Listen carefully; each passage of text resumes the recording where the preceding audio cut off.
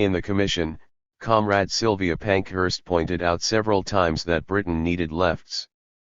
I, of course, replied that this was absolutely true, but that one must not overdo this leftism. Furthermore, she said that they were better pioneers, but for the moment were rather noisy.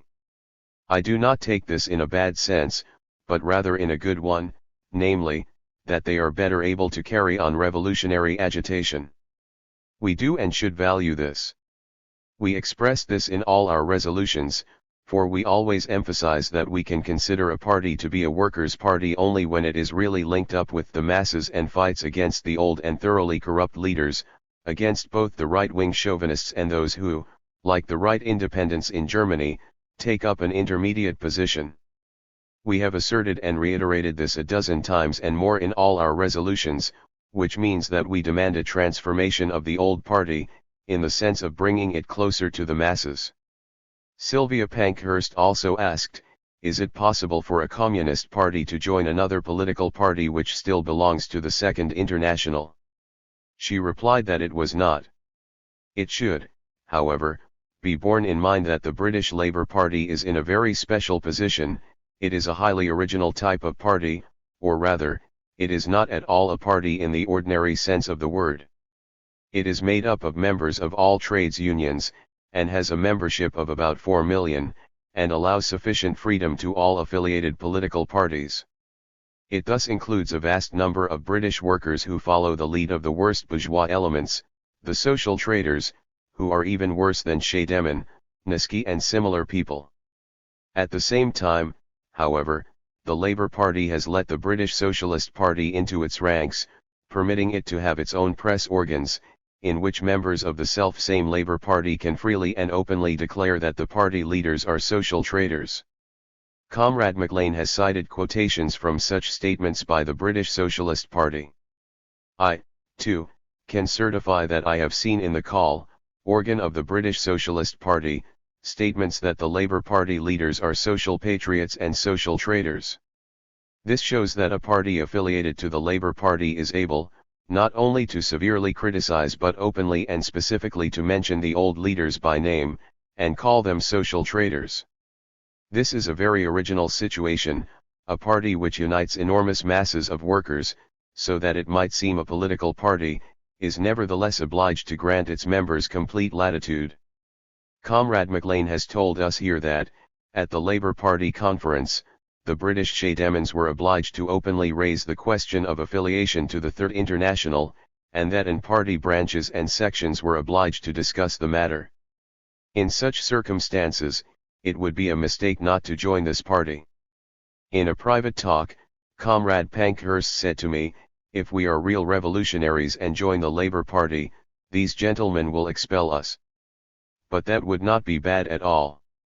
Our resolution says that we favor affiliation insofar as the Labour Party permits sufficient freedom of criticism.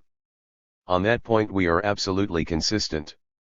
Comrade MacLean has emphasized that the conditions now prevailing in Britain are such that, should it so desire, a political party may remain a revolutionary workers' party even if it is connected with a special kind of labor organization of 4 million members, which is half trade union and half political and is headed by bourgeois leaders.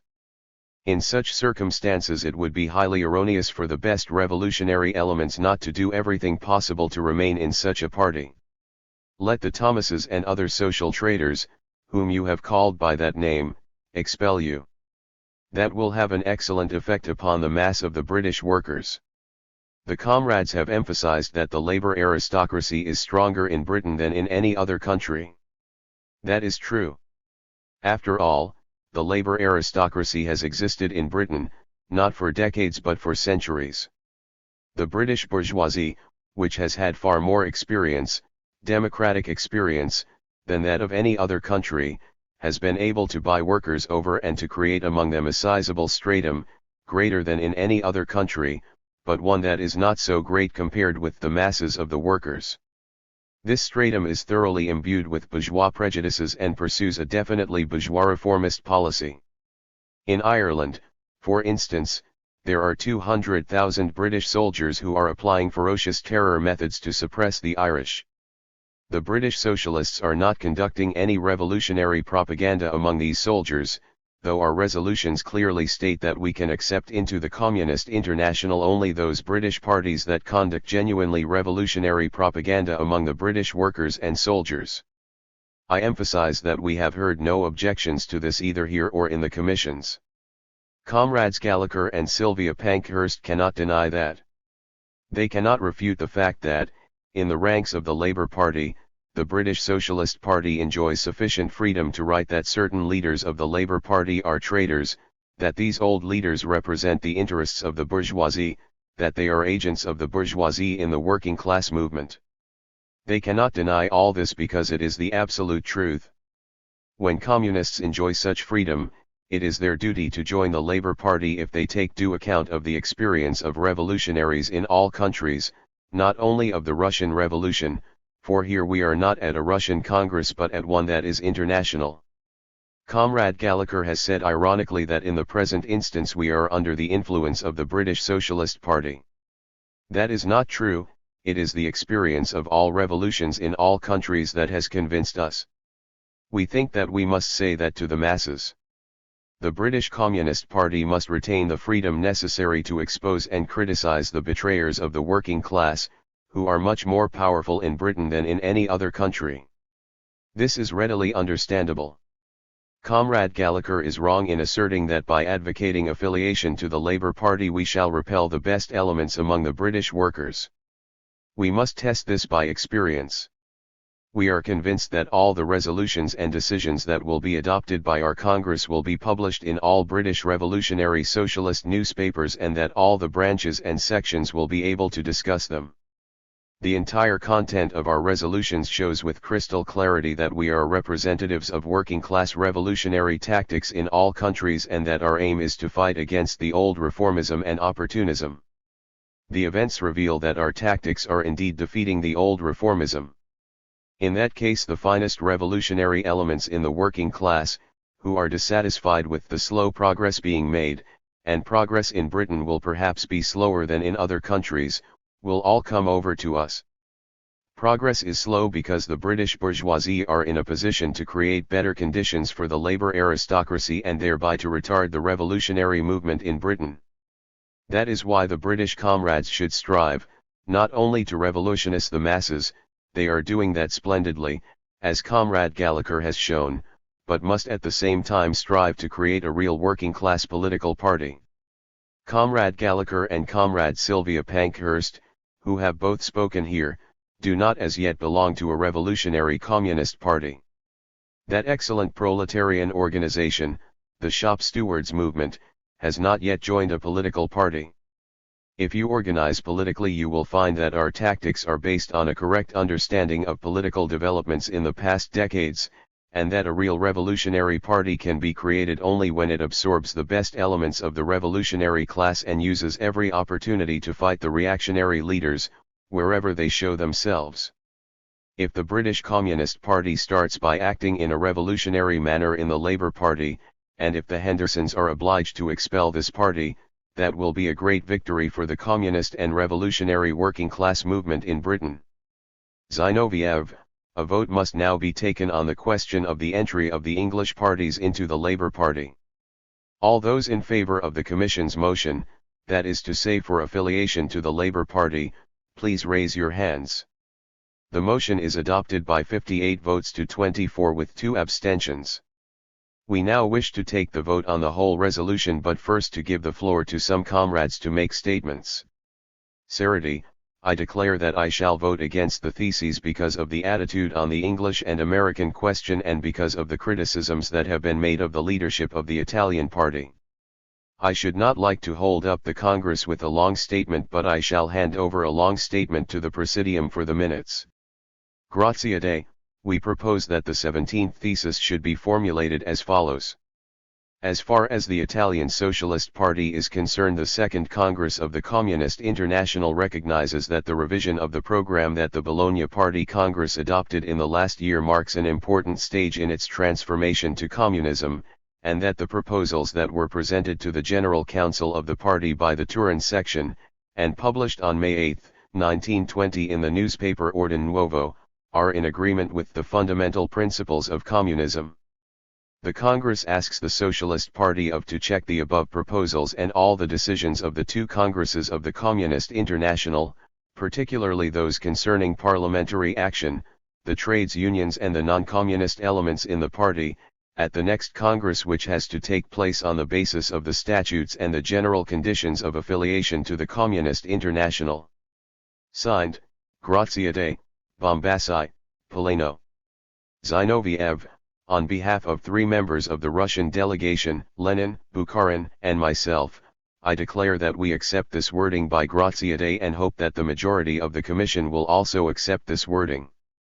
Wijnkoop, I should like to state here that I shall vote for these theses although they are against my views on the English question, because they take up a very sharp position against the opportunists and because, in the Commission, they were sharpened up even further precisely on the Italian question.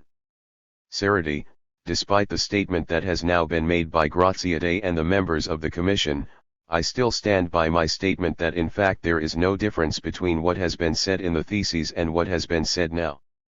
Perhaps a lawyer could read a difference in or out of it, but we are not a Congress of lawyers but of communists. These theses mean a disavowal of the Italian party leadership and of Avanti. We should say that straight out.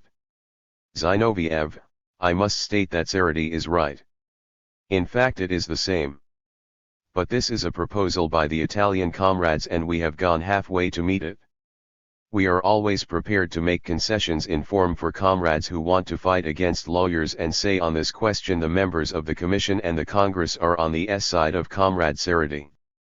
Bordiga, on behalf of the left wing of the Italian party I declare that I am not at all concerned with the form or the style but only with the content. And I believe what emerges from all the speeches made by Lenin and Zinoviev is that the Italian party is being criticized because at the Bologna Congress it did not do its duty on the question of parliamentary activity.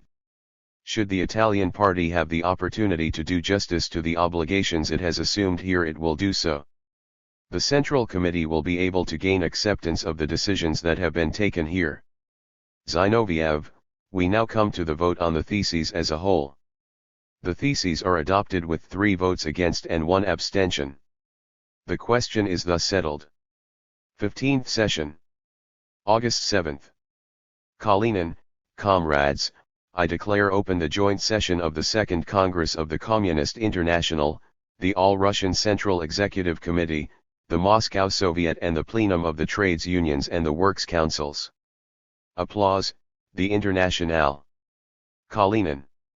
Comrades, the workers and peasants of the Russian Soviet Republic can be proud and happy that the Second Congress of the Communist International takes place in our country. Comrades, for 25 years the Second International, which was moderate and stood in more or less friendly, or at least not hostile, relations to the bourgeoisie, triumphed. But it could not meet in Russia. It met in Western Europe, in hired halls. It did not have available the halls that the Second Congress of the Communist International does. As you know, the Second Congress met in gilded halls, in the halls of the Great Palace of the Kremlin, where only recently the might of Russian Tsarism showed itself. And as this Congress began, the death of the old order and the birth of the new proletarian order was accomplished before our very eyes.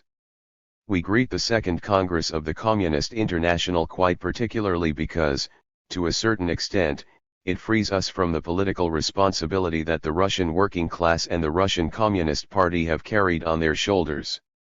We already thought and confidently hoped that the revolutionary energy and work of the Russian proletariat would be taken up and carried further by the international proletariat, that we could count on its ready assistance. And today, comrades, in the period of the Second Congress, we see that a certain part of the revolutionary work, a part of the burden, has been transferred from the shoulders of the Russian proletariat to the shoulders of the international working class. That, comrades, is the greatest assistance that the Western European working class could give. We need not mention here that the French and British proletariat from time to time held up war materials destined for White Poland. We saw the highest expression of solidarity just recently when the Revolutionary Committee was formed in Poland. while we participate in the revolutionary work and stand continually in the fire of the revolution, we miss out the greatest events which signify a new chapter in the history of the workers' movement. Without a doubt, the emergence of the Polish proletariat at the moment that White Poland is fighting the Russian Soviet Republic is a new stage, a new phase in the revolutionary struggle. Apart from the Russian, no proletariat has yet succeeded in seizing power at a time of the bitterest war. Now, however, we see a continuation of the tactics of the Russian proletariat in the way the Polish proletariat is taking up the fight against the Polish bourgeoisie. It is an event of the greatest importance. Not only historians but also political leaders will later learn from it. We heartily greet the representatives of the Communist International as the best representatives of those proletarian classes that want to help us. We wish them the quickest possible return to the international proletariat and hope that we shall meet the international proletariat as soon as possible on our fighting front. Long live the Communist International! Long live the Second Congress of the Communist International! Applause. The representative of the Scottish workers, Comrade Gallagher, has the floor. Will Gallagher speaks in English. Chairman, Comrade Rodek has the floor to translate. Rodek, comrades, allow me first of all to say who Comrade Gallagher is, who has spoken here, and whom the workers of Moscow do not know as well as they ought to. He is a worker from an area of Britain where there are gigantic munitions factories. He was one of the main leaders of the revolutionary struggle in this area during the war. Together with Comrade MacLean, Comrade Gallagher organized this enormous struggle, which was so successful that British ministers find it impossible to speak calmly of Comrade Gallagher. Comrade Gallagher says that now, when the delegates to the Second Congress are already dispersing, he has received news that the British government is preparing a new attack on Soviet Russia, that the British government intends to appear as the defender of Polish independence. The same British government that pillages and enslaves Ireland, Egypt, and India now dares to say that it appears as the defender of Polish independence. This independence is not at all threatened by the Red Army. The British government is using the flag of Polish independence dishonorably, for it is fighting to prevent the uprising of the masses of Polish workers, in order to make it impossible to create Soviet power in Warsaw. Comrade Gallagher is convinced that the threats of the British government will not deter the Russian workers. The Russian Revolution has created a powerful Red Army. Comrade Gallagher calls on the whole working class of Russia to support the Red Army as one man, and to think only of supporting this Red Army so that it can break the last resistance of the hostile forces and achieve the final victory. He says that they can now rely, not only on the Red Army, but also on other armies that will come to the defense of Soviet Russia, that is to say the armies of the Western European proletariat, who have got to know Soviet Russia in the last few years, and for whom Soviet Russia has the meaning of a homeland, for it is the first country of the rising sun of socialism. He says that he himself and his comrades, returning to Britain, will be the link that will call on British workers, not only to fight for the defense of Soviet Russia, but also to fight for the seizure of power by the British working class. Applause. He knows the enormous obstacles that encumber the path of the British revolutionaries. In Britain the compromisers are still strong, for whom the blood of the working class is not dear, who have spilled it in the cause of the bourgeoisie, and who, when it is a question of the liberation of the proletariat, say, be careful, spare your blood, do not make sacrifices. But however strong these people, these bureaucrats, are in the trades union movement, however strong they are in Parliament, he is convinced that the British working class will chase them to the devil, for the British working class is becoming more and more convinced that the only way out of the situation is the path trodden 2.5 years ago by the Russian proletariat. In his own name and that of his comrades he swears that, having returned, the British comrades will only have one thought: how to help Soviet Russia in her struggles, how to make it clear to the British working class that here was born the great Red Army on which the Russian working class rests, and that the British workers must unite with Russian workers for a common victory over world imperialism. Applause. Chairman, comrades, Britain is making efforts to force White Finland into a war with Soviet Russia. I give the floor to the best representative of the Finnish workers, Comrade Manner. Manner speaks in Finnish. Chairman, Comrade Rakia has the floor to translate. Rakia, Comrade Manner, the representative of the Communist Party of Finland at the Second Congress of the Communist International, is one of the oldest leaders of the workers' movement in Finland. Even when Finland stood under the banner of social democracy, Comrade Manner was one of the best representatives of the workers' movement. At one time he was president of the Diet, when the Finnish workers had 103 out of 200 seats. In 1918, Comrade Manner was president of the Council of People's Commissars, in Socialist Finland, which fell under the blows of German imperialism. He greets you, and in your persons the revolutionary proletariat of Russia, and says that he does so at a time when the imperialists of the whole world, under the leadership of the British government and British capital, are once more preparing a blow in order finally to smash Soviet Russia. For this blow they will use all the forces they have to hand, chiefly the small border territories that wait like dogs for the master's command. At the very moment when the Finnish bourgeoisie is holding peace negotiations at Dorpat with the Russian Socialist Federative Soviet Republic, Britain is trying to influence White Guard troops to make them attack Petrograd. Comrade Manner says that 2 years ago, in 1918, the Finnish proletariat was the first to follow the call of the Russian proletariat and begin the fight with and alongside the Russian proletariat. At that time the Finnish proletariat had no idea how a revolution is to be carried out, and suffered a defeat. Now, however, after the fearful blows of the terror, the Finnish proletariat, which was beaten 2 years ago, has learned that you must have a strongly forged revolutionary organization if you want to win. Such an organization which, however small, is well organized, is now present in Finland, and therefore Comrade Manner declares on behalf of the revolutionary proletariat of Finland that, if the Finnish bourgeoisie should dare to carry out Britain's instructions, and attack Petrograd, the revolutionary proletariat of Finland will fall upon them from the rear. Applause. 2 years of fearful white terror have taught the Finnish proletariat one thing: a small country, a country that can hardly be seen on the map, has at least this destiny in the international revolutionary struggle, to die, if its death can help the working class of the whole world to victory, and the Finnish proletariat will know how to do this. Applause. Chairman, the member of the Congress and representative of the Communist Party of Germany Spartakusbund, Comrade Levi, has the floor. Paul Levi. Levi speaks in German. Chairman, Comrade Radek has the floor to translate.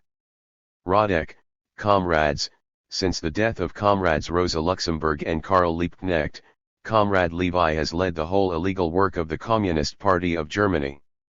He says that world capital was of the opinion that it had ended the World War at Versailles, but that now, after 4 years of war and a year and a half after the end of the war, the whole world is still where it was in August 1914.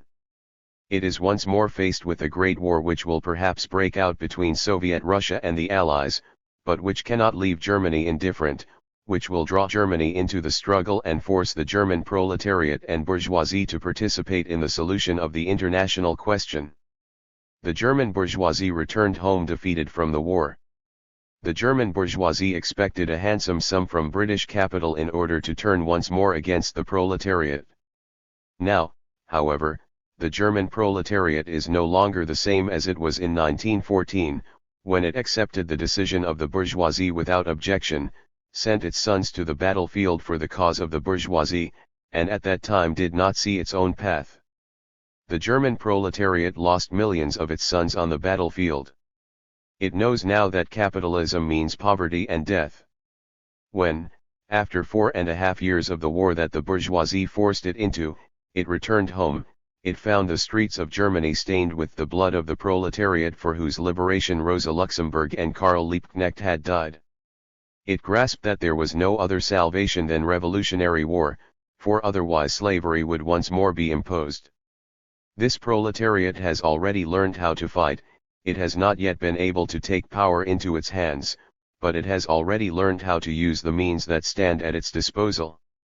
The position of this proletariat, hundreds and thousands of whom are now thrown out of work onto the streets, is a terrible one, and it will now have to choose between its rum and the fight against the whole capitalist world. The moment the Entente dares to incite Germany against Soviet Russia, the moment the Entente tries to reach White Poland through Germany, the German proletariat will understand that the decisive hour has struck, and that it must fight for the world revolution. And Comrade Levi is profoundly convinced that the German working class will do this without hesitating. For the struggle to save Soviet Russia is the struggle of the German proletariat against poverty and slavery. He is convinced that the cry that echoes through Russia, the cry, "Long live Soviet Russia," will find a loud echo in the masses of millions of the German proletariat. And if, in its fight with Poland's White Army, the Red Army approaches the frontiers of Germany, then it will hear from the other side, over the bayonets, the cry of the German proletariat, the cry, "Long live Soviet Russia." Applause. Chairman, Comrade Radek has the floor as the representative of the Polish proletariat.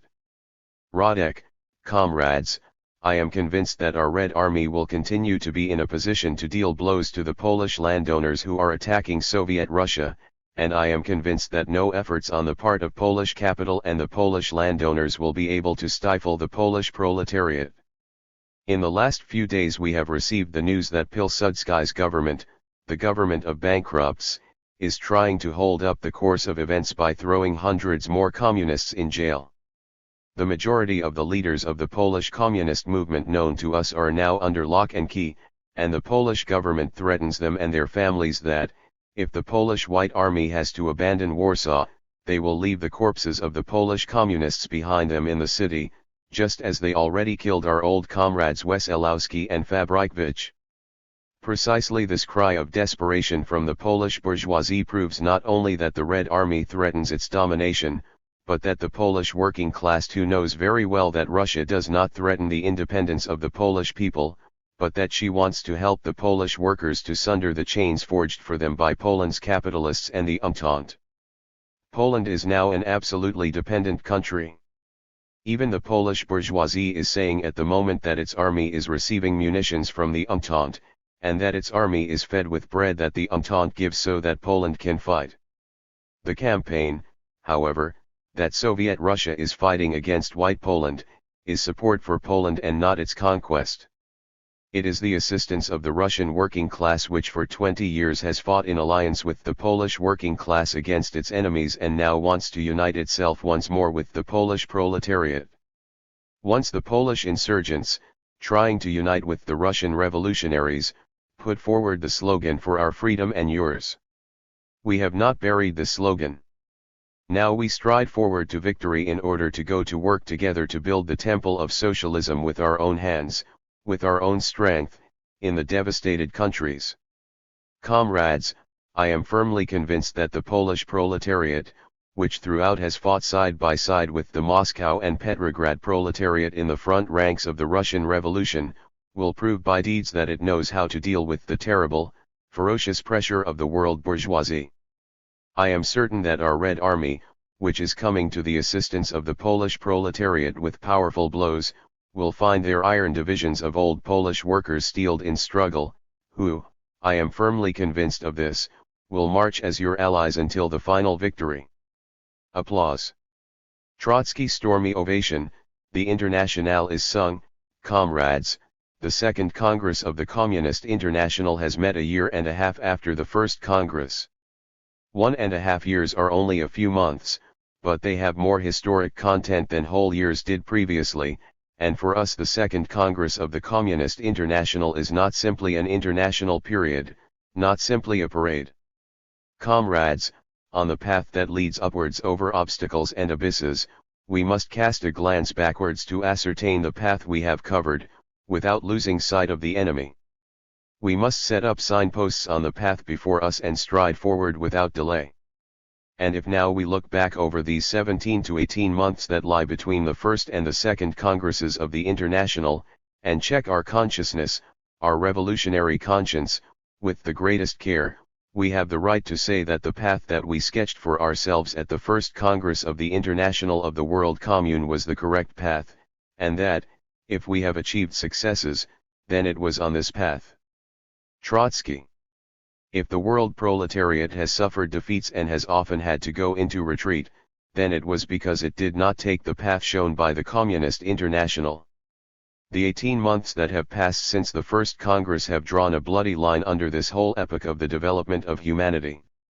This epoch had its laws, its methods, its equilibrium, its international relations, its alliances, its struggle, its lies, the democratic lie of official science, the lie of the Church. The World War has drawn up the balance sheet of all this.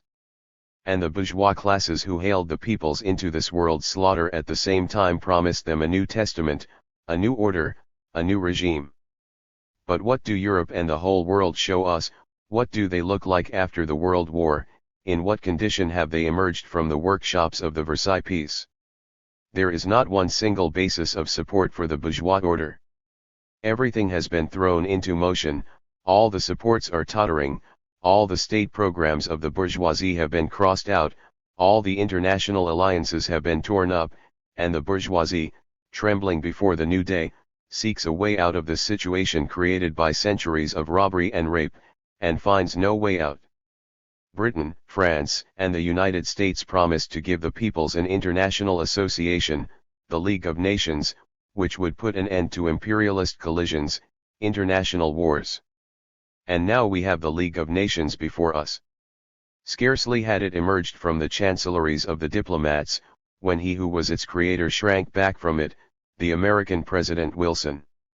Comrades, only recently, 10 or 12 months ago, all the leaders of the Second International were greeting Wilson's plans and calling on workers to support him. Against this our International was already saying a year and a half ago in Moscow that Wilson's campaign is an attempt by the American plutocracy, the New York Stock Exchange, to subordinate Europe and the whole world to itself, that the League of Nations will be an international company headed by United States capital. American capital is used to expanding through associations and drawing ever new millions of people into its area of exploitation. And it has attempted to extend its conditions to Europe, Asia, and the whole world. When Wilson, however, came from his great American province to Europe and ran head-on into all the life and death questions of the whole world, he saw that Britain had its hand on the helm. Britain has the strongest fleet, the longest telegraph cables, the richest experience in matters of world pillage and rape. And this small-town American, Wilson, who carried the dollar's excellent international exchange rate not only in his pocket but also on his sleeve, who thought that his 14 points would become the gospel of the world, stumbled upon the British Navy, and on something even more menacing, he stumbled upon Soviet Russia and communism. Thereupon the troubled American apostle returned to his Mount Sinai, the White House in Washington. However, comrades, we cannot assume that this means a renunciation of world domination. American capital has no other path. As long as American capital was in the early stages of accumulation, expansion, and liberation, it took as its theory the Monroe Doctrine, which said, America for the Americans, that is to say, let no one dare to intervene in the affairs of America, where American capital alone rules, exploits and robs. The frontiers of America, of the northern part, which it had made into its colony, became too narrow for American capital. During the war, American heavy industry was raised like a gigantic pillar to heaven, and therefore American capital rejected the slogan America for the Americans, or rather changed it to say, not only America, but the whole world for the Americans. Thereupon it sent forth the Apostle Wilson with a New Testament. We know that Wilson did not carry out the mission. But the mission has remained. And the American oligarchy is now drawing its conclusions and saying, our Navy is weaker than the British Navy by so many tons and by so many guns of this and that caliber. And the American Navy Department works out a new program which by 1925, many claim even quicker, within 3 years, will make the American Navy bigger than Britain's. But what does that mean? Britain's strength is her Navy. Britain guards all the sea lanes, and that gives her the power to plunder the world. Britain's naval program consists in this, that at any given time its navy is stronger than those of her two closest rival sea powers put together. And now America, with its shining dollar, whose exchange rate stands high in the heavens of the stock exchanges, says, in 3 years my navy must be stronger than Britain's. That means that British imperialism is faced with the question, to be or not to be. It further means that Britain and the United States are headed at full steam for a new, great, bloody conflict, for there can be no dual power in the world of imperialist states. The crown of world dominion must, in the final analysis, belong to Britain or America, unless the world proletariat wrenches it from them first. And after 4 years of terrible world war, which has laid the mightiest states of Central Europe in ruins, which has devastated Europe and ruined the whole world, we see that a new, even more violent struggle is being prepared on the bones of the fallen. France is Soviet Russia's main enemy, the bitterest and most rabid enemy of the international proletariat. She now thinks she is a victor, or rather, the simpletons, the petty bourgeoisie, the social patriots, and a deluded section of the working class think that France won. That is a cruel mistake. Long before German imperialism was beaten, Austro-Hungary was a defeated country. It was maintained by German militarism, just as French imperialism was maintained by the Entente. And now France is one of the most exhausted and ruined of the independent countries in the world. France can of course plunder the Black Sea, but only until it is the turn of Britain. France can dictate laws to tiny Belgium, which she has turned into a province. France herself, however, is no more than a big Belgium in her relations with Great Britain. Without American and British support, France would be defenseless both economically and militarily, but in her petty bourgeois obtuseness she raises claims to dominion, and thinks to play the role of chairman and umpire between the United States and Britain. The United States did not even join the League of Nations, and France had to beg on its knees, as if for alms, for a guarantee of its state independence. And the small nations, the small states? They were all promised freedom and independence, and Britain has laid her imperious hand on all of them, on Finland, as on White Estonia and Latvia. Where are the remnants of Swedish and Norwegian independence? They have disappeared. What does the Baltic represent? A bay in which Britain takes little outings. What does the Indian Ocean represent, surrounded by peoples who are subjected to Britain? Through Egypt, Persia, Afghanistan, and India, the Indian Ocean has become a British lake. From the corpse of Austro-Hungary, from old Tsarist Russia, a whole series of small states have been carved out that are not viable and which the Entente and the League of Nations, that is to say, Britain, for the moment will not allow to die. We have an Austria nailed to the cross and mangled. We have a Hungary that made the heroic attempt to lead Central Europe out of the chaos and to tread the path of Soviet Federation, that is to say of a fraternal league of victorious workers in economic, cultural, and other respects. She was trampled and thrown back into chaos. We have a Poland, a wretched Poland whose liberation fills the earliest pages of the history of the First International. It was created by moribund imperialism for its dirty purposes and tasks. This democratic republic, for which whole generations of Polish patriots struggled who fled to the west in great waves from Tsarism and fought and died on every barricade of the revolution, this democratic Poland is at present a dirty and bloody tool, in the hands of French capital. Comrades, if the First International in its struggle against Tsarism inscribed an independent Poland on one of the first pages of its history, then Russia, liberated from Tsarism, will now fulfill its great mission and give crucified, violated Poland back to the Polish worker and the Polish peasant. Applause. From all the parliamentary platforms there is talk of the economic reconstruction of Europe. There is no greater lie than this. Europe has been unable to reconstruct herself during the year and a half that have passed since our first Congress. She is incomparably poorer and more hopeless than she was, and with her the whole world. Can Europe be reconstructed without Russian raw materials and Russian corn? Can Europe be reconstructed without German technique, without the German working class? It is impossible.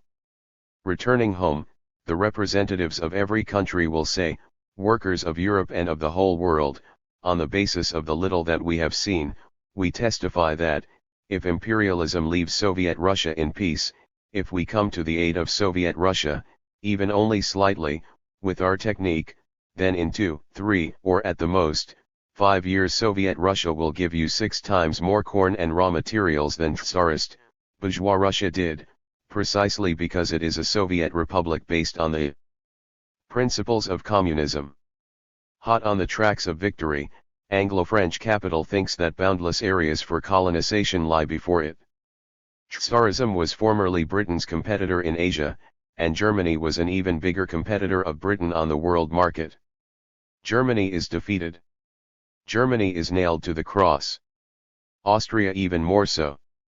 And they believe that the colonies start immediately to the east, the German people, who are subjected to France, and then Soviet Russia. To overrun Soviet Russia, to take Russian raw materials and corn, to force German workers to work like slaves and transform Russian raw materials into finished products that are then at the disposal of Anglo-French capital, that is the dazzling program of the first period of the League of Nations. And it is trying to carry it out. It is trying to overthrow the Soviet Republic in order to bring our steppes, our lakes, our woods, and our subterranean wealth under its control and to use German coal and German labor power to process them. A year and a half of hard struggle have passed, and with justified pride we can tell our Western European brothers, your bourgeoisie has not overthrown us, we are still alive, we are receiving you in Moscow.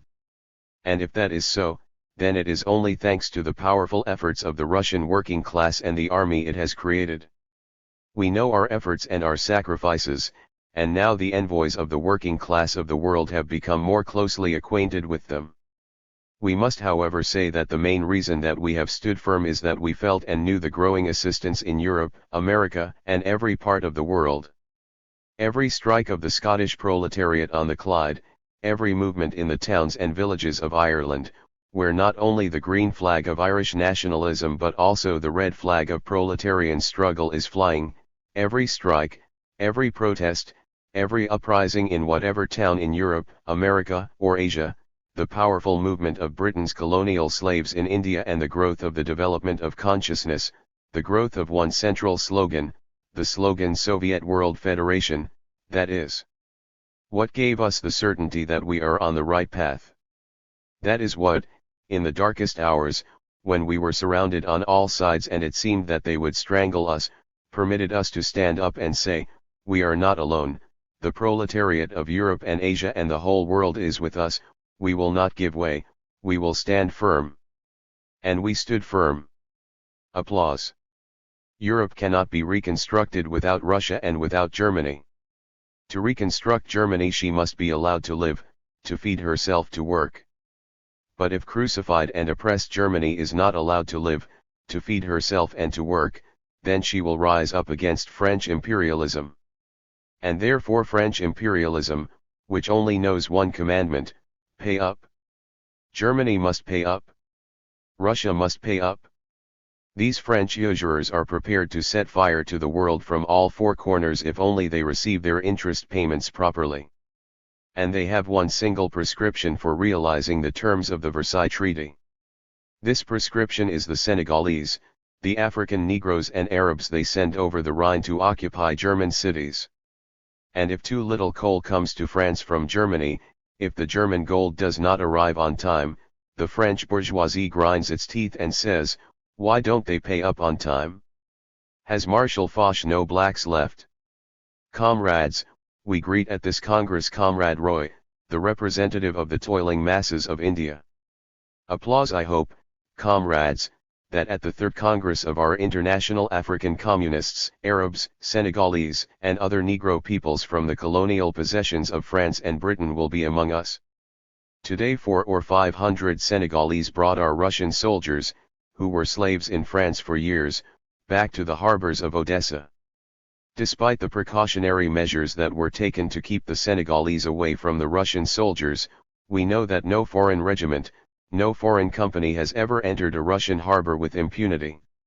Comrades, the policies of Marshal Foch, who supplies seaplanes to Rigel, who helps Poland in her hopeless struggle, these policies will not restore the economy of Europe. These are the policies of a gambler who has hopelessly gambled away everything, who has already gambled away millions.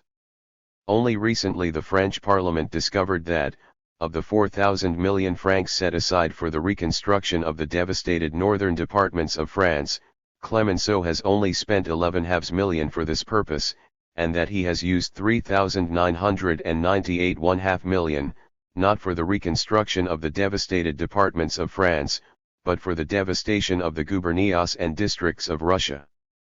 These policies, this squandering of thousands of millions, are the policies of a gambler who is possessed by the hope of winning something on the last throw, and who usually wins nothing.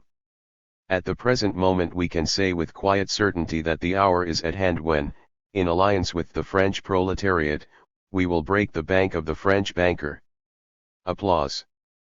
The Senegalese in Odessa harbor, the French generals in Warsaw are perhaps still there, but they are facing west, not east anymore. Stormy applause. Altogether they will not increase by a single pood the amount of coal and other raw materials, the amount of corn that France needs. The whole world is suffering from the deepest crisis, the lack of fuel and raw materials, and the fact that during the war the whole of labor was directed not at creating values but at their destruction cannot fail to bear results, for the most basic labor is that in which men apply their thoughts and their machines to taking the most important materials, corn and coal, from the bosom of the earth. This labor has constantly fallen. Now the whole policy of world production must be aimed at securing free trade with Germany, Russia, and Austro-Hungary. All countries have survived up to now on the supplies remaining to them, and the whole policy of imperialism amounts to trading relations in the coming years standing under the sign of mutual exclusion. Now, moreover, we have the policy of robbery, but we have seen that during the many months that the British were in Baku they only succeeded in taking away a few million poods of oil, while they could have taken some tens of millions of poods. The world economy suffered its greatest losses when the British and French mercenaries devastated the Don area, when the French blew up the bridges and wrecked the railway lines, when British battleships blockaded the shipping lanes to every country and thus undermined production. Those are the last word in the Entente's economic policy. Therefore, comrades, when we look back over a year and a half of our work in the Soviet economy, when we know all its shortcomings, all its wants, we have no cause to mask these shortcomings, but unfold this picture of our work before all our Western brothers, the Americans, and the other representatives of all countries, all parts of the world. I think that if anybody came here with any doubts, he will have convinced himself that we have chosen the right path, and that the only possible way out of the poverty of the world is the planned socialization of the world economy, the removal of all artificial state obstacles and barriers, and the pursuit of the policies that are necessary for a unified economy. And comrades, if we were able, despite the war and the blockade, not only to supply our army, but also to live for the last 3 years, especially the last year and a half, this fact alone is the greatest historical fact, then we were able to do so thanks to the circumstance that our economy was based on the principles of communism. Finally, comrades, if we proceed from the questions of international politics and the economy to the questions of the political struggle, then we must say that the path sketched out by the First Congress of the Communist International was the correct path and that it has been confirmed by experience in all its basic features. If there are still honest thinking workers who still expect something from democracy, then it is an empty phantom. Where is there a democracy in Europe? The newborn democracy of Germany possesses the democratic form of suffrage. At its head stands the Social Democrat Ebert. This democracy murders the best labor leaders, the best representatives of the working class, in whose names Comrade Levi has spoken. Who rules there? The magnates of capital who do their most important business in the caves of the stock exchange.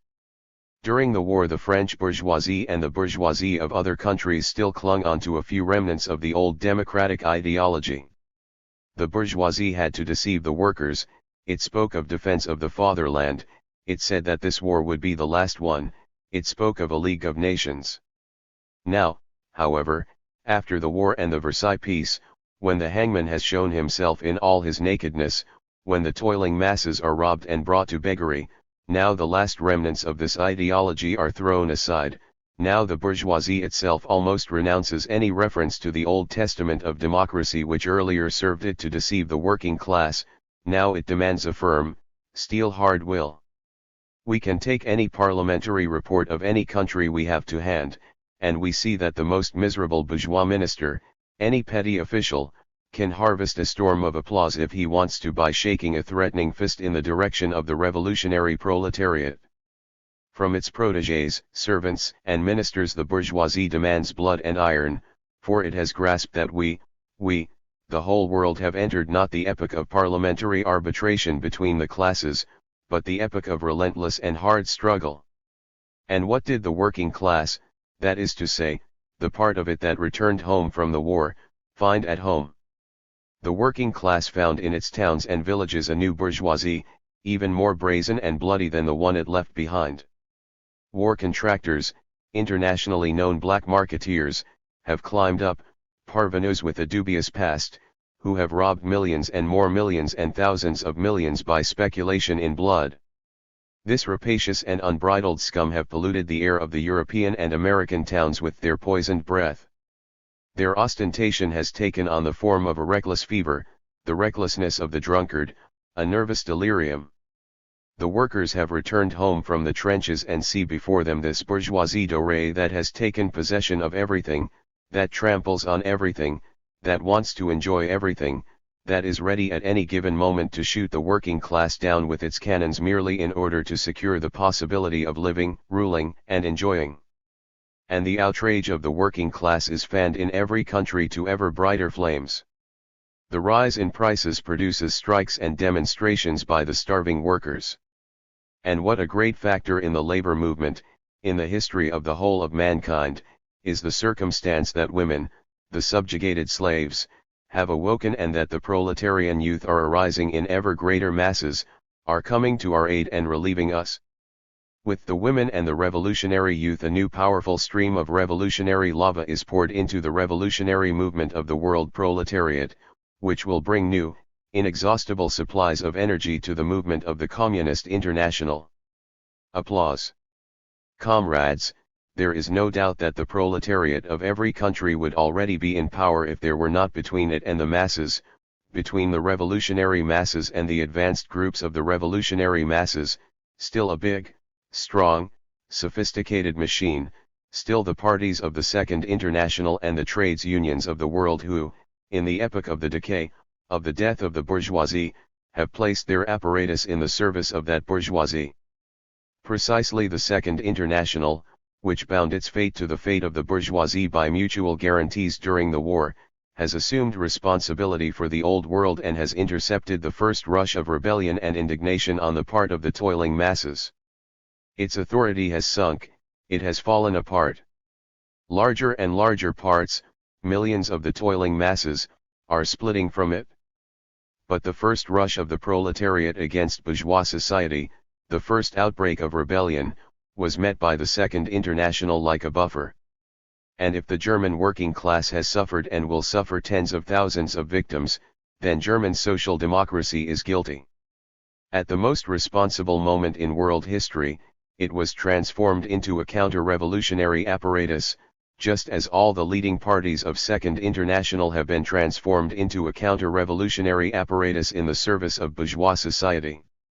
And if we look back over the whole of past history and seek counter-revolutionary forces there, we can find nothing comparable.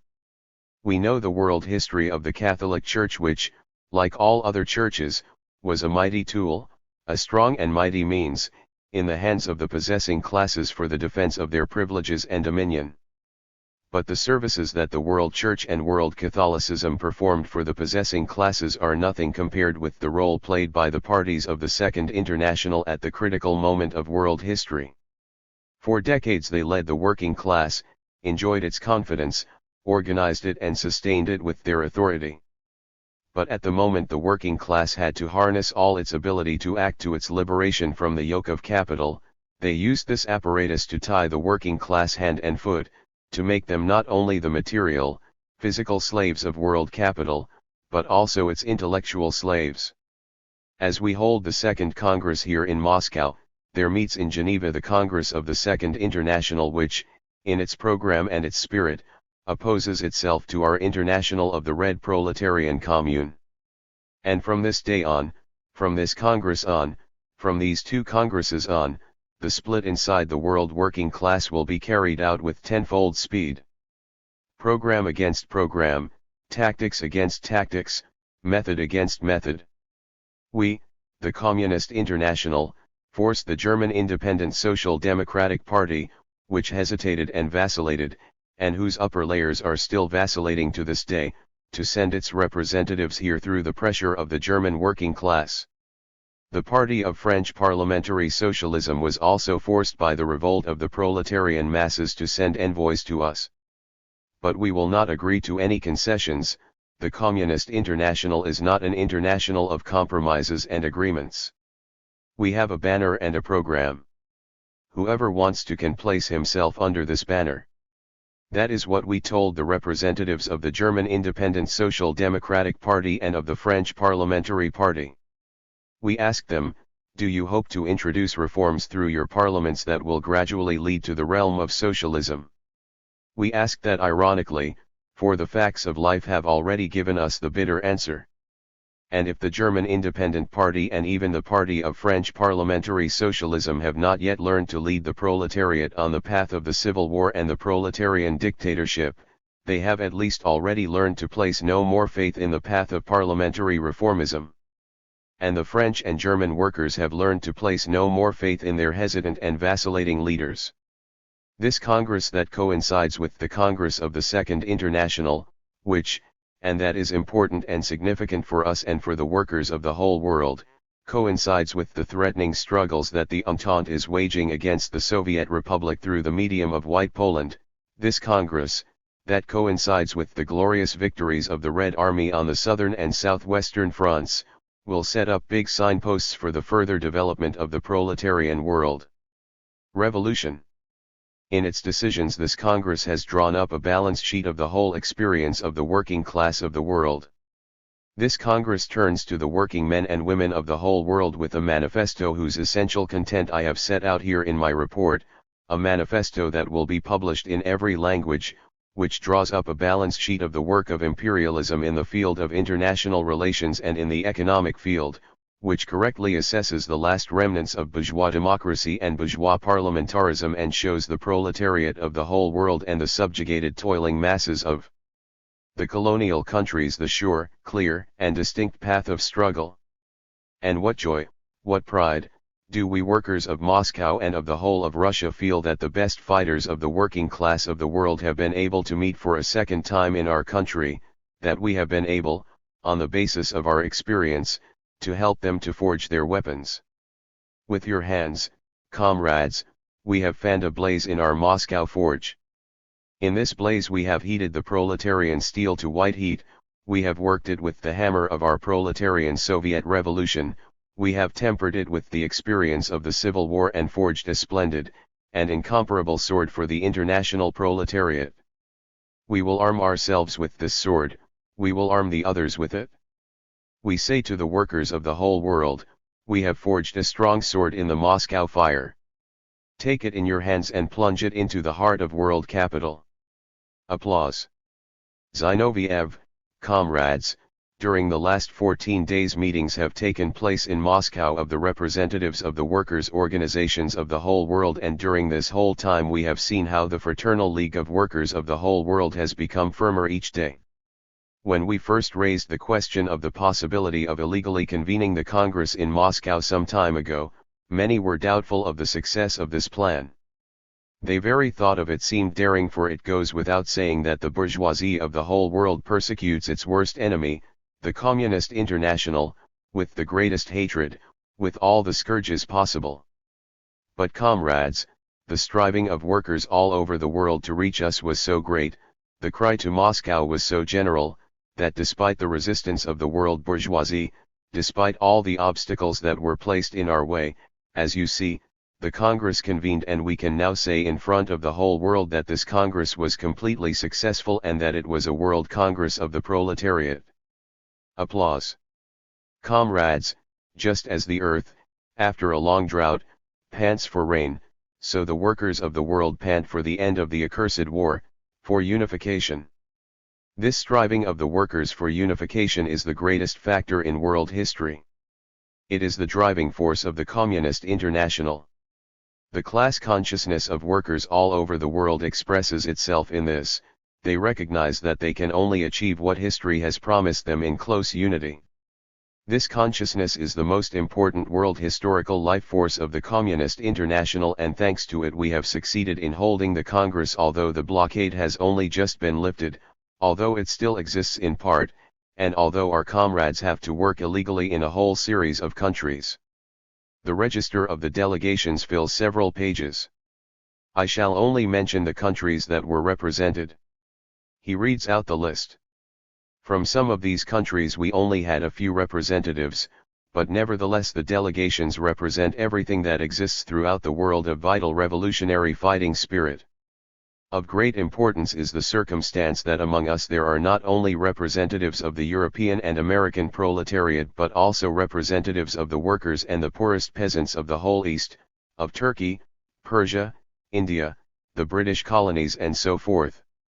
In this we see proof of the fact that the movement in the East is beginning, and that it will also develop further, that no power in the world will succeed in holding this movement back, which in India has a purely proletarian character. These movements will unite with those of Europe and America to deliver the death blow to capitalism. The most varied shadings of the labor movement were represented at our Congress. At the present moment the labor movement is still in a process of fermentation and crystallization. That is understandable. After the terrible crisis that the working class of the world has experienced, after the gigantic collapse of the Second International, and after the bloodletting that was carried out on the workers of the whole world, it is completely understandable that there cannot now be complete political clarity among the workers. But if the working class was united, if it was completely clear about its fundamental tasks, we would have defeated the bourgeoisie long ago. The curse of our class is this: part of our brothers were for many decades deceived by our enemies, another part is organized in associations which actually help the bourgeoisie. In some countries the working class today is in a certain sense at a parting of the ways. After the fearful storm that was unleashed on mankind during the imperialist war, it seeks the correct way. We have set ourselves the task of uniting all the vital, rich, and powerful forces that the working class can muster under the banner of the Communist International for the struggle against the bourgeoisie. We have intentionally also called upon the organizations that have not taken on complete form to enter the Communist International. Representatives of the best section of the syndicalists, representatives of the best section of the anarchists, have taken part in our Congress. In our midst there are representatives of the shop stewards of Britain, of the Austrian factory committees, and representatives of the IWW. The mainstream of the world labor movement flows in the riverbed of communism. We see a mighty communist stream before us. But besides it also, a series of smaller rivers must flow into the great stream of the Communist International. We see a whole number of such proletarian movements which are still in ferment, that are only half turned towards us, which are in many ways infected with anarchist and syndicalist prejudices, which do not entirely share our program but which nevertheless fight with us against the bourgeoisie and on whom we look as brothers. We break with the hated traditions of the Second International, which treated badly the revolutionary workers, the best fighters. When in the Second International there were a handful of venerable representatives of the yellow imperialist bodies and other organizations, at every attempt by this or that group of workers to dare to subject the policies of the Second International to criticism, the door was slammed shut. We open our doors wide to all honest proletarian, revolutionary organizations which today are not yet communist, but which tomorrow will be, which today are ready, arms in hand, to fight together with us against world capital. Applause. Apart from the group which in the opinion of some formed an opposition from the left, but which in reality was not at all revolutionary minded, since for the working class, for communism, there can be no opposition from the left. There took part in our Congress a group of penitent sinners. I mean the representatives of the French Socialist Party, of the Independent Social Democratic Party of Germany and of the Italian Socialist Party. All these parties are among those big workers' organizations who still stand with one foot in the old camp but which attempt to take a new path. It seems to me that our Congress gained an even greater significance from the fact that these representatives of old parties appeared before it, that some of them asked for an amnesty and would have been glad to receive from the Communist International the answer, guilty under extenuating circumstances. Insofar, however, as it is a question of leaders who are responsible for the imperialist war, we have adopted a completely irreconcilable position. You have read our answer to the French Socialist Party, the letter which we have them to take on their way so that they could study it at their leisure. In it we gave an exact description of all the characteristics of the French Socialist Party in the person of the leaders of their yellow socialists. What we gave them was what the Germans call a Steckbrief. That is to say, a letter from which any honest worker can immediately recognize the criminal who at the moment stands in the path of the world proletariat, a letter that says, "See, you workers, this is what a leader of the working class should not look like."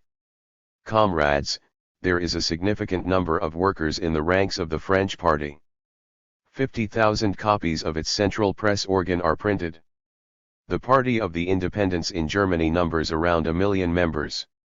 Some 11,000 members of the party, predominantly workers, are languishing in jail. It goes without saying that the workers who are languishing in the jails of the German Republic fill us with the greatest respect, and we are prepared to take our hats off to them. Of course, what we say to the ranks of the German Independent Party is the same as what we say to the French Socialist Party. We try to make their mistakes clear to them. We try to unify with them. Comrades, in this connection the Congress has worked out a whole number of conditions, there are 21 of them, for admission to the Communist International. Comrades, I think that when you have become acquainted with these conditions, you will say with us that it can truly be said, if it is not easy for a camel to go through the eye of a needle, then, I hope, it will not be easy for the supporters of the center, who are always going to remain such, to slip through these 21 conditions set up by the Communist International. Applause. We have set these conditions so that the workers in the ranks of the French Socialist Party, the USPD, and of the American and of the Italian Socialist Parties, all organized workers in general, know what the international staff of the proletarian revolution is demanding of them, so that they can drive them into a corner and receive an answer on all the questions mentioned in the conditions. And, comrades, we hope that these conditions will achieve their purpose. If we were told 1.5 years ago that the Communist International ran the danger of having too few members, then now we are faced with a different danger. For many the Communist International is becoming a fashion. The Brussels International, which is now meeting in Geneva, has, it is said, taken the decision to declare a general strike. It seems that the Second International wants to follow in the footsteps of Moscow. We do not know how many living ghosts have gathered there, but it is clear to everybody that the Second International now represents a heap of ruins, and that among the old leaders of these crown socialists, as they could be called, there are many who always want to be with the majority and to lean upon some power or other. On the international scale, this power is now the Communist International. They want to lean on us, to make concessions in words, and thus assure themselves a certain autonomy in order to carry on with the old routine. We hope that our Second Congress of the Communist International has shut the door sufficiently firmly to these gentlemen. We hope that the decisions we have taken will be sufficient to draw such a line between the parties that all workers who honestly want to fight for communism will step into our ranks, but everything that is rotten will fly like chaff into the dustbin and will never again hold back the advance of the working class. A whole series of questions has been dealt with by the Second Congress, the most important of which was the question of the role of the Communist Party. It is not necessary to prove its necessity in a hall in which I may say a great majority of Communist Party members are gathered. But at an international congress where representatives of the most different countries with completely different histories, with different traditions, were present, it was necessary finally to clarify the role and the significance of the communist parties.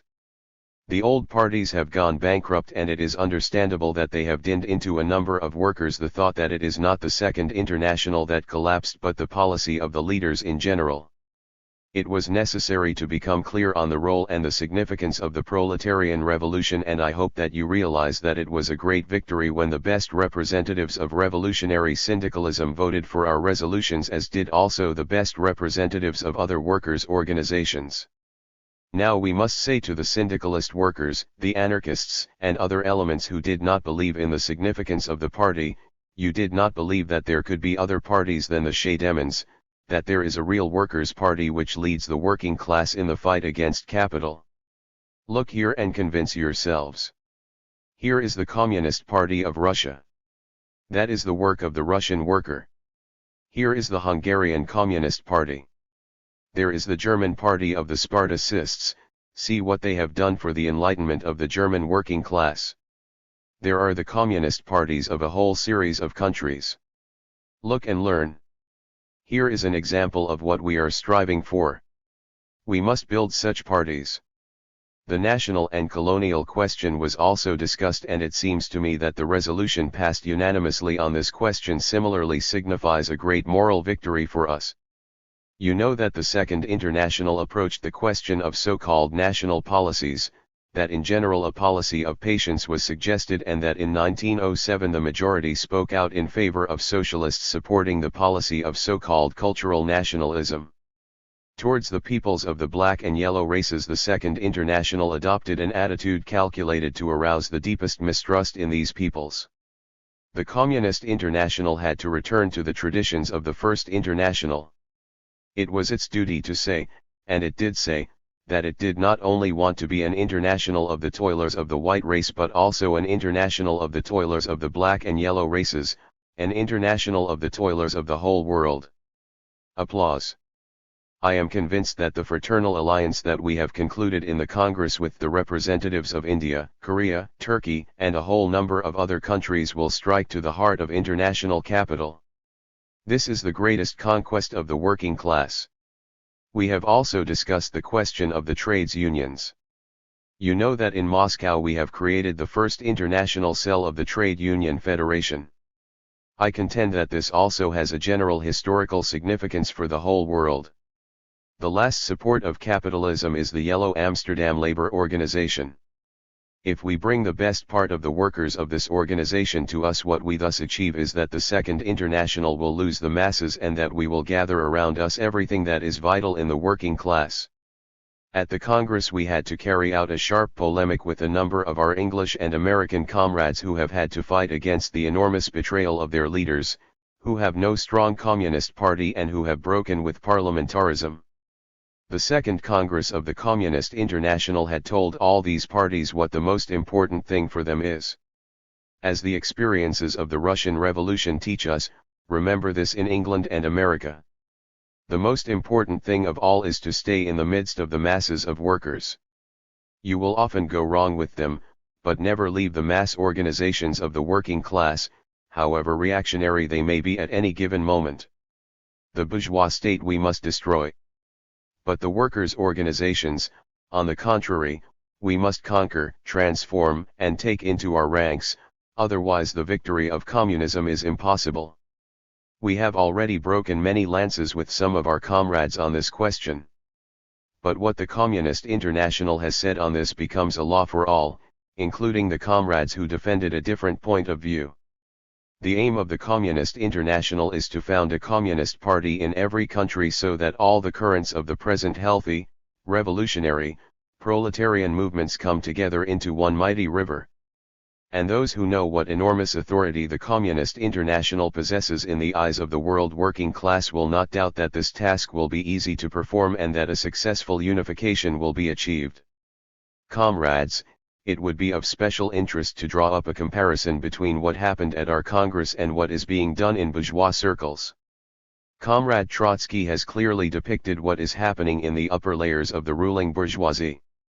Comrades, is it not significant that while we in Moscow, within a short space of time have reached agreement on a whole number of important questions with workers who have come here from Australia and America despite differences in culture, history, and tradition, and feel that our fraternal alliance is becoming firmer with every hour.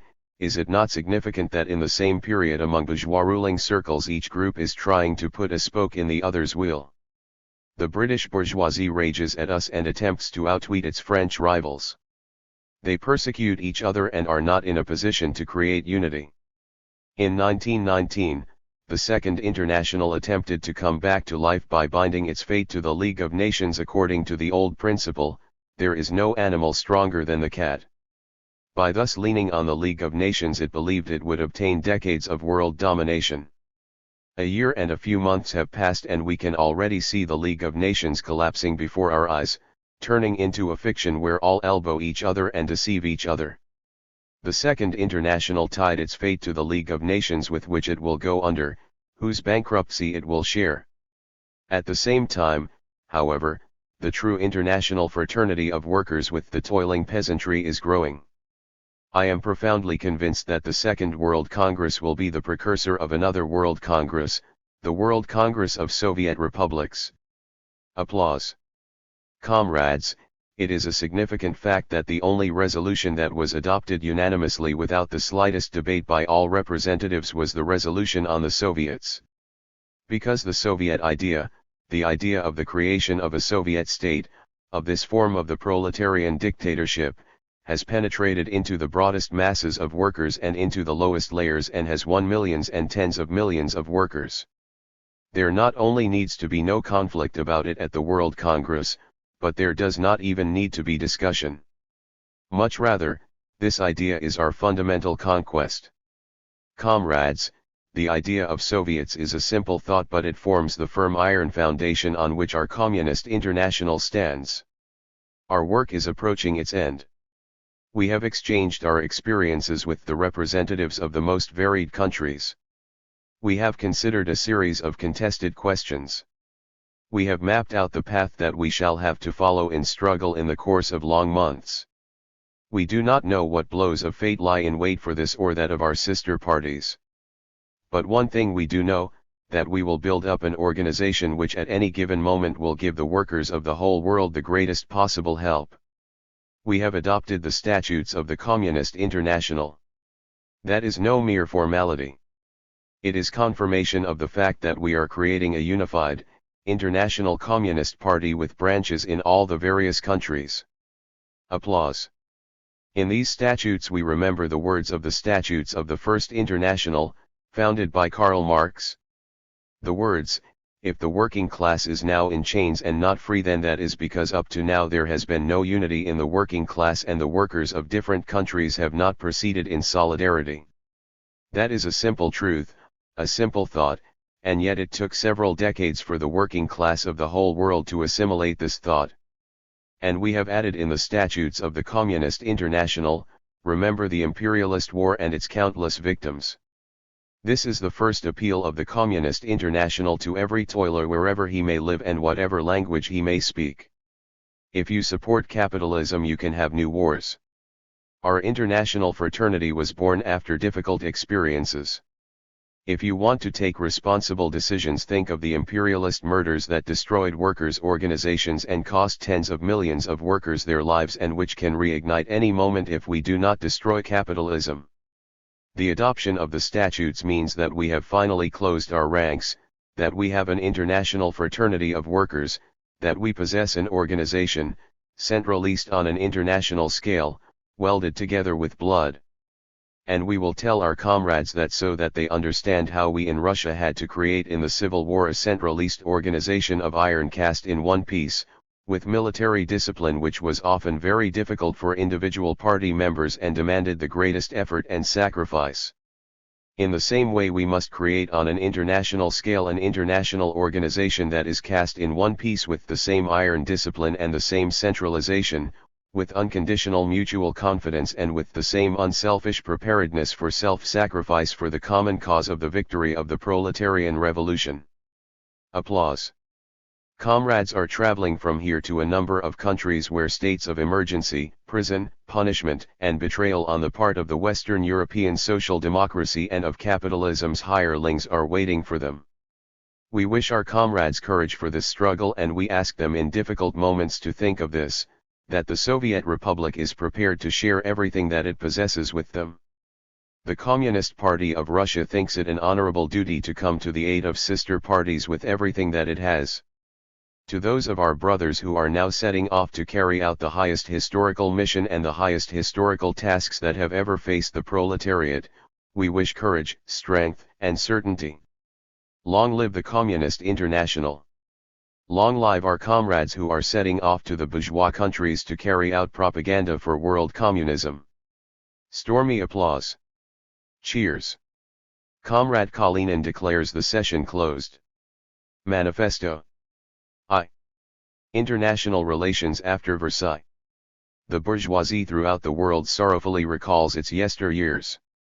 All of its mainstays in foreign and domestic relations have been either overthrown or shaken. Tomorrow looms like a black threat over the exploiter's world. The imperialist war has completely destroyed the old system of alliances and mutual guarantees which lay at the bottom of the world balance of power and armed peace. The Versailles Treaty has created no new balance of power in place of the old. First Russia and then Austria-Hungary and Germany were eliminated as factors from the world arena.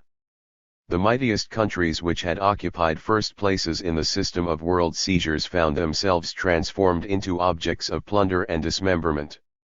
Before the victory-flushed imperialism of the Entente there opened up new and vast horizons of colonial exploitation, beginning immediately beyond the Rhine, embracing all of Central and Eastern Europe and extending far to the Pacific Ocean. Are either the Congo or Syria, Egypt, or Mexico in any way comparable to the steppes, forests and mountains of Russia and the skilled labor power of Germany? The new colonial program of the conquerors is self-determined. The workers' republic in Russia is to be overthrown, Russian raw material is to be plundered, and the German worker coerced into processing it with the aid of German coal, while the armed German entrepreneur acts as overseer, thus assuring a flow of finished products and, with them, profits to the victors. The program of organizing Europe, advanced by German imperialism at the moment of its greatest military successes, has been inherited by the victorious Entente. When the rulers of the Entente place the defeated bandits of the German Empire in the defendant's dock, the latter will truly be judged by a court of peers, their peers in crime. But the victor's camp likewise contains a number of those who have themselves been vanquished. Intoxicated by chauvinist fumes of a victory which she won for others, bourgeois France considers herself the conqueror of Europe. In reality, never before has France and the very foundations of her existence been so slavishly dependent upon the more powerful states, England and North America, as she is today. For Belgium, France prescribes a specific economic and military program, transforming her weaker ally into an enslaved province, but in relation to England, France herself plays the role of Belgium, only on a somewhat larger scale. From time to time the English imperialists allow the French usurers to exercise their arbitrary rule within specified limits on the continent. In this way they skillfully divert from themselves, and unload on France, the sharpest indignation of the toilers of Europe and of England herself. The power of ruined and blood-drained France is illusory, almost burlesque in character.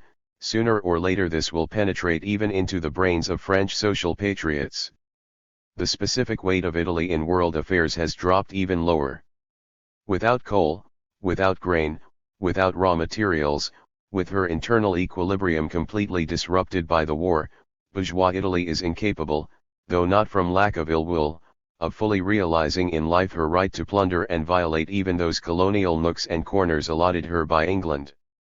Japan, torn within her feudal shell by capitalist contradictions, stands on the verge of the profoundest revolutionary crisis which is even now, despite a favorable international situation, paralysing her flight into the imperialist skies.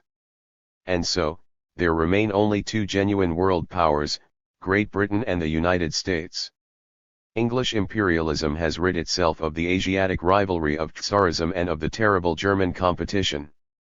British naval might has reached its zenith. Great Britain encircles continents with a chain of subject peoples. Having laid violent hands upon Finland, Estonia, and Latvia, she is depriving Sweden and Norway of their last vestiges of independence and is transforming the Baltic Sea into one of Britain's bays. She faces no opposition in the North Sea. By means of the Cape Colony, Egypt, India, Persia, Afghanistan, she has transformed the Indian Ocean into a British Sea. Ruling the oceans, England controls the continents. Her role as a world power is delimited only by the American Dollar Republic and by the Russian Soviet Republic. The World War has completely dislodged the United States from its continental conservatism, isolationism. The program of an ascending national capitalism, America for the Americans, the Monroe Doctrine, has been supplanted by the program of imperialism, the whole world for the Americans. After exploiting the war commercially, industrially, and through stock market speculation, after coining European blood into neutral profits, America went on to intervene in the war, played the decisive role in bringing about Germany's debacle, and has poked its fingers into all the questions of European and world politics. Under the League of Nations flag, the United States made an attempt to extend to the other side of the ocean its experience with a federated unification of large, multinational masses, an attempt to chain to its chariot of gold the peoples of Europe and other parts of the world, and bring them under Washington's rule. In essence, the League of Nations was intended to be a world monopoly corporation, Yankee & Co. The President of the United States, the great prophet of platitudes, has descended from Mount Sinai in order to conquer Europe, 14 points in hand. Stockbrokers, cabinet members, and businessmen never deceived themselves for a moment about the meaning of this new revelation. But by way of compensation, the European socialists, with doses of Koskian brew, have attained a condition of religious ecstasy and accompany Wilson's sacred ark, dancing like King David. When the time came to pass to practical questions, it became clear to the American prophet that despite the dollar's excellent foreign exchange rate, the first place on all sea lanes, which connect and divide the nations, continued as heretofore to belong to Great Britain, for she possesses a more powerful navy, longer transoceanic cables and a far older experience in world pillage. Moreover, on his travels Wilson encountered the Soviet Republic and communism. The offended American Messiah renounced the League of Nations, which England had converted into one of her diplomatic chancelleries, and turned his back upon Europe.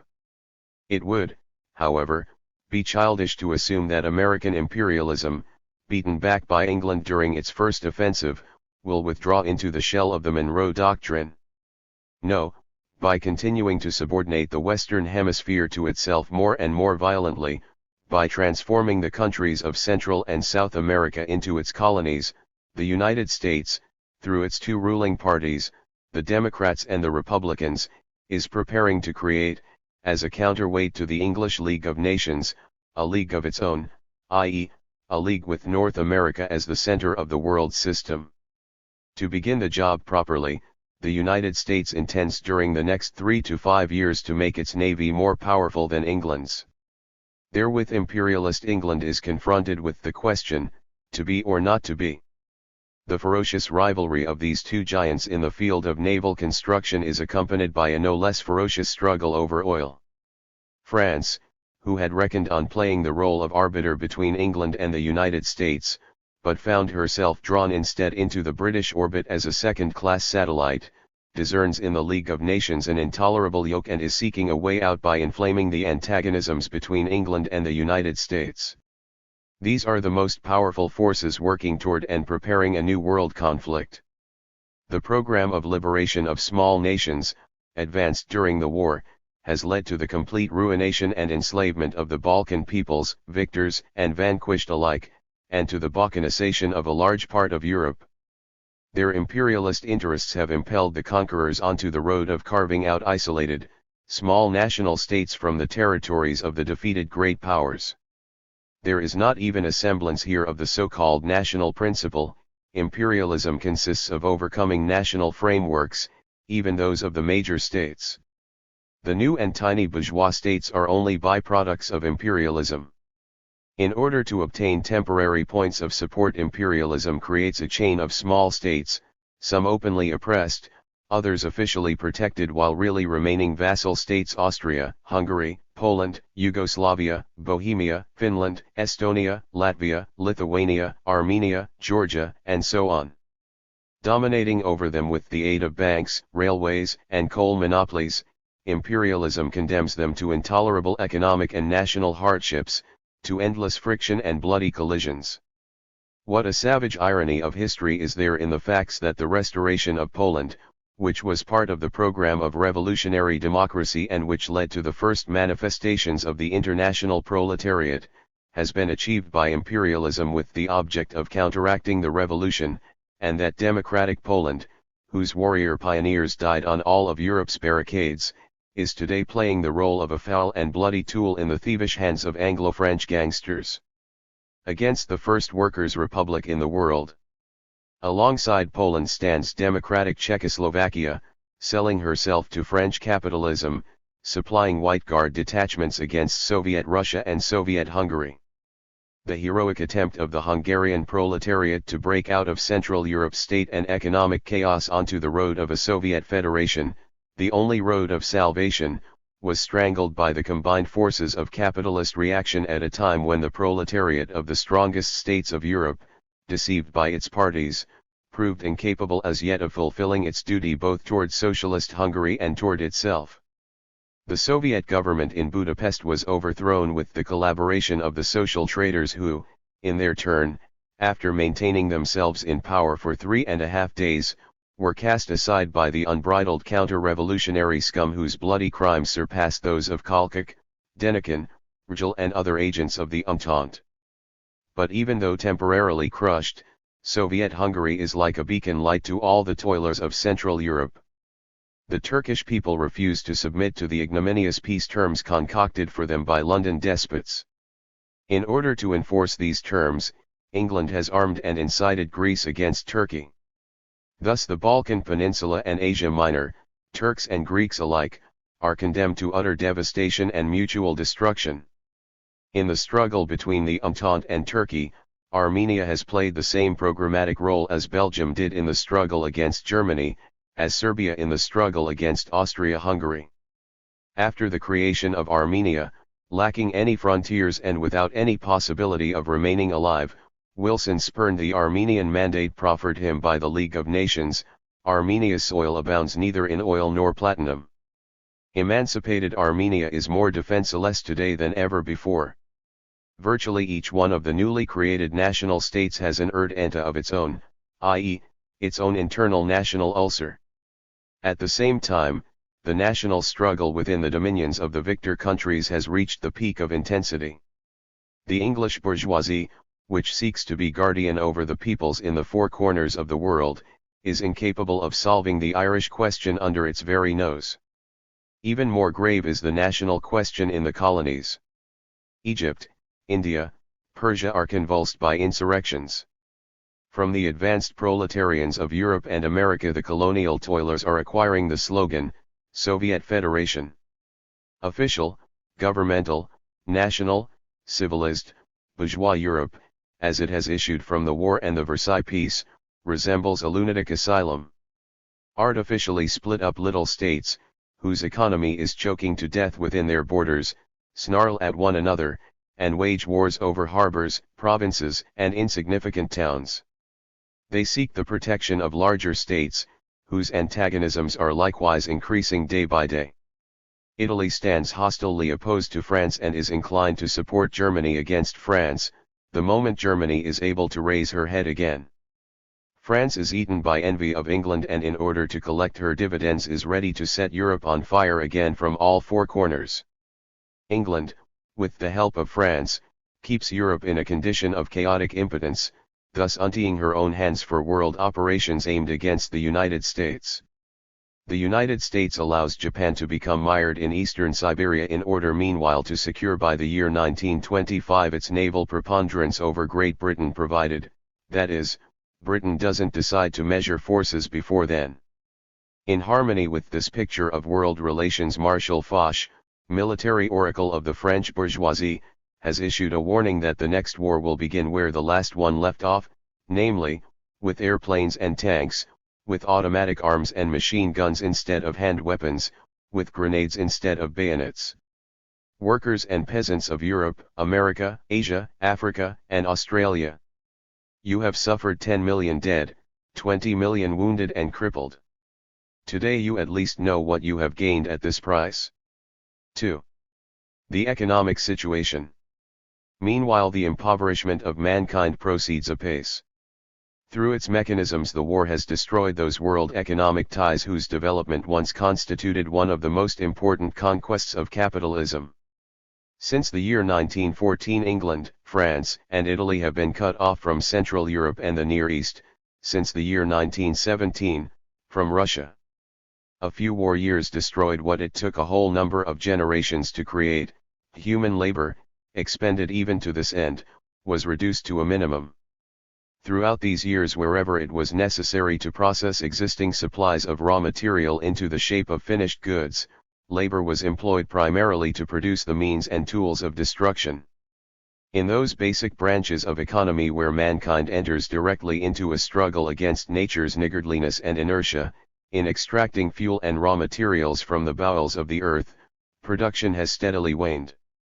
The victory of the Entente and the Versailles Peace have not halted the process of economic ruination and decay, but have only altered its paths and forms. The blockade of Soviet Russia and the artificial incitement of civil war on her fertile borderlands have caused and continue to cause incalculable harm to the welfare of all mankind. With a minimum of technical aid, Russia, thanks to her Soviet forms of economy, could supply Europe, and the Communist International attests to this, before the entire world with double and triple the quantity of foodstuffs and raw materials that Tsarist Russia used to supply. Instead of this, Anglo-French imperialism has compelled the Toilers' Republic to devote all its forces to self-defense. In order to deprive the Russian workers of fuel, England has kept her clutches on Baku, whence she has been able to export for her own use only an insignificant portion of the oil output. The rich Donets coal basin has been periodically laid waste by White Guard bands of the Entente. French engineers and sappers have labored not little over the destruction of Russian bridges and railways. Japan is right now pillaging and devastating eastern Siberia. German technology and the high productivity of German labor, these most important factors in the regeneration of world economy, are being even more policed after the Versailles Peace than was the case in wartime. The Entente is faced with an insoluble contradiction. In order to exact payment, one must provide the possibility of work. In order to make work possible, one must make it possible to live. And giving crushed, dismembered, exhausted Germany the possibility to live means, to make it possible for her to resist. Fear of Germany's revenge dictates the policy of Foch, a policy of ever tightening the military vice to prevent Germany's regeneration. Everywhere there is scarcity, everywhere there is need. Not only Germany's trade balance but also that of France and England is decidedly on the deficit side. The French national debt has grown to 300 billion francs, of which, according to the reactionary French Senator Gaudin de Villeneuve, 2/3 accrues from embezzlement, theft, and general chaos. The work of restoring the war-ruined areas accomplished in France is a mere drop in this ocean of devastation. Lack of fuel, lack of raw materials and lack of labor power create insurmountable obstacles. France needs gold, she needs coal. With his finger pointed at the countless graves of the war cemeteries, the French bourgeois demands his dividends. Germany must pay. After all, Marshal Foch still has enough black-skinned regiments to occupy German cities. Russia must pay. To inoculate the Russian people with this idea, the French government is expending for the devastation of Russia billions originally collected for the regeneration of France. The international financial agreement, intended to lighten France's tax burden through a more or less complete annulment of war debts, has not been reached. The United States shows no sign whatever of a desire to make Europe a gift of $10 billion. The issue of paper money assumes ever greater proportions. While in Soviet Russia the growth of paper money and its depreciation, side by side with the simultaneous development of socialized planned distribution of necessities and its ever-expanding payment of wages in kind, signify only one of the results of the withering away of commodity money economy.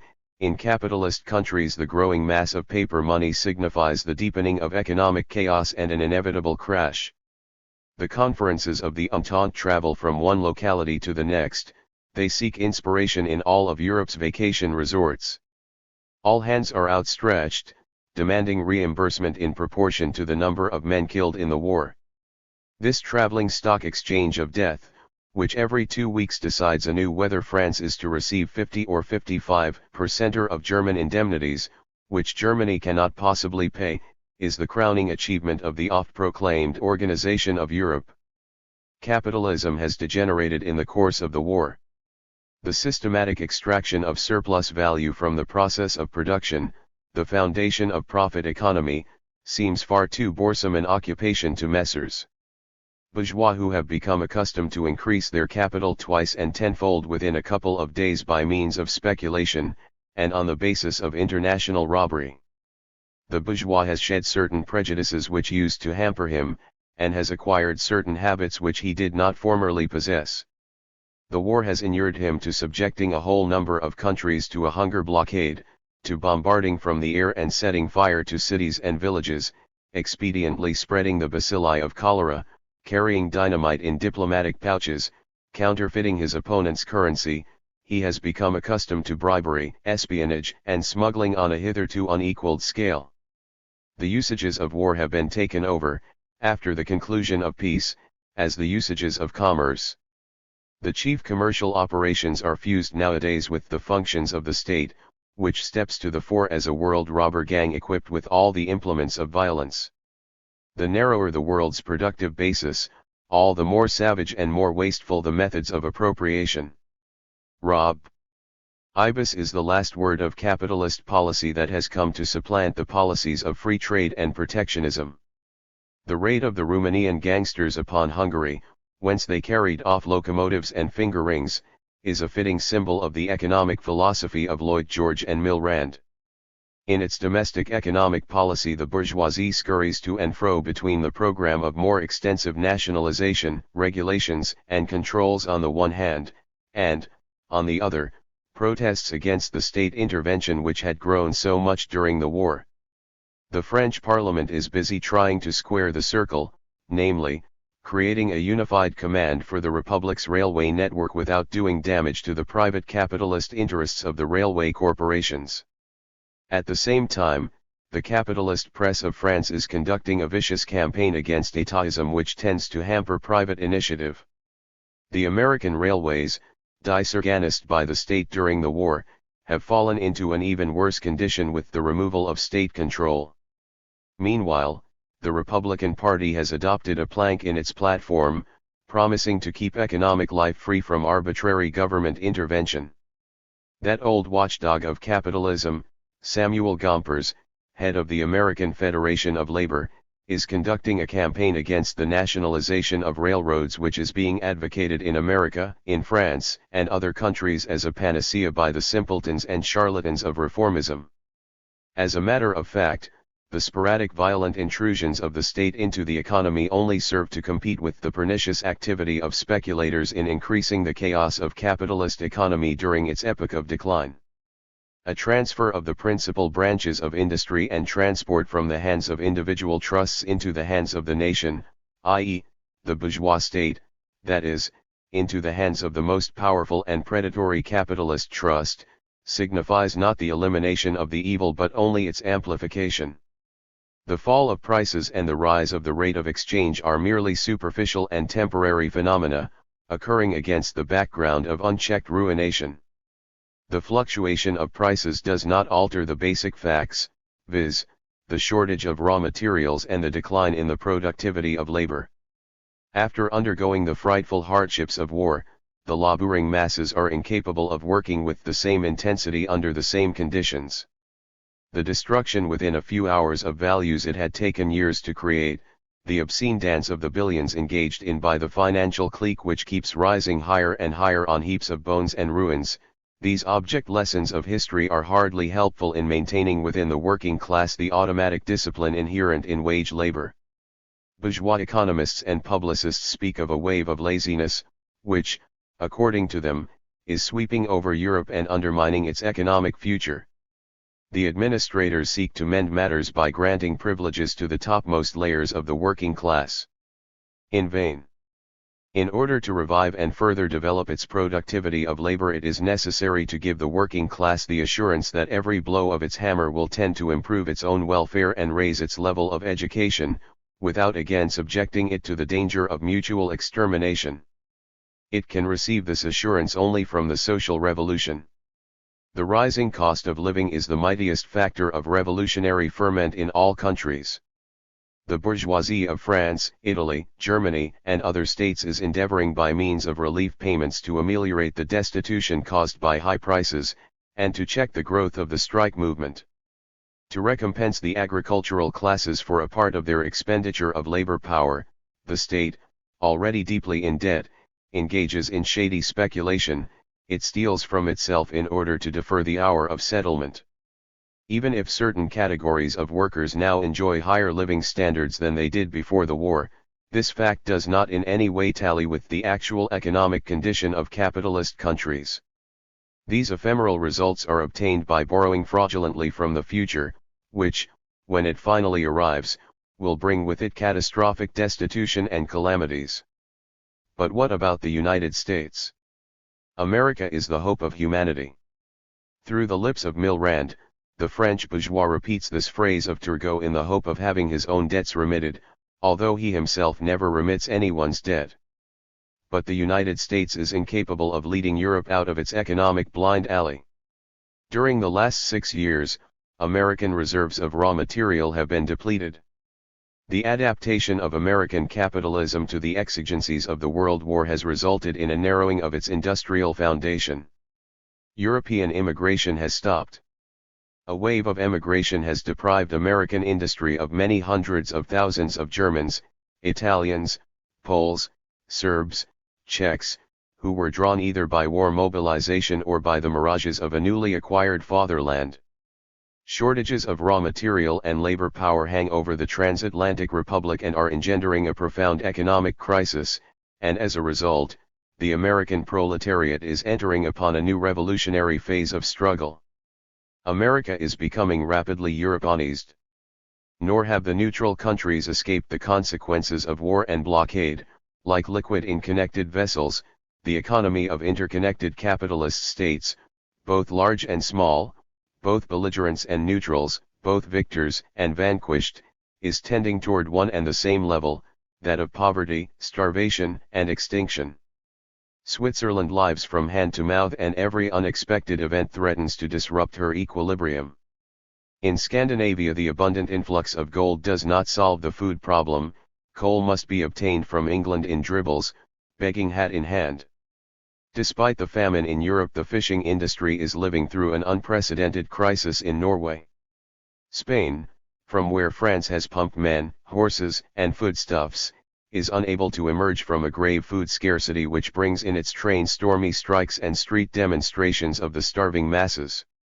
The bourgeoisie firmly relies upon the countryside.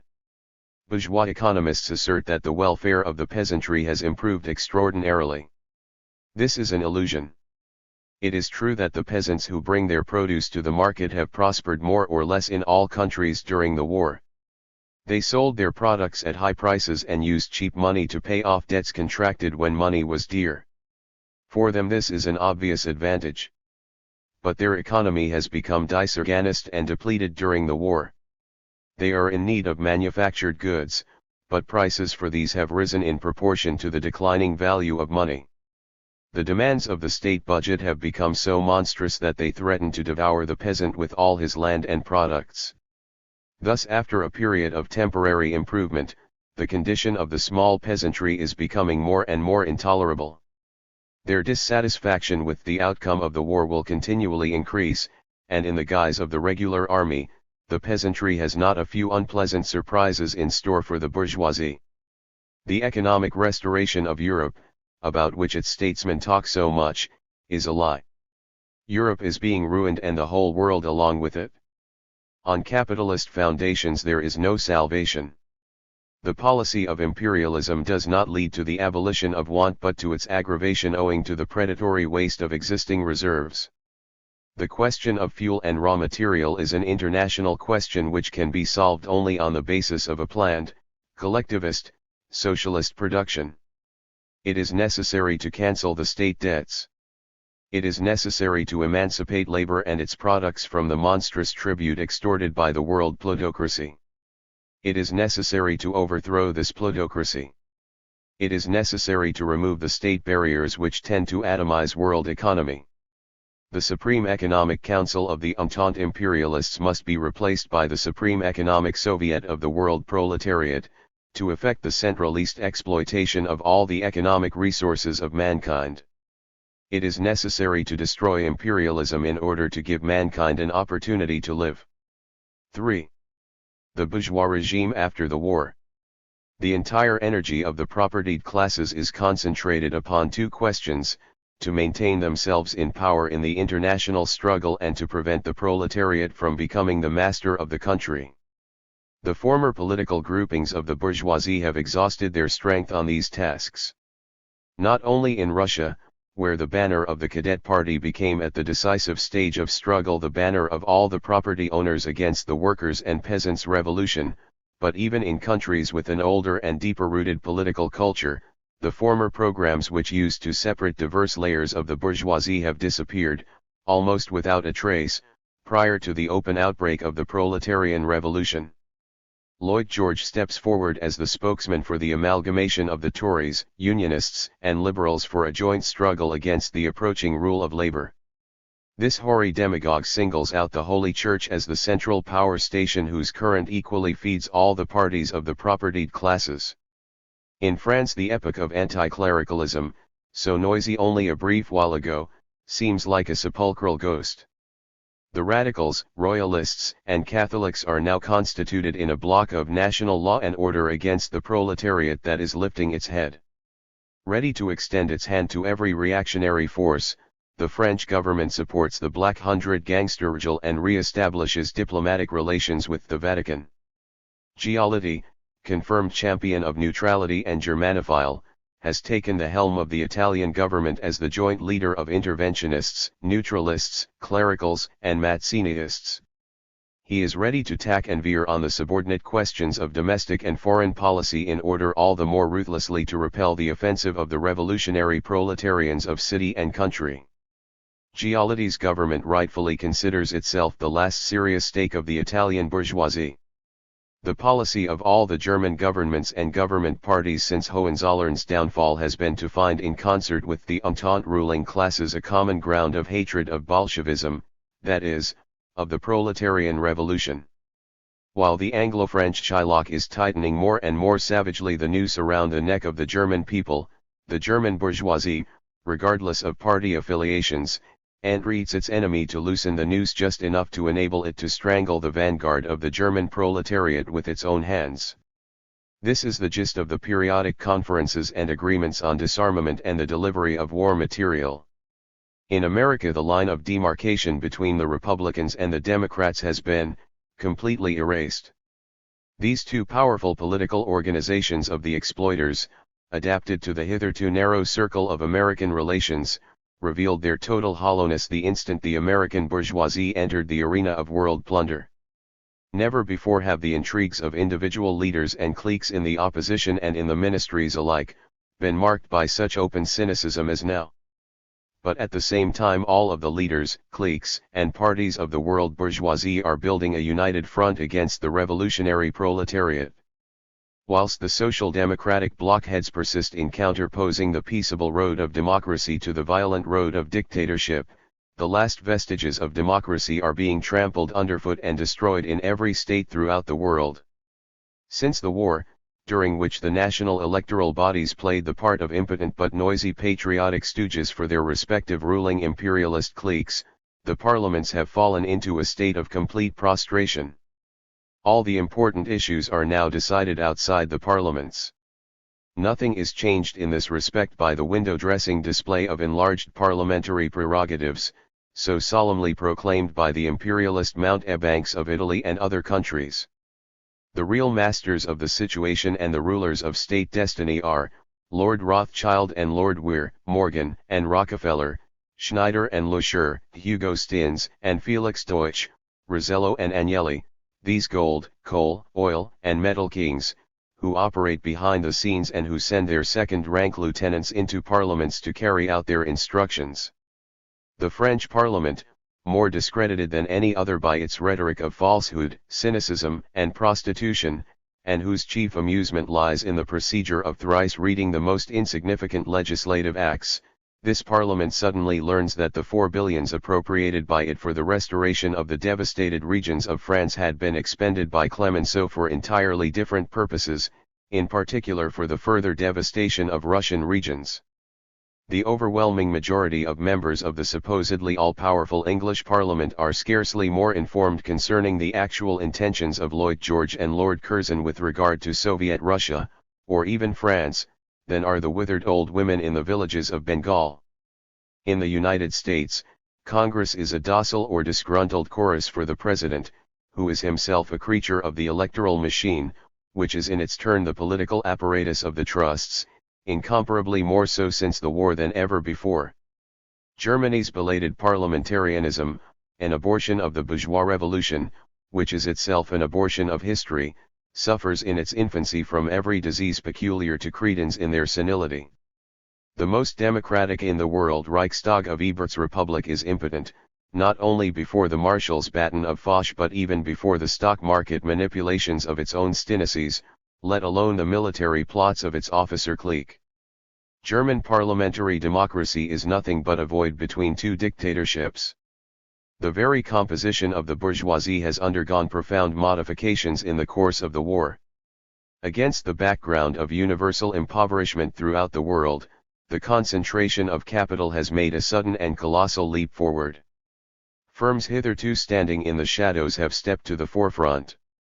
Solidity, stability, a tendency toward reasonable compromises, observance of a certain decorum both in exploitation and in the utilization of its fruits, all this has been washed away by the torrents of the imperialist flood. To the foreground have stepped the newly rich, war contractors, shoddy profiteers, upstarts, international adventurers, smugglers, refugees from justice bedecked with diamonds, every species of unbridled scum greedy for luxury and capable of any bestiality against the proletarian revolution from which they can expect nothing but the hangman's noose. The existing system stands before the masses in all its nakedness as the rule of plutocracy. In America, in France, in England, indulgence in post-war luxury has assumed a maniacal character. Paris, jammed with international patriotic parasites, resembles, as admitted by L.E. Temps, Babylon on the eve of its destruction. Politics, courts, the press, the arts and the church fall in line with this bourgeoisie. All restraint has been thrown to the winds. Wilson, Clemenceau, Milrand, Lloyd George, and Churchill do not shrink from the most brazen deceit and the biggest lie, and when caught red-handed they calmly go on to new criminal feats. The classical rules of political duplicity as expounded by old Machiavelli become innocent aphorisms of a provincial simpleton in comparison with those principles which guide bourgeois statesmen today. The law courts, which formerly concealed their bourgeois essence under democratic finery, have now openly become the organs of class brutality and counter-revolutionary provocation. The judges of the Third Republic have, without batting an eyelid, acquitted the murderer of Jors. The courts of Germany, which has proclaimed itself a socialist republic, give encouragement to the murderers of Karl Liebknecht, Rosa Luxemburg, and many other martyrs of the proletariat. The juridical tribunals of bourgeois democracies have become the organs for the solemn legalization of all the crimes of the White Terror. The bourgeois press has openly engraved the stamp of bribery, like a trademark, on its forehead. The leading newspapers of the world bourgeoisie are monstrous factories of falsehood, libel, and spiritual poison. The moods of the bourgeoisie fluctuate as nervously as the prices on its market. In the initial months following the termination of the war, the international bourgeoisie, especially the French, was shaken by chills and fever from the fear of oncoming communism. It gauged the degree of its imminent peril by the enormity of the bloody crimes it had committed.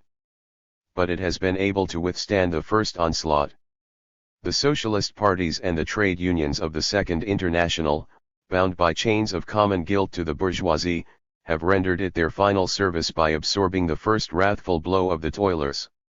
At the price of the complete collapse of the Second International, the bourgeoisie has bought a respite. The counter-revolutionary elections to Parliament engineered by Clemenceau, a few months of unstable equilibrium, and the failure of the May strike, these suffice to imbue the French bourgeoisie with confidence in the security of its regime. Its class arrogance has risen to the same heights today as did its fears of yesterday. Threats have become the bourgeoisie's sole means of persuasion. The bourgeoisie has no faith in words, it demands deeds, arrests, dispersals, of demonstrations, confiscations, firing squads. Striving to impress the bourgeoisie, bourgeois ministers and parliamentarians pose as men of steel. Lloyd George daily counsels the German ministers to shoot their own communards, following the example of France in 1871. Any third-rank functionary can bank on tumultuous plaudits in the Chamber of Deputies so long as he concludes his inane report with a few threats addressed to the workers. While the official state apparatus is being more and more openly transformed into an organization for the sanguinary suppression of the toilers, alongside it, and under its auspices and at its disposal, various private counter-revolutionary organizations are being formed, for breaking strikes by force, for acts of provocation, for staging frame-up trials, wrecking revolutionary organizations, raiding and seizing communist institutions, organizing pogroms and incendiarism, assassinating revolutionary leaders and other similar measures devoted to the defense of private property and democracy. Younger sons of landlords and of the big bourgeoisie, petty bourgeois who have lost their bearings, and all other déclassé elements, among whom the bourgeois noble émigrés from Soviet Russia occupy the most prominent place, form an inexhaustible reservoir for the guerrilla detachments of the counter-revolution. At their head stands the corps of officers who have gone through the school of the imperialist slaughter. Some 20,000 professional officers of the Hohenzollern army have formed themselves, especially after the Kapp-Luttwitz putsch, into a strong counter-revolutionary nucleus which the German democracy is powerless to dissolve, and which can be crushed only by the sledgehammer of the proletarian dictatorship. This centralist organization of the old regime terrorists is supplemented by the White Guard guerrilla detachments organized on the Junker estates. In the United States, organizations like the National Security League, the Loyal American League and other Knights of Liberty constitute the storm troops of capitalism, at the extreme wings of which operate the ordinary murder gangs in the person of private detective agencies. In France, the Ligue Civique represents a socially select organization of strike breakers, while the Reformist Confederation of Labor has been outlawed. The officers' mafia of White Hungary, which exists clandestinely alongside the government of counter-revolutionary hangmen supported by England, has given the world proletariat a sample of that civilization and humanitarianism which Wilson and Lloyd George advocate as against the Soviet power and revolutionary violence. The democratic governments of Finland and Georgia, Latvia and Estonia, are striving might and main to emulate this Hungarian model of perfection. In Barcelona there is an underground gang of assassins, operating under police orders. And so it goes on, and so it is everywhere. Even in a defeated and ruined country like Bulgaria, the officers, left without jobs, are uniting into secret societies, biding the first opportunity to demonstrate their patriotism upon the backs and bones of Bulgarian workers. The program of smoothing over contradictions, the program of class collaboration, parliamentary reforms, gradual socialization and national unity appears like a grim joke in the face of the bourgeois regime as it has emerged from the World War. The bourgeoisie has entirely abandoned the idea of reconciling the proletariat by means of reform. It corrupts an insignificant labor aristocracy with a few sops and keeps the great masses in subjection by blood and iron. There is not a single serious issue today which is decided by ballot. Of democracy nothing remains save memories in the skulls of reformists. The entire state organization is reverting more and more to its primordial form, i.e., detachments of armed men. Instead of counting ballots, the bourgeoisie is busy counting up bayonets, machine guns and cannons which will be at its disposal at the moment when the question of power and property forms is posed point blank for decision. There is room for neither collaboration nor mediation. To save ourselves we must overthrow the bourgeoisie. This can be achieved only by the rising of the proletariat. 4. Soviet Russia. Amidst the unbridled elements, the maelstrom, of chauvinism, avarice, and destruction, only the principle of communism has revealed a great power for life and creativeness. In spite of the fact that in the course of historical development Soviet power has for the first time been established in the most backward and ruined country of Europe, surrounded by a host of mightiest enemies, despite all this, the Soviet power has not only maintained itself in the struggle against such unprecedented odds but it has also demonstrated in action the vast potentialities inherent in communism. The development and consolidation of the Soviet power in Russia is the most momentous historical fact since the foundation of the Communist International. In the eyes of class society the creation of an army has usually been regarded as the supreme test of economic and state construction. The strength or weakness of an army is taken as index of the strength or weakness of economy and the state. The Soviet power has created a mighty armed force while under fire. The Red Army has demonstrated its unquestionable superiority not alone in the struggle against old bourgeois monarchist Russia, which imperialism is endeavoring to re-establish by the aid of the White Armies of Kolchak, Denikin, Yudenik, Rigel, et.al., but also in the struggle against the national armies of those democracies which world imperialism is implanting for its own benefit, Finland, Estonia, Latvia, Poland. In the sphere of economy the Soviet Republic has performed a great miracle by virtue of the single fact that it has succeeded in maintaining itself during the first 3 trying and most difficult years. It remains inviolate and continues to develop because it has torn the instruments of exploitation out of the hands of the bourgeoisie and has transformed them into the means of planned economy. Amid the roar of battle along her illimitable fronts, Soviet Russia has not let slip a single opportunity for economic and cultural construction.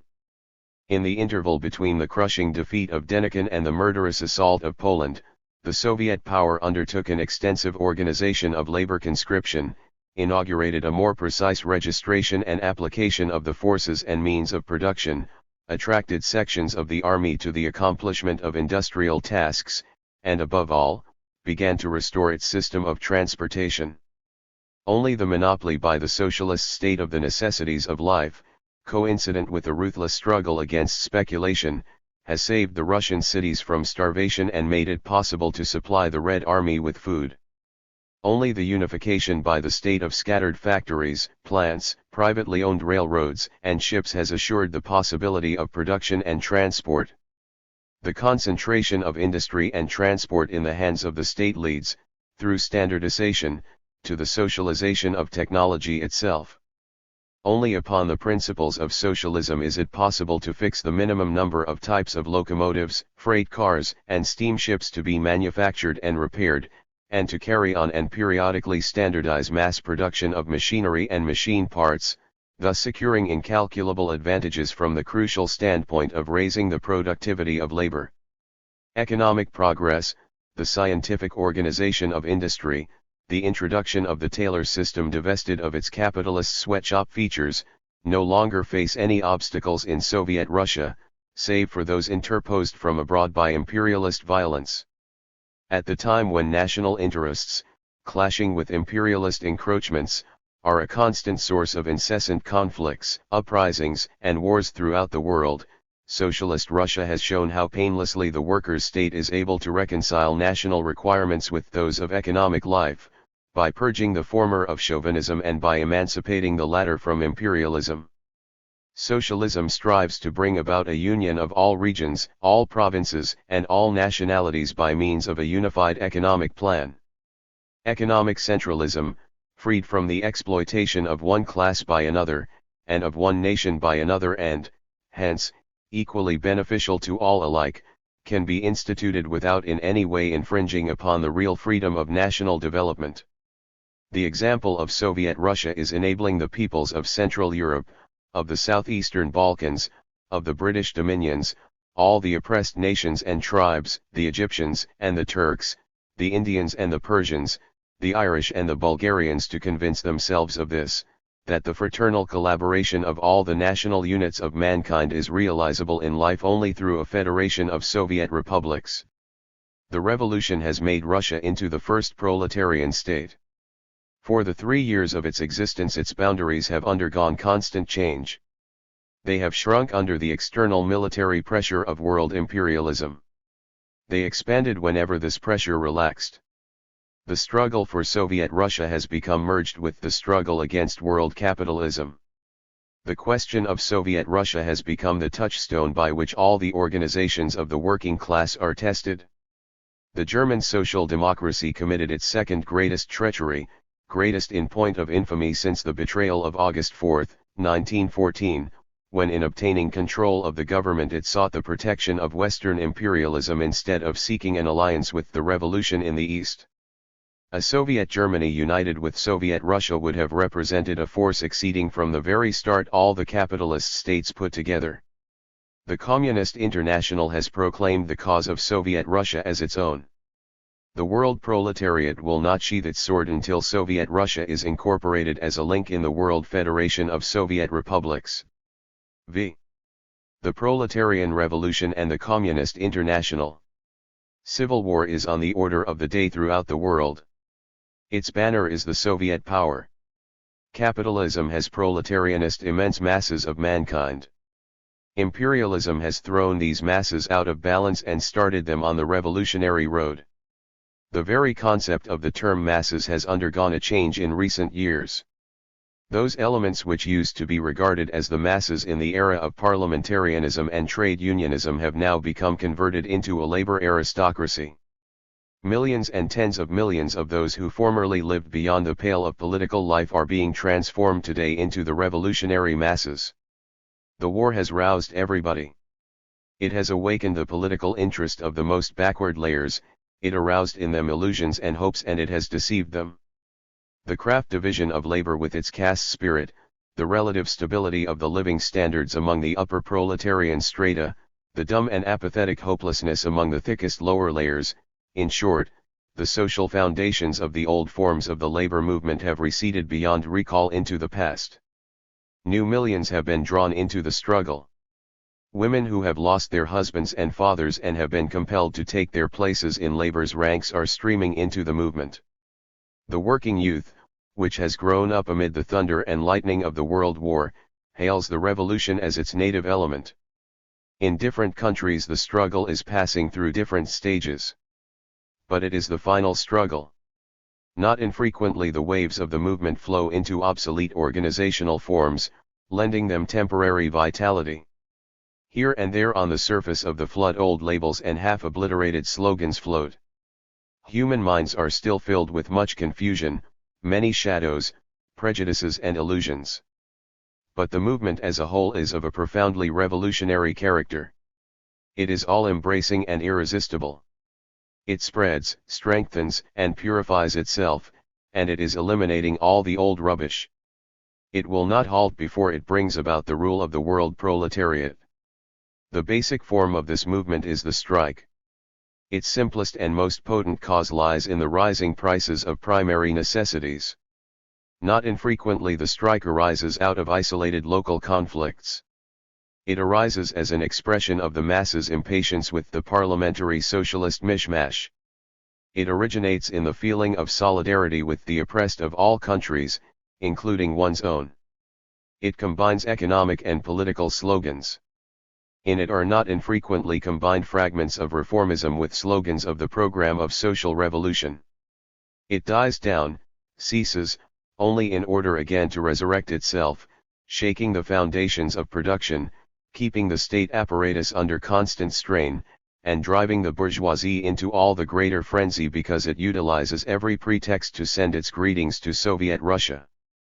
The premonitions of the exploiters are not unfounded, for this chaotic strike is in reality the social revolutionary roll call and the mobilization of the international proletariat. The profound interdependence between one country and another, which has been so catastrophically revealed during the war, invests with particular significance those branches of labor which serve to connect the various countries, and puts the railroad workers and transport workers in general into a most prominent position. The transport proletarians have had occasion to display some of their power in the boycott of White Hungary and White Poland. The strike and the boycott, methods resorted to by the working class at the dawn of its trade union struggles, i.e., even before it began utilizing parliamentarianism, are today assuming unprecedented proportions, acquiring a new and menacing significance, similar to an artillery preparation before the final attack. The ever-growing helplessness of an individual before the blind interplay of historic events has driven into the unions not only new strata of working men and women but also white-collar workers, functionaries, and petty bourgeois intellectuals. Prior to the time when the proletarian revolution will of necessity lead to the creation of Soviets, which will immediately assume ascendancy over all of the old labor organizations, the toilers are streaming into the traditional trade unions, tolerating for the time being their old forms, their official programs, their ruling aristocracy, but introducing into these organizations an ever-increasing and unprecedented revolutionary pressure of the many-millioned masses. The lowliest of the lowly, the rural proletarians, the agricultural laborers, are raising their heads. In Italy, Germany, and other countries we observe a magnificent growth of the revolutionary movement among the agricultural workers and their fraternal rapprochement with the urban proletariat. The poorest layers among the peasantry are changing their attitude towards socialism. Whereas the intrigues have remained fruitless which the parliamentary reformists sought to base upon the muzhik's proprietary prejudices, the genuine revolutionary movement of the proletariat and its implacable struggle against the oppressors have given birth to glimmers of hope in the hearts of the most backward and most benighted and ruined peasant proprietor. The ocean of human privation and ignorance is bottomless. Every social layer that rises to the surface leaves beneath it another layer just about to rise. But the vanguard doesn't have to wait for the ponderous rear to dome up before engaging in battle. The work of awakening, uplifting and educating its most backward layers will be accomplished by the working class only after it is in power. The toilers of the colonial and semi-colonial countries have awakened. In the boundless areas of India, Egypt, Persia, over which the gigantic octopus of English imperialism sprawls, in this uncharted human ocean vast internal forces are constantly at work, upheaving huge waves that cause tremors in the city's stocks and hearts. In the movements of colonial peoples, the social element blends in diverse forms with the national element, but both of them are directed against imperialism. The road from the first stumbling baby steps to the mature forms of struggle is being traversed by the colonies and backward countries in general through a forced march, under the pressure of modern imperialism and under the leadership of the revolutionary proletariat. The fruitful rapprochement of the Mohammedan and non-Mohammedan peoples who are kept shackled under British and foreign domination, the purging of the movement internally by doing away with the influence of the clergy and of chauvinist reaction, the simultaneous struggle against foreign oppressors and their native confederates, the feudal lords, the priests and the usurers, all this is transforming the growing army of the colonial insurrection into a great historical force, into a mighty reserve for the world proletariat. The pariahs are rising. Their awakened minds avidly gravitate to Soviet Russia, to the barricade battles in the streets of German cities, to the growing strike struggles in Great Britain, to the Communist International. The socialist who aids directly or indirectly in perpetuating the privileged position of one nation at the expense of another, who accommodates himself to colonial slavery, who draws a line of distinction between races and colors in the matter of human rights, who helps the bourgeoisie of the metropolis to maintain its rule over the colonies instead of aiding the armed uprising of the colonies, the British socialist who fails to support by all possible means the uprisings in Ireland, Egypt and India against the London plutocracy. Such a socialist deserves to be branded with infamy, if not with a bullet, but in no case merits either a mandate or the confidence of the proletariat. Yet, the proletariat is being thwarted in its international revolutionary actions not so much by the half-destroyed barbed wire entanglements that remain set up between the countries since the war, as it is by the egotism, conservatism, stupidity, and treachery of the old party and trade union organizations which have climbed upon its back during the preceding epoch. The leaders of the old trades unions use every means to counteract the revolutionary struggle of the working masses and to paralyze it, or, if they cannot do it otherwise, they take charge of strikes in order all the more surely to nullify them by underhand machinations. The historical treachery perpetrated by the international social democracy is unequaled in the annals of the struggle against oppression. It had its clearest and most terrible consequences in Germany. The defeat of German imperialism was at the same time the defeat of the capitalist system of economy. Save for the proletariat, there was no other class that could pretend to state power. The success of the socialist overturn was amply assured by the development of technology and by the numerical strength and the high cultural level of the working class. But the German social democracy blocked the road along which this task could be accomplished. By means of intricate maneuvers in which cunning vied with stupidity, it was able to divert the energy of the proletariat from its natural and necessary task, the conquest of power. For a number of decades the social democracy had labored to gain the confidence of the proletarian masses only in order to place, when the critical moment came and when the existence of bourgeois society was at stake, its entire authority in the service of the exploiters. The treachery of liberalism and the collapse of bourgeois democracy are insignificant episodes in comparison with the monstrous betrayal of the toiling classes by the socialist parties.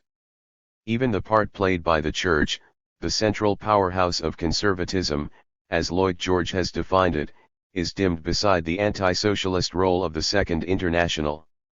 The social democracy justified its betrayal of the revolution during the war by the slogan, "National Defense." Its counter-revolutionary policy following the conclusion of peace it cloaks with the slogan, "Democracy." National defense and democracy, here are the solemn formulas of the capitulation of the proletariat to the will of the bourgeoisie. But the depths of the fall are far from plumbed by this. In pursuance of its policy of defending the capitalist system, the social democracy is compelled, on the heels of the bourgeoisie, to openly trample underfoot both national defense and democracy. Scheidemann and Ebert are licking the hands of French imperialism, whose help they seek against the Soviet Revolution.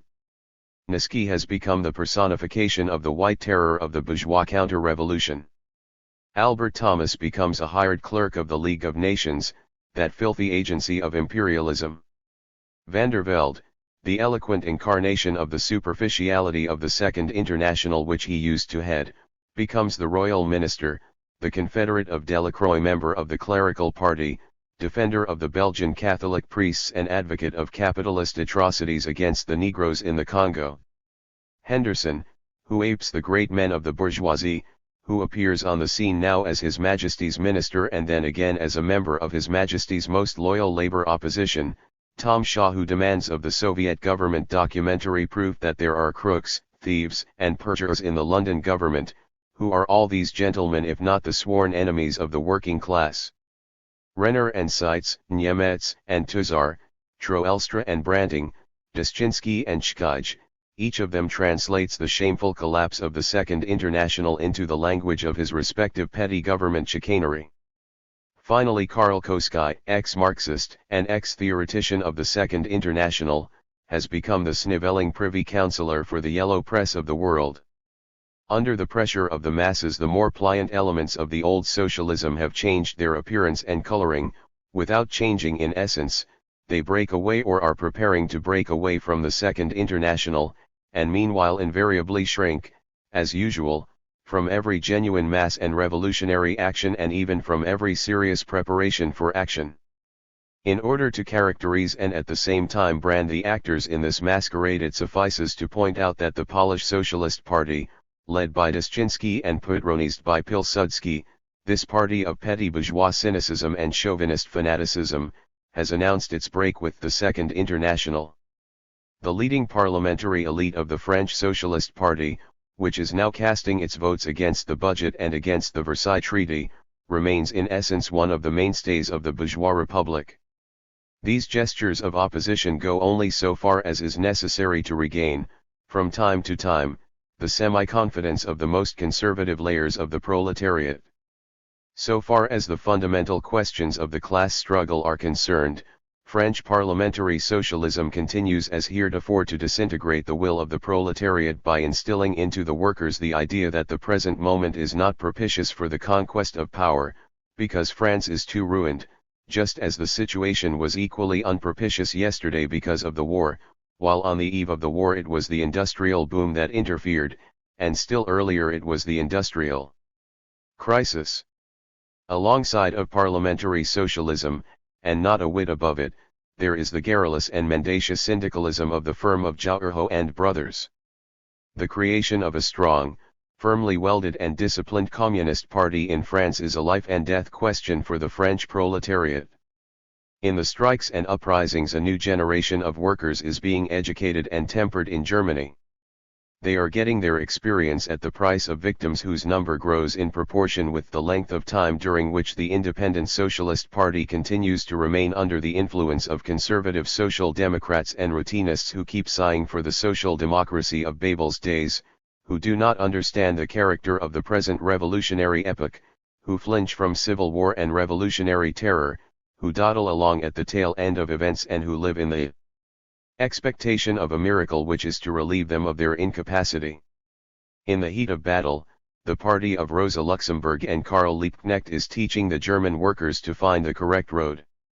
Routinism among the summits of the labor movement in England is so ingrained that they have yet even to feel the need of rearming themselves.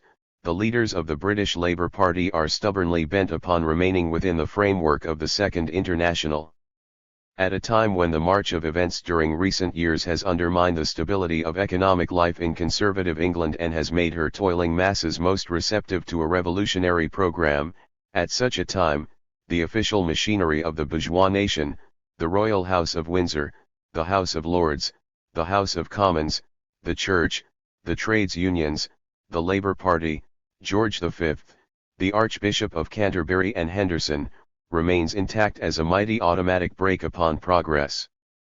Only the Communist Party, a party free from routine and sectarianism, and closely bound up with the mass organizations, will be able to counterpose the proletarian rank and file to this official aristocracy.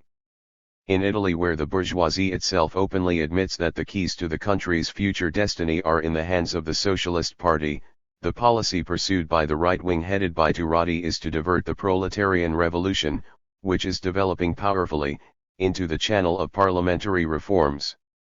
At the present moment this internal sabotage represents the greatest menace. Proletarians of Italy, remember the fate of Hungary, which has entered the annals of history as a terrible warning to the proletariat that in the struggle for power as well as after the conquest of power, it must stand firm on its own feet, sweeping aside all elements of indecision and hesitation and dealing mercilessly with all attempts at treachery. The upheavals caused by the war, which has brought a profound economic crisis in its wake, have ushered in a new chapter in the labor movement of the United States as well as in the other countries of the Western Hemisphere. The liquidation of the Wilsonian bombast and falsehood is at the same time the liquidation of that American socialism which was a mixture of pacifist illusions and high-pressure salesmanship and which served as a domesticated supplement from the left to the trade unionism of Gompers and Co. The integration of the revolutionary proletarian parties and organizations of the American continent, from Alaska to Cape Horn, into a firmly welded American section of the Communist International, which will stand up against the mighty enemy, U.S. imperialism. This is the task which must and will be accomplished in the struggle against all the forces which the dollar will mobilize in its own defense. The governmental and semi-governmental socialists of various countries have no lack of pretexts on which to ground the charge that the communists by their intransigent tactics provoke the counter-revolution into action, and help it mobilize its forces. This political accusation is nothing but a belated parody of the hoary plaints of liberalism. The latter always maintain that the independent struggle of the proletariat is driving the rich into the camp of reaction. This is incontestable. If the working class refrained from encroaching upon the foundations of capitalist rule, the bourgeoisie would have no need of repressive measures. The very concept of counter-revolution would have never arisen if revolutions were not known to history. That the uprisings of the proletariat inevitably entail the organization of the bourgeoisie for self-defense and counter-attack, simply means that the revolution is the struggle between two irreconcilable classes which can end only with the final victory of one of them. Communism rejects with contempt the policy which consists in keeping the masses inert, in intimidating them with the bludgeon of counter-revolution. To the disintegration and chaos of the capitalist world, whose death agony threatens to destroy all human culture, the Communist International counterposes the united struggle of the world proletariat for the abolition of private ownership of the means of production and for the reconstruction of national and world economy on the basis of a single economic plan, instituted and realized in life by a society of producers, a society of solidarity. Rallying millions of toilers in all parts of the world round the banner of the dictatorship of the proletariat and the Soviet form of government, the Communist International purifies, builds up and organizes its own ranks in the fire of the struggle. The Communist International is the party of the revolutionary education of the world proletariat. It rejects all those organizations and groups which openly or covertly stupefy, demoralize and weaken the proletariat, exhorting it to kneel before the fetishes which are a facade for the dictatorship of the bourgeoisie, legalism, democracy, national defense, etc. Neither can the Communist International admit into its ranks those organizations which, after inscribing the dictatorship of the proletariat in their program, continue to conduct a policy which obviously relies upon a peaceful solution of the historical crisis. Mere recognition of the Soviet system settles nothing. The Soviet form of organization does not possess any miraculous powers. Revolutionary power lies within the proletariat itself. It is necessary for the proletariat to rise for the conquest of power, then and only then does the Soviet organization reveal its qualities as the irreplaceable instrument in the hands of the proletariat. The Communist International demands the expulsion from the ranks of the labor movement of all those leaders who are directly or indirectly implicated in political collaboration with the bourgeoisie, who directly or indirectly render any assistance to the bourgeoisie. We need leaders who have no other attitude toward bourgeois society than that of mortal hatred, who organize the proletariat for an irreconcilable struggle and who are ready to lead an insurgent army into the battle, who are not going to stop halfway, whatever happens, and who will not shrink from resorting to ruthless measures against all those who may try to stop them by force. The Communist International is the world party of proletarian uprising and proletarian dictatorship. It has no aims and tasks separate and apart from those of the working class itself. The pretensions of tiny sects, each of which wants to save the working class in its own manner, are alien and hostile to the spirit of the Communist International. It does not possess any panaceas or magic formulas but bases itself on the past and present international experience of the working class. It purges that experience of all blunders and deviations, it generalizes the conquests made and recognizes and adopts only such revolutionary formulas as are the formulas of mass action. The trade union organization, the economic and political strike, the boycott, the parliamentary and municipal elections, the parliamentary tribunal, legal and illegal agitation, auxiliary bases in the army, the cooperative, the barricade, none of the forms of organization or of struggle created by the labor movement as it evolves is rejected by the Communist International, nor is any one of them singled out and sanctified as a panacea. The Soviet system is not an abstract principle opposed by communists to the principle of parliamentarianism. The Soviet system is a class apparatus which is destined to do away with parliamentarianism and to take its place during the struggle and as a result of the struggle. Waging a merciless struggle against reformism in the trade unions and against parliamentary cretinism and careerism, the Communist International at the same time condemns all sectarian summonses to leave the ranks of the multi-million trade union organizations or to turn one's back upon parliamentary and municipal institutions.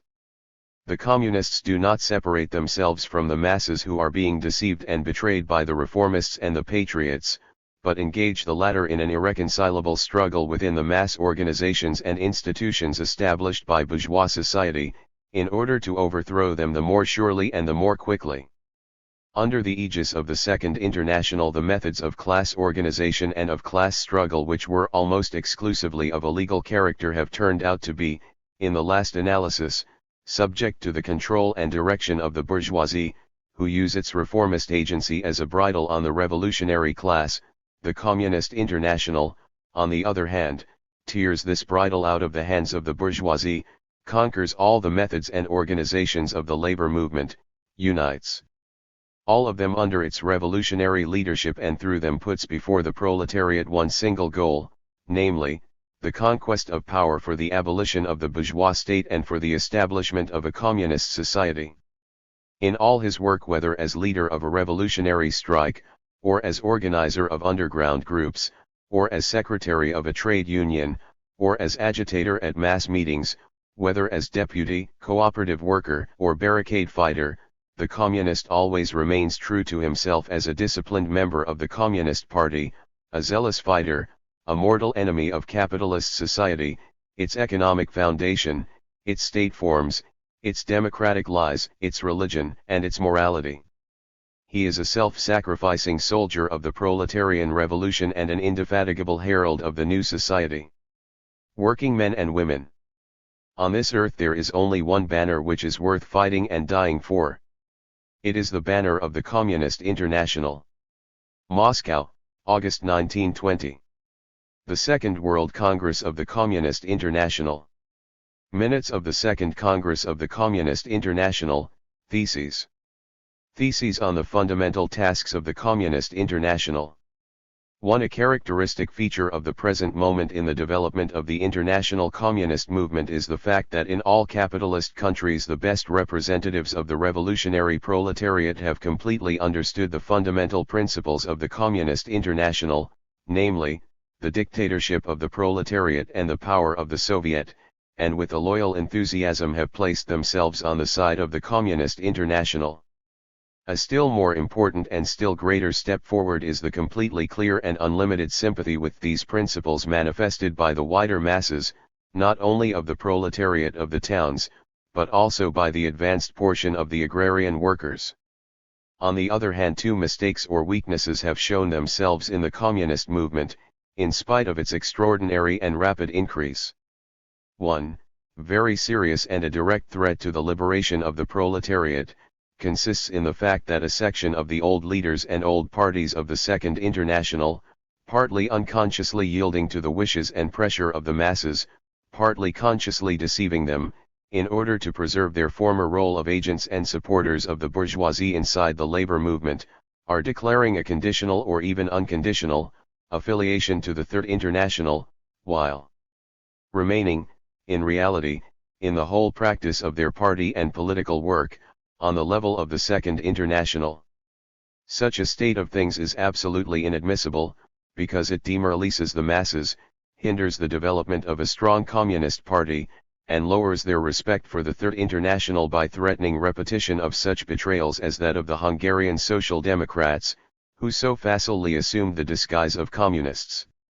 The second, much less important mistake, which is for the most part a malady inherent to the growth of the movement, is the tendency to be on the extreme left, which leads to an erroneous evaluation of the role and duties of the party with respect to the class and to the mass, and a denial of the obligation of the revolutionary communists to work in bourgeois parliaments and reactionary trades unions. The duty of the communists is not to gloss over any of the weaknesses of their movement, but to criticize them openly, in order to get rid of them promptly and radically. To this end it is necessary, 1. To establish concretely, on the basis of the practical experience already acquired, the meaning of the terms, dictatorship of the proletariat and Soviet system, and, 2. To point out in what could and should consist in all countries the immediate and systematic preparatory work for realizing these slogans, and, 3. To indicate the means of curing our movement of its defects. The meaning of the dictatorship of the proletariat and of the Soviet system. 2. The victory of socialism over capitalism, as the first step to communism, demands the accomplishment of the three following tasks by the proletariat, as the only really revolutionary class. The first is to lay low the exploiters, and first of all the bourgeoisie as their chief economic and political representative, to defeat them completely, to crush their resistance, to render impossible any attempts on their part to reimpose the yoke of capitalism and wage slavery.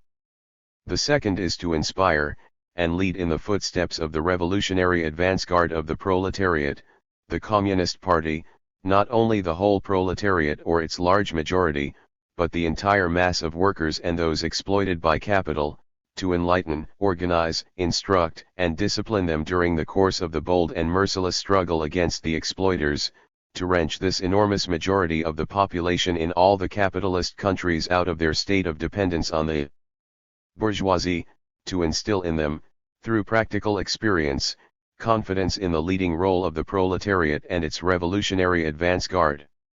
The third is to neutralize or render harmless the inevitable fluctuations between the bourgeoisie and the proletariat, between bourgeois democracy and the Soviet system, on the part of that rather numerous class in all advanced countries, although constituting a minority of the population, the small owners and proprietors in agriculture, industry, commerce, and the corresponding strata of intellectuals, white-collar workers, and so on. The first and second tasks are independent ones, demanding each its special methods of action in respect to the exploiters and to the exploited. The third task results from the two first, demanding only a skillful, timely, supple combination of the methods of the first and second depending on the concrete circumstances of each separate case of fluctuation. 3. Under the circumstances which have been created in the whole world, and most of all in the most advanced, powerful, enlightened and free capitalist countries by militarist imperialism, oppression of colonies and the weaker nations, by the universal imperialist slaughter, and the Peace of Versailles, to admit the idea of a voluntary submission of the capitalists to the will of the majority of the exploited, of a peaceful, reformist passage to socialism, is not only to give proof of an extreme petty bourgeois dull-headedness, but it is direct deception of the workers, a disguising of capitalist wage slavery, a concealment of the truth. This truth consists in the fact that the bourgeoisie, the most enlightened and democratic bourgeoisie, is even now not hesitating at deceit and crime, at the slaughter of millions of workmen and peasants, for the retention of the right of private ownership over the means of production. Only a violent defeat of the bourgeoisie, the confiscation of its property, the annihilation of the entire bourgeois government apparatus, from top to bottom, parliamentary, judicial, military, bureaucratic, administrative, municipal, etc., up to the individual exile or internment of the most stubborn and dangerous exploiters, the establishment of a strict control over them for the repressing of all inevitable attempts at resistance and restoration of capitalist slavery, only such measures will be able to guarantee the complete submission of the whole class of exploiters. It is the same camouflage of capitalism and bourgeois democracy, the same deception of the workers when the old parties and old leaders of the Second International suggest that the majority of the workers and exploited will be able to acquire a clear socialist consciousness, firm socialist convictions and character under the conditions of capitalist enslavement, under the yoke of the bourgeoisie, which assumes an endless variety of forms, the more refined, and at the same time the more cruel and pitiless in the more cultured capitalist nations. In reality it is only when the advanced guard of the proletariat, supported by the whole class, or a majority of it, has overthrown the exploiters, crushed them, freed all the exploited from their position of slaves, improved their conditions of life immediately at the expense of the expropriated capitalists, only after that, and during the very course of the acute class struggle, will it be possible to realize the enlightenment, education, and organization of the widest masses of workers and exploited, under the influence and direction of the communists, to cure them of their egotism, their non-solidarity, their vices and weaknesses engendered by private ownership, and to transform them into a free association of free workers. For in order to win victory over capitalism it is necessary to have the right mutual relations between the Communist Party as leader, the revolutionary class, the proletariat, on the one hand and the masses, that is all of the toilers and the exploited, on the other. Only the Communist Party, if it is really the advanced guard of the revolutionary class, if it includes the best representatives of the class, if it consists of perfectly conscious and loyal communists, enlightened and tempered by the experience gained in the stubborn revolutionary struggle, if this party is able to become bound indissolubly with the entire life of its class, and through the latter with the whole mass of the exploited, and to inspire full confidence in this class and this mass. Only such a party is capable of leading the proletariat in the most pitiless decisive last struggle against all the forces of capitalism. On the other hand, only under the leadership of such a party will the proletariat be able to employ all the force of its revolutionary onslaught, which is immeasurably smaller than the proportion of proletarians in the population in capitalist society as a result of its economic structure, nullifying the inevitable apathy and partial resistance of the insignificant minority of the demoralized labor aristocracy, the old trade union leaders, etc. Only then will the proletariat be able to display its power, which is immeasurably greater than its share in the population, by reason of the economic organization of capitalist society itself. Lastly, only when in practice freed from the yoke of the bourgeoisie and the bourgeois state apparatus, only after acquiring the possibility of organizing into its own Soviets, free from all capitalist exploitation, will the mass, i.e., the whole of the workers and exploited, employ for the first time in history all the initiative and energy of tens of millions of people, formerly crushed by capitalism. Only when the Soviets become the only state apparatus will effectual participation and the administration be realized for the entire mass of the exploited, who even under the most cultured and free bourgeois democracy remained 90% excluded from participation in the administration. Only in the Soviets does the mass really begin to study, not out of books, but out of its own practical experience, the work of socialist construction, the creation of a new social discipline, a free union of free workers. 2. In what should the immediate preparation for dictatorship of the proletariat everywhere consist? 5. The present moment in the development of the international communist movement is characterized by the fact that in a great majority of capitalist countries the preparation of the proletariat to the realization of its dictatorship is incomplete. Very often it has not even been begun systematically. It does not follow that the proletarian revolution is not possible in the most immediate future. It is quite possible, because the economic and political situation is extraordinarily rich in inflammable material, sparks to light it. The other condition of a revolution, besides the preparedness of the proletariat, namely, the general state of crisis in all the ruling and all the bourgeois parties, is also at hand. But it follows from the above that the duty for the moment of the communist parties consists in accelerating the revolution, without provoking it artificially until sufficient preparation has been made. The preparedness of the proletariat for the revolution must be advanced by deeds. On the other hand, the above instance in the history of many socialist parties, draws our attention to the fact that the recognition of the dictatorship of the proletariat should not remain only verbal. Therefore, the principal duty of the communist parties, from the point of view of the international proletarian movement, is at the present moment the uniting of the dispersed communist forces, the formation in each country of a single communist party, or the strengthening and renovation of the already existing one, in order to assist in the work of preparing the proletariat for the conquest of state power in the form of the dictatorship of the proletariat. The socialist work usually done by groups and parties which recognize the dictatorship of the proletariat has not yet by a long way been subjected to the radical strengthening and renewal which is essential if it is to be regarded as communist work corresponding to the tasks on the eve of the proletarian dictatorship. 6. The conquest of political power by the proletariat does not put a stop to its class struggle against the bourgeoisie. On the contrary, it makes the struggle particularly widespread, acute, and pitiless. All the groups, parties, leaders of the labor movement, fully or partially on the side of reformism, the center, and so on, turn inevitably, during the most acute moments of the struggle, either to the side of the bourgeoisie or to that of the waverers, or, most dangerous, add to the number of the unreliable friends of the victorious proletariat. Therefore, The preparation of the dictatorship of the proletariat demands not only an increased struggle against all reformist and centrist tendencies, but a modification of the nature of this struggle.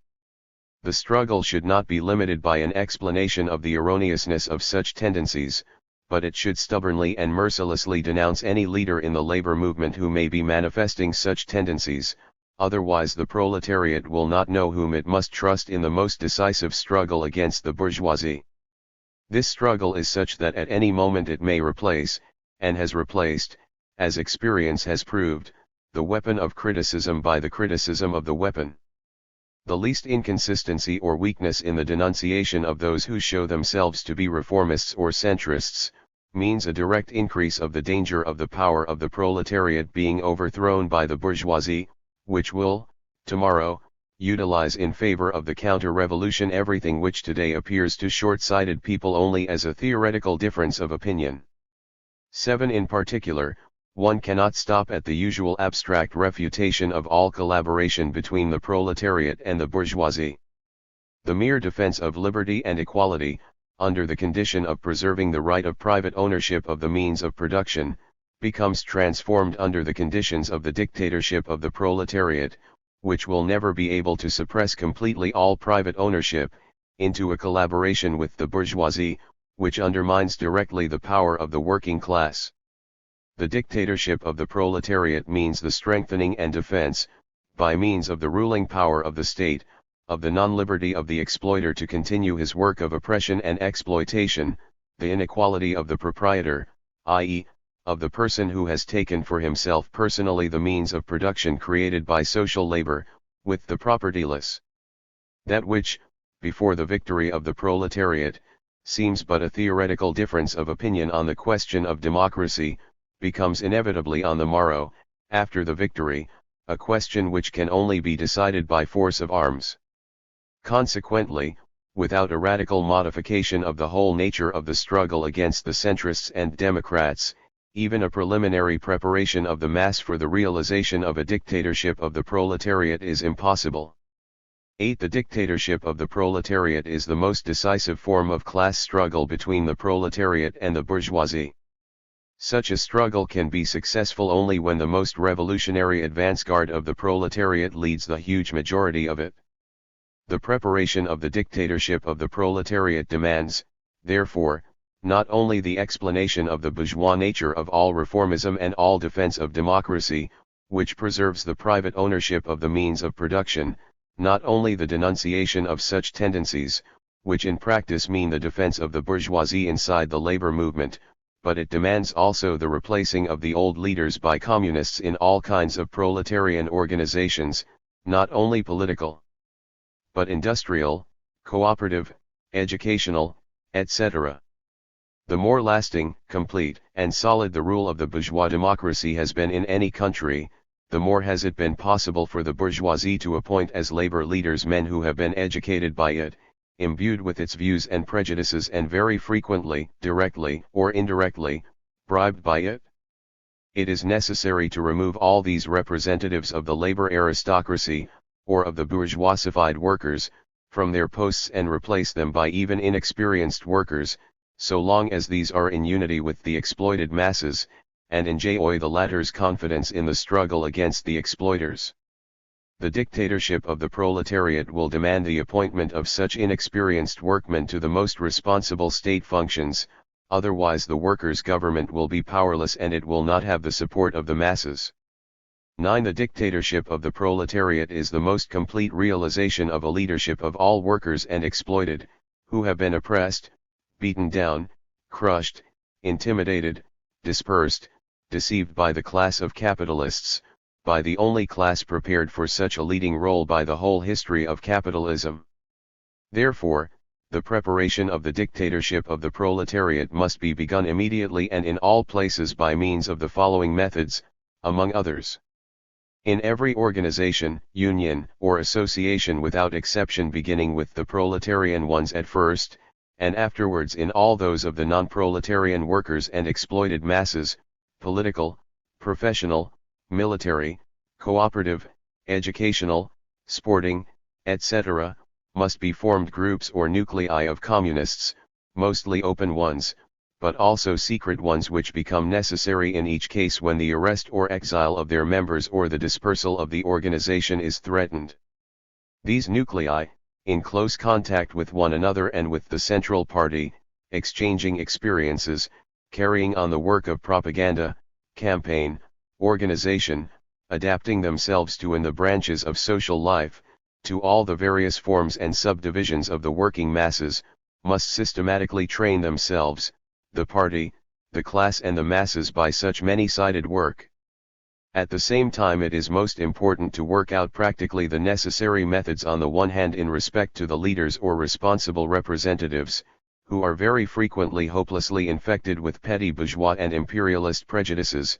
These leaders must be mercilessly exposed and driven from the labor movement.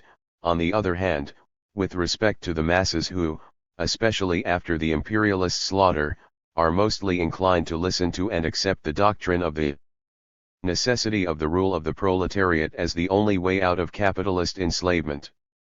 The masses must be approached with patience and caution, and with an understanding of the peculiarities, the special psychology of each layer or profession. 10 in particular, 1 of the groups or nuclei of the communists deserves the exclusive attention and care of the party, namely, the parliamentary faction, i.e., the group of members of the party who are members of bourgeois representative institutions, first of all in state institutions, then local, municipal and others. On the one hand, such a tribune has a special importance in the eyes of the wider circles of the backward toiling masses or those permeated by petty bourgeois prejudices. Therefore, from this very tribune the communists must carry on their work of propaganda, agitation, organization, explaining to the masses why the dissolution of the bourgeois parliament, the Constituent Assembly, by the National Congress of Soviets was a legitimate proceeding at the time in Russia, as it will be in all countries in due time. On the other hand, the whole history of bourgeois democracy has made out of parliament, especially in the more advanced countries, the chief or one of the chief means of unbelievable financial and political swindles, and the possibility of making a career out of hypocrisy and the oppression of the workers. Therefore, the deep hatred against all parliaments among the best representatives of the revolutionary proletariat is perfectly justified.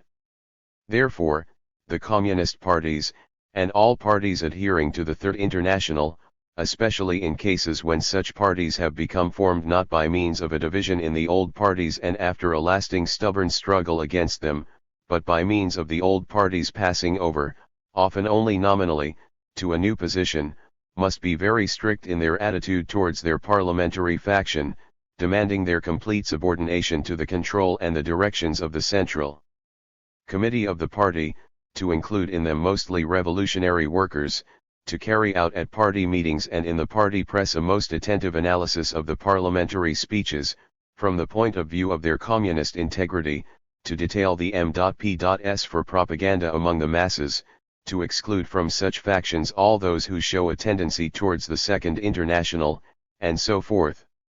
Not even preliminary preparation of the proletariat for the overthrow of the bourgeoisie is possible without an immediate, systematic, widely organized, and open struggle against the group which undoubtedly, as experience has already proved, will furnish plenty of men for the white guards of the bourgeoisie after the victory of the proletariat. All the parties adhering to the Third International must at all costs put into practice the motto, deeper into the masses, in closer contact with the masses, understanding by the word masses the entire mass of workers and those exploited by capitalism, especially the less organized and enlightened, the most oppressed and least accessible to organization. The proletariat becomes revolutionary only in so far as it is not enclosed within narrow craft limits, in so far as it participates in all the events and branches of public life, as a leader of the whole working and exploited mass, and it is completely impossible for it to realize its dictatorship unless it is ready for and capable of the greatest sacrifices for the victory over the bourgeoisie. The experience of Russia in this respect has a theoretical and practical importance. In Russia the proletariat could not have realized its dictatorship, nor acquired the respect and confidence of the whole working mass, if it had not borne most of the sacrifices and had not suffered from hunger more than all the other groups in this mass, during the most difficult moments of the onslaught, war, and blockade on the part of the world bourgeoisie. In particular, it is necessary for the Communist Party and the whole advanced proletariat to give the most absolute and self-denying support to all the masses in a broad, elemental strike movement, which is alone able, under the yoke of capitalism, to awaken properly, arouse, enlighten and organize the masses, and develop in them a full confidence in the leading role of the revolutionary proletariat. Without such a preparation no dictatorship of the proletariat will be possible, and those who are capable of preaching against strikes, like Koskai in Germany and Turati in Italy, are not to be suffered in the ranks of parties adhering to the Third International. This concerns still more, naturally, those trade union and parliamentary leaders, who often betray the workmen by teaching them to make the strike an instrument of reformism and not of revolution, Jouherho in France, Gompers in America, and Thomas in England. 12. For all countries, even for most free legal and peaceful ones in the sense of a lesser acuteness in the class struggle, the period has arrived when it has become absolutely necessary for every communist party to combine systematically both legal and illegal work, legal and illegal organization. In the most enlightened and free countries, with the most solid bourgeois democratic regime, the governments are systematically recurring, in spite of their false and hypocritical assurances, to the method of keeping secret lists of communists, to endless violations of their constitutions for the semi-secret and secret support of white guards and the murder of communists in all countries, to secret preparations for the arrest of communists, the introduction of agents provocateurs among the communists, etc. Only the most reactionary petty bourgeois, by whatever high-sounding democratic or pacifist phrases he may disguise his ideas, can dispute this fact or the necessary conclusion, an immediate formation by all lawful communist parties of illegal organizations for systematic illegal work, for their complete preparation for the moment bourgeois persecution emerges. It is especially necessary to carry on illegal work in the army, navy, and police, as after the imperialist slaughter all the governments in the world are becoming afraid of the national armies, open to all peasants and workmen, and they are setting up in secret all kinds of select military organizations recruited from the bourgeoisie and specially provided with improved technical equipment. On the other hand, it is also necessary, and in all cases, without exception, not to limit oneself to illegal work, but to carry on also legal work, overcoming all difficulties. Founding a legal press and legal organizations under the most diverse and, in case of need, frequently changing, names. This is now being done by the illegal communist parties in Finland, Hungary, partly in Germany, Poland, Latvia, etc. It is thus that the IWW in America should act, as well as all the legal communist parties at present, in case the public prosecutor starts prosecutions on the basis of resolutions of the Congresses of the Communist International, etc. The absolute necessity of the principle of both illegal and legal work is determined not only by the total aggregate of all the peculiarities of the given moment, on the very eve of a proletarian dictatorship, but by the necessity of proving to the bourgeoisie that there is not, and cannot be, any branch of the work of which the communists have not possessed themselves, and still more by the fact that everywhere there are still wide circles of the proletariat and greater ones of the non-proletarian workers and exploited masses, which still trust in bourgeois democracy, and which it is very important for us to convince of the opposite. 13. In particular, the situation of the labor press in the more advanced capitalist countries shows, especially clearly, both the falseness of liberty and equality under bourgeois democracy, and the necessity of a systematic blending of legal and illegal work. Both in vanquished Germany and in victorious America all the power of the governmental apparatus of the bourgeoisie, and all the tricks of its financial kings are being set in motion in order to deprive the workers of their press, prosecutions and arrests, or murder by means of hired murderers, of the editors, prohibition of sending by mail, depriving of paper, etc. Moreover, the information necessary for a daily paper is in the hands of bourgeois telegraph agencies, and the advertisements, without which a large paper cannot pay its way, are at the free disposal of capitalists. On the whole, by means of deceit, the pressure of capital and the bourgeois government, the bourgeoisie deprives the revolutionary proletariat of its press.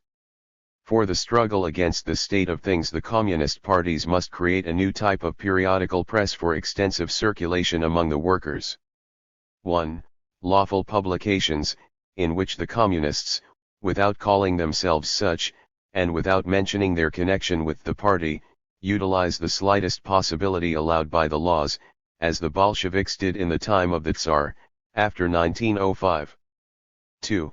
Illegal sheets, although of the smallest dimensions and irregularly published, but reproduced in most of the printing offices by the workers, in secret, or if the movement has grown stronger, by means of a revolutionary seizure of the printing offices, and giving the proletariat undiluted revolutionary information and revolutionary slogans. Without a revolutionary fight involving the masses for the freedom of the communist press, preparation for the dictatorship of the proletariat is impossible. 3.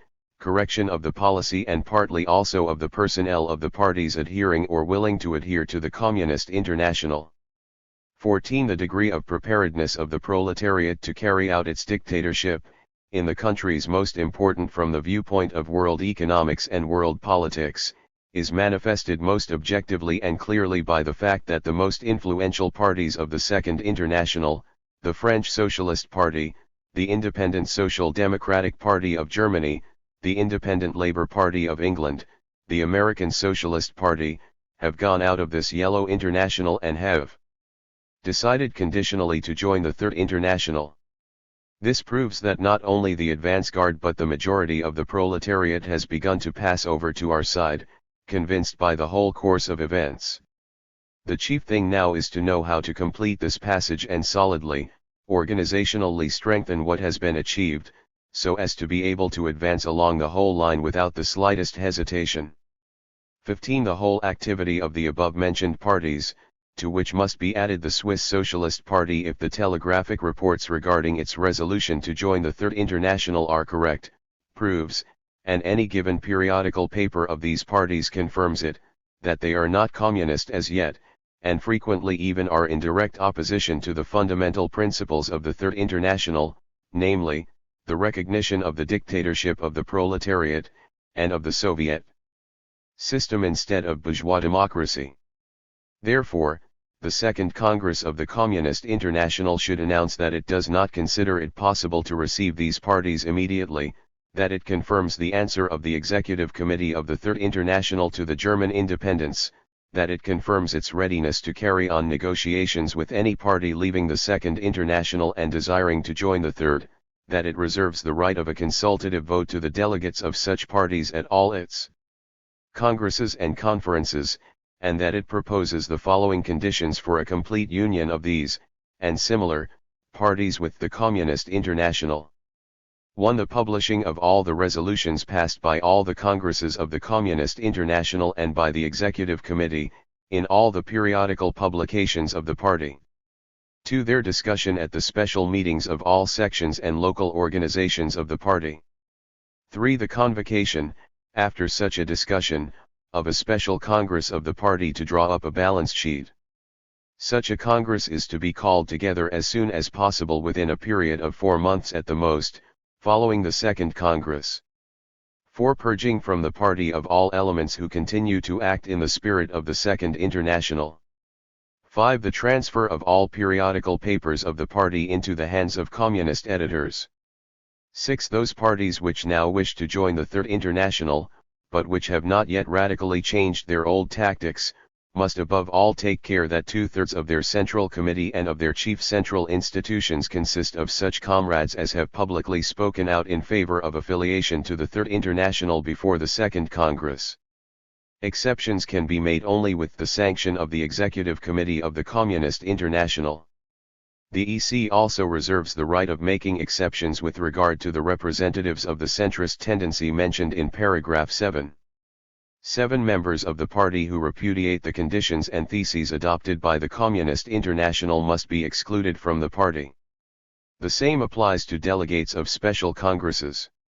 The Second Congress of the Third International charges its Executive Committee to admit the above-named and similar parties into the Third International after a preliminary verification that all these conditions have been fulfilled, and that the nature of the activity of the party has become communist. 16. In regard to the question as to what must be the line of conduct of the communists, at present constituting the minority, in the responsible posts of the above-named and similar parties, the Second Congress of the Third International has decided that, in view of the rapid development and the revolutionary spirit of the masses, it would be undesirable for the communists to leave these parties so long as they are able to carry on their work within the parties in the spirit of recognition of the dictatorship of the proletariat and of the criticism of all opportunists and centrists still remaining in these parties.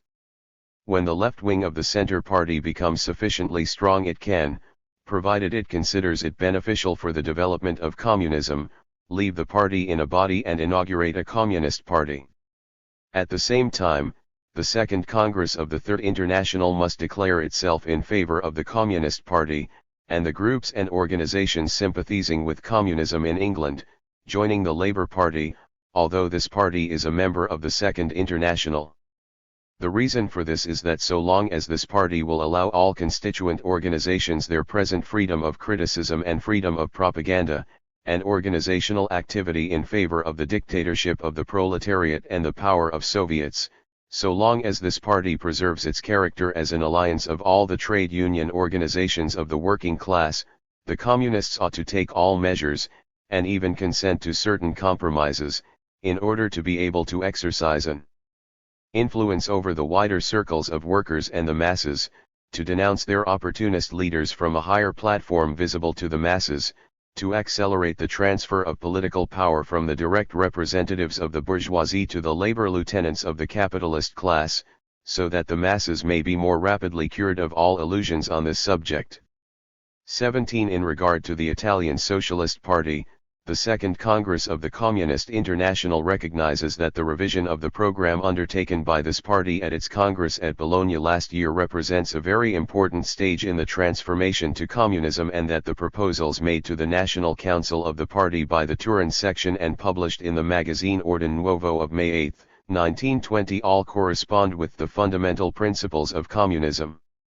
The Congress asks the Italian Socialist Party to examine at its next Congress, which will take place in accordance with its own statutes and the general conditions of entry into the Communist International, the proposals that have been made and all the decisions of the Second Congress of the Communist International, especially with regard to the parliamentary faction, the trades unions and the non-communist elements in the party.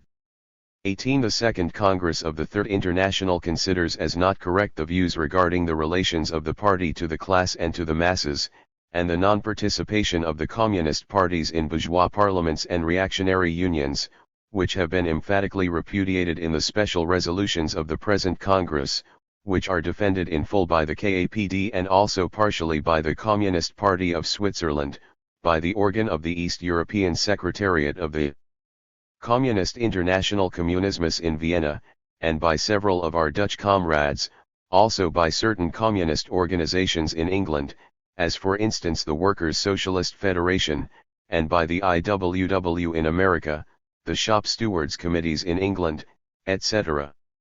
Nevertheless, the Second Congress of the Third International considers possible and desirable the immediate affiliation of such of these organizations which have not already done so officially, because, in all these cases, especially in the cases of the IWW of America and Australia, and the Shop Stewards Committees of England, we have to deal with a genuine proletarian mass movement, which practically adheres to the principles of the Communist International.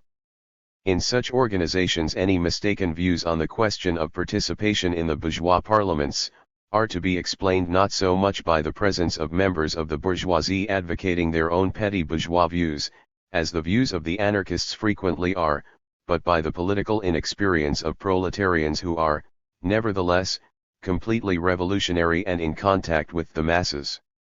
The Second Congress of the Communist International requests therefore all the communist organizations and groups in the Anglo-Saxon countries, even in case immediate union between the Third International and the industrial workers of the world and the Shop Stewards Committees does not take place, To carry on a policy of the most friendly attitude toward these organizations, and the masses sympathizing with them, to explain to them in a friendly way, from the point of view of all revolutions. And the three Russian revolutions in the 20th century especially, the erroneousness of their above stated views, and not to desist from repeated attempts to become united with these organizations so as to form one communist party. 19. In connection with this, the Congress draws the attention of all comrades, especially in the Latin and Anglo-Saxon countries, to the fact that among the anarchists since the war all over the world a deep theoretical division is taking place upon the question of their attitude towards the dictatorship of the proletariat and the power of the Soviets. And it is just among the proletarian elements, which were frequently led into anarchism by their perfectly justified hatred of the opportunism and reformism of the parties of the Second International, that there is to be noticed a perfectly correct understanding of these principles, especially among those who are more nearly acquainted with the experience of Russia, Finland, Hungary, Latvia, Poland, and Germany.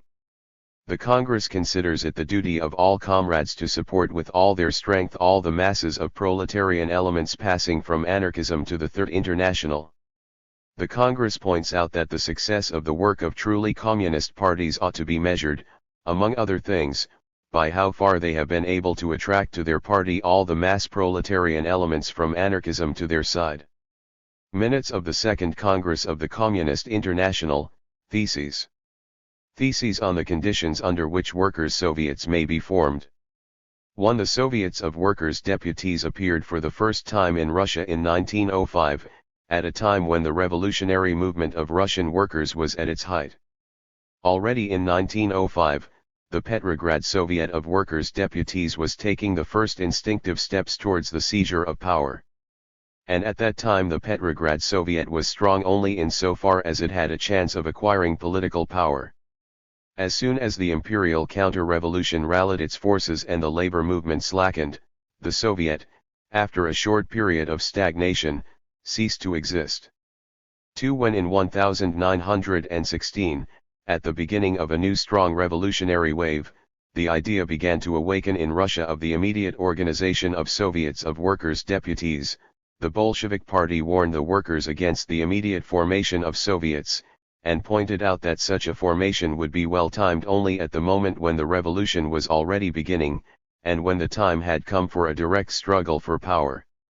3. At the beginning of the February Revolution of 1917, when the Soviets of Workers' Deputies were transformed into Soviets of Workers and Soldiers' Deputies, they drew into the sphere of their influence the widest circles of the masses, and at once acquired a tremendous authority, because the real force was on their side, in their hands. But when the liberal bourgeoisie recovered from the suddenness of the first revolutionary blows, and when the social traders, the socialist revolutionaries, and the Mensheviks, helped the Russian bourgeoisie to take the power into its hands, the importance of the Soviets began to dwindle. Only after the July days and after the failure of Kornilov's counter-revolutionary campaign, when the masses began to move, and when the collapse of the counter-revolutionary bourgeois coalition government became acute, did the Soviets begin to flourish again, and soon acquired a decisive importance in the country. 4. The history of the German and the Austrian revolutions shows the same. When the popular masses revolted, when the revolutionary wave rose so high that it washed away the strongholds of the monarchies of the Hohenzollerns and the Habsburgs, in Germany and in Austria the Soviets of Workers and Soldiers' Deputies were formed with all the power of a force of nature. At first the real force was on their side, and the Soviets were well on the way to become the de facto power. But as soon as, owing to a whole series of historical conditions, the power began to pass to the bourgeoisie and the counter-revolutionary Social Democrats, the Soviets began to decline and dwindled away to nothing. During the days of the unsuccessful counter-revolutionary revolt of Kaplutwitz in Germany, the Soviets again resumed their activity, but when the struggle ended in the victory of the bourgeoisie and the social traders, the Soviets, which had just begun to revive, once more died away. 5. The above facts prove that for the formation of Soviets certain definite premises are required. To organize Soviets of Workers' Deputies, and transform them into Soviets of Workers and Soldiers' Deputies, the following conditions are necessary. A. a great revolutionary impulse among the widest circles of workmen and workwomen, the soldiers and workers in general. b. An acute political and economic crisis, attaining such a degree that the power begins to slip out of the hands of the government. c.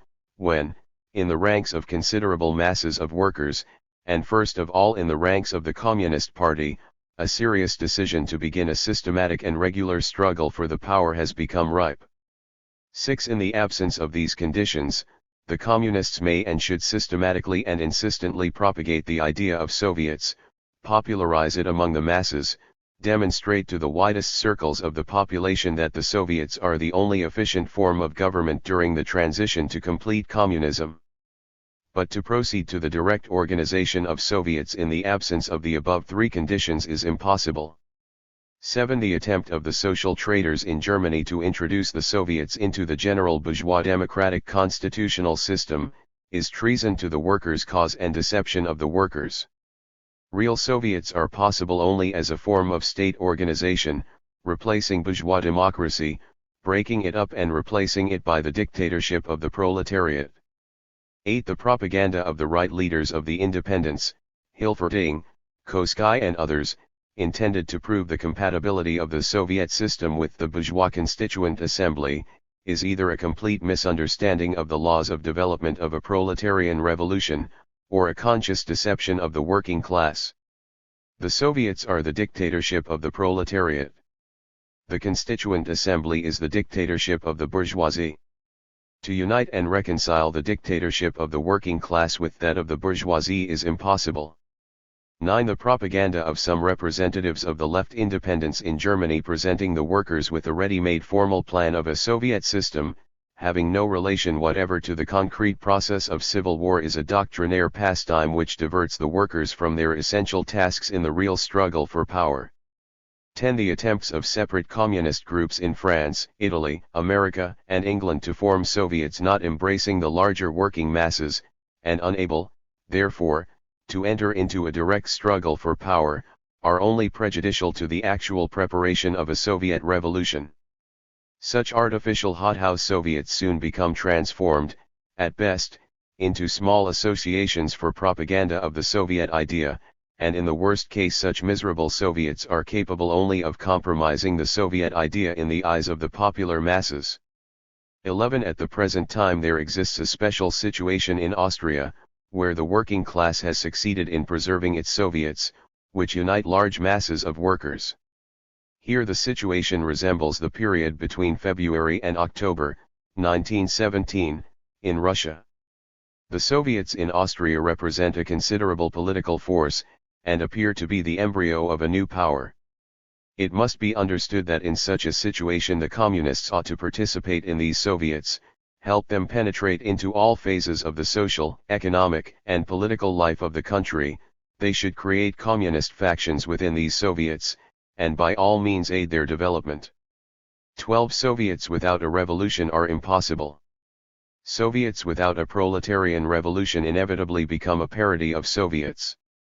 The authentic Soviets of the masses are the historically elaborated forms of the dictatorship of the proletariat. All sincere and serious partisans of Soviet power should deal cautiously with the idea of Soviets, and while indefatigably propagating it among the masses, should proceed to the direct realization of such Soviets only under the conditions mentioned above.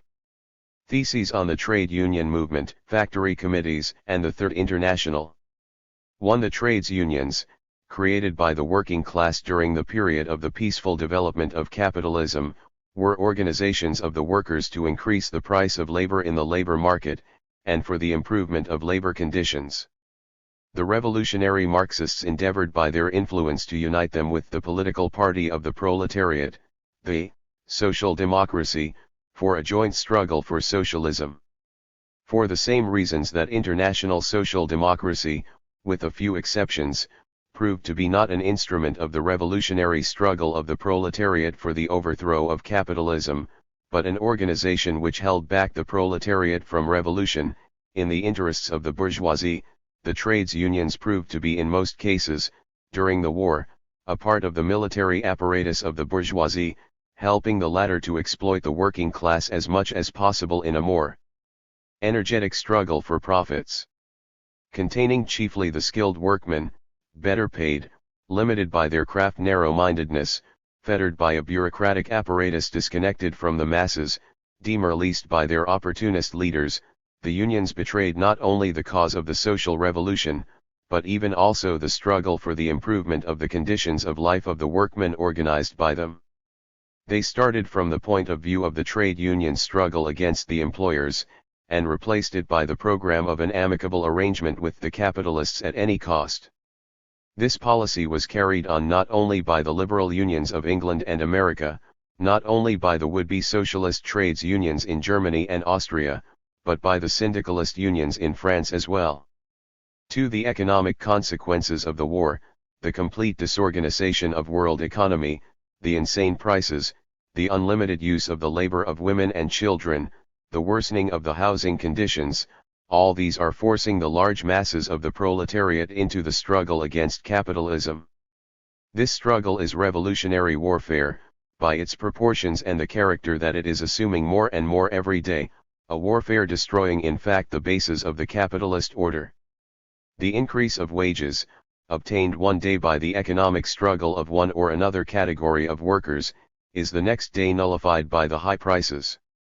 The prices must continue to rise, because the capitalist class of the victorious countries, ruining Central and Eastern Europe by its policy of exploitation, is not only not in a position to organize the world economy, but is incessantly disorganizing it.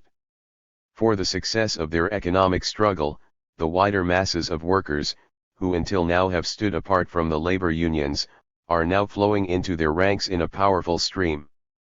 In all capitalist countries a tremendous increase of the trades unions is to be noticed, which now become organizations of the chief masses of the proletariat, not only of its advanced elements. Flowing into the unions, these masses strive to make them their weapons of battle.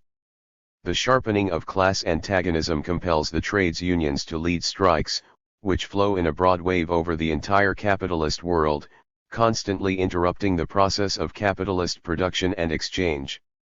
Increasing their demands in proportion to the rising prices and their own exhaustion, the working classes undermine the basis of all capitalist calculations and the elementary premise of every well-organized economic management.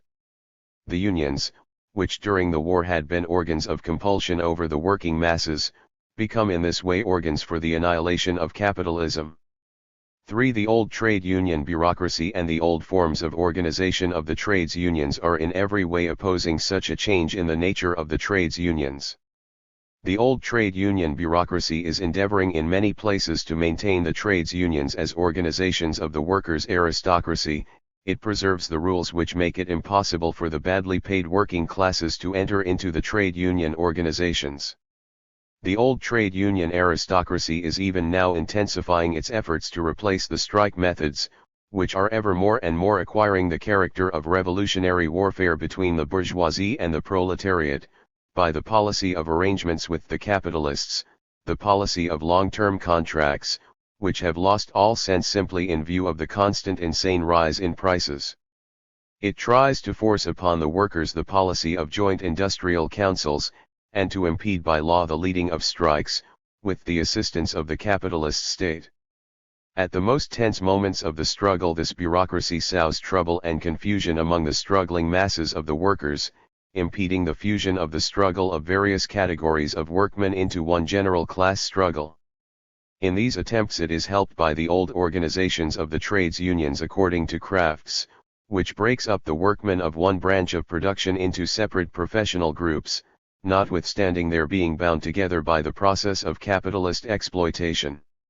It rests on the force of the tradition of the old labor aristocracy, which is now constantly being weakened by the process of suppression of the privilege of separate groups of the proletariat through the general decay of capitalism, the equalization of the level of the working class and the growth of the poverty and precariousness of its livelihood. In this way the trade union bureaucracy breaks up the powerful stream of the labor movement into weak streamlets, substitutes partial reformist demands for the general revolutionary aims of the movement, and on the whole retards the transformation of the struggle of the proletariat into a revolutionary struggle for the annihilation of capitalism. For bearing in mind the rush of the enormous working masses into the trades unions, and also the objective revolutionary character of the economic struggle which those masses are carrying on in spite of the trade union bureaucracy, the communists must join such unions in all countries, in order to make of them efficient organs of the struggle for the suppression of capitalism and for communism. They must initiate the forming of trades unions where these do not exist.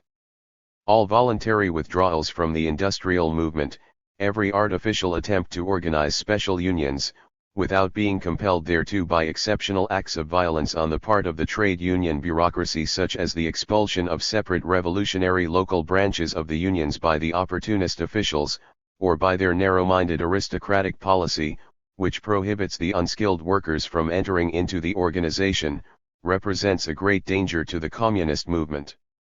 It threatens to hand over the most advanced, the most conscious workers to the opportunist leaders, playing into the hands of the bourgeoisie. The lukewarmness of the working masses, their theoretical indecision, their tendency to yield to the arguments of opportunist leaders, can be overcome only during the process of the ever-growing struggle, by degrees, as the wider masses of the proletariat learn to understand, by experience, by their victories and defeats, that in fact it is already impossible to obtain human conditions of life on the basis of capitalist methods of management, and by degrees as the advanced communist workmen learn through their economic struggle to be not only preachers of the ideas of communism, but also the most determined leaders of the economic struggle of the labor unions. Only in this way will it be possible to remove from the unions their opportunist leaders. Only in this way will the communists be able to take the lead in the trade union movement and make of it an organ of the revolutionary struggle for communism. Only in this way can they prevent the breakup of the trades unions, and replace them by industrial unions, remove the old bureaucracy separated from the masses and replace it by the apparatus of factory representatives, leaving only the most necessary functions to the center.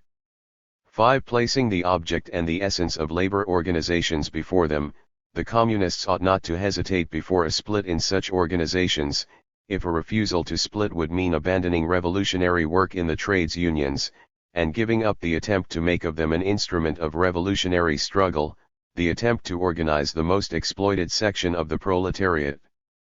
But even if such a split should be necessary, it must be carried into effect only at a time when the communists have succeeded by incessant warfare against the opportunist leaders and their tactics, in persuading the wider masses of workmen that the split is occurring not because of the remote and as yet incomprehensible aims of the revolution, but on account of the concrete, immediate interests of the working class in the development of its economic struggle.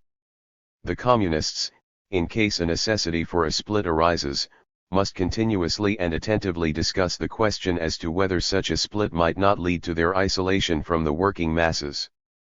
6. Where a split between the opportunists and the revolutionary trade union movement has already taken place before, where, as in America, alongside of the opportunist trades unions, there are unions with revolutionary tendencies, although not communist ones, there the communists are bound to support such revolutionary unions, to persuade them to abandon syndicalist prejudices and to place themselves on the platform of communism, which alone is the platform for the economic struggle.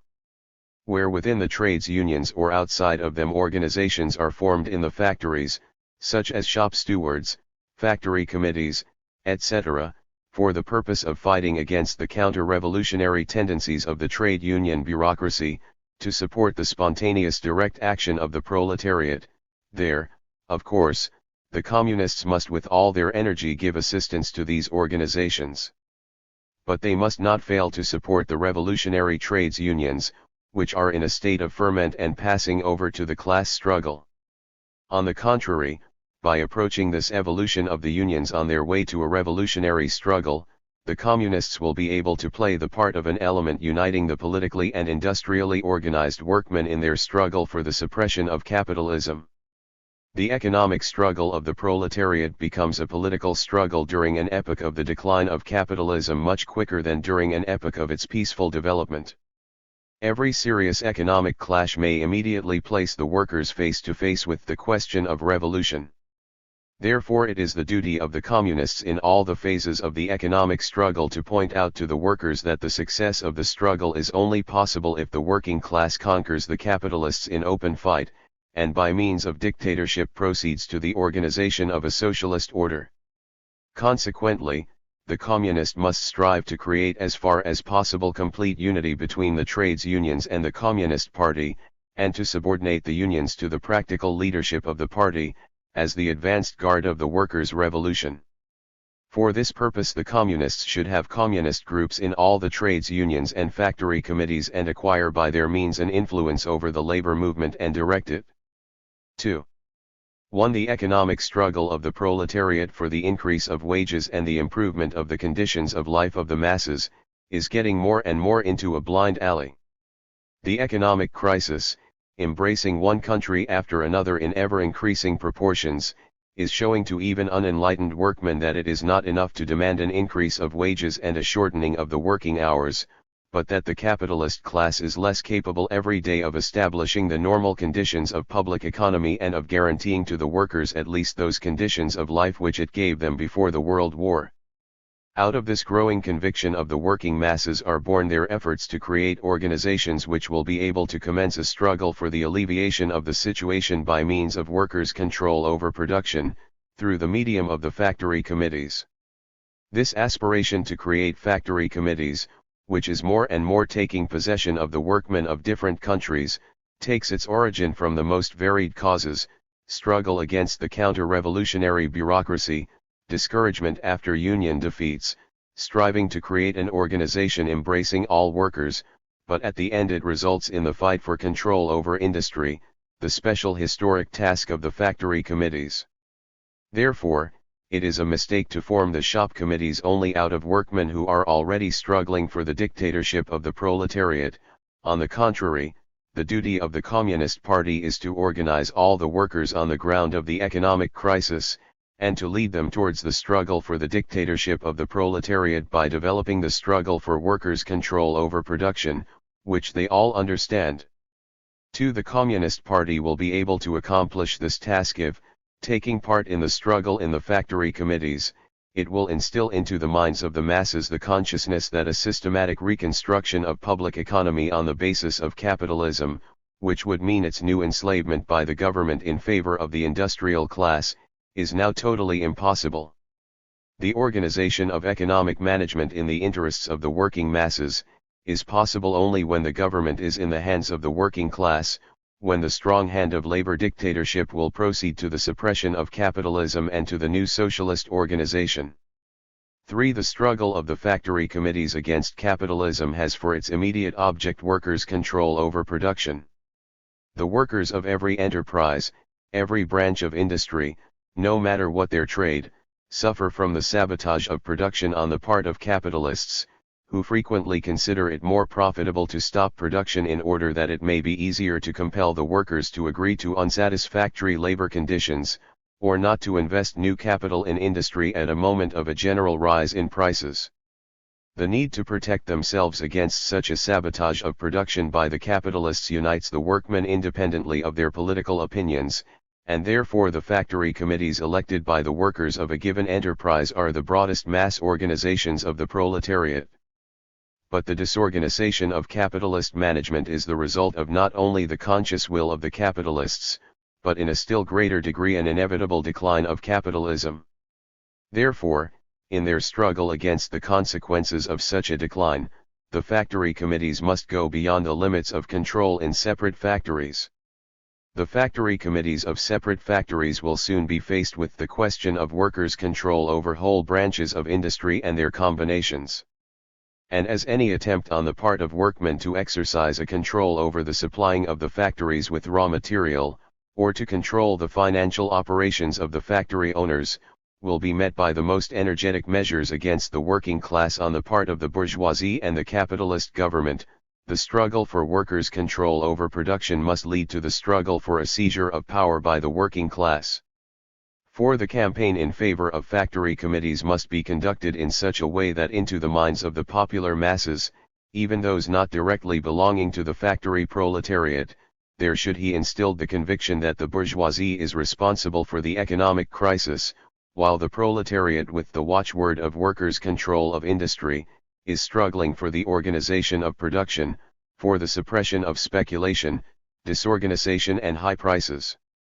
The duty of the communist parties is to struggle for control over production on the ground of the most insistent questions of the day, the lack of fuel and the transport crisis, to unite the different groups of the proletariat and to attract wide circles of the petty bourgeoisie, which is becoming more and more proletarianist day by day, and is suffering extremely from the economic crisis.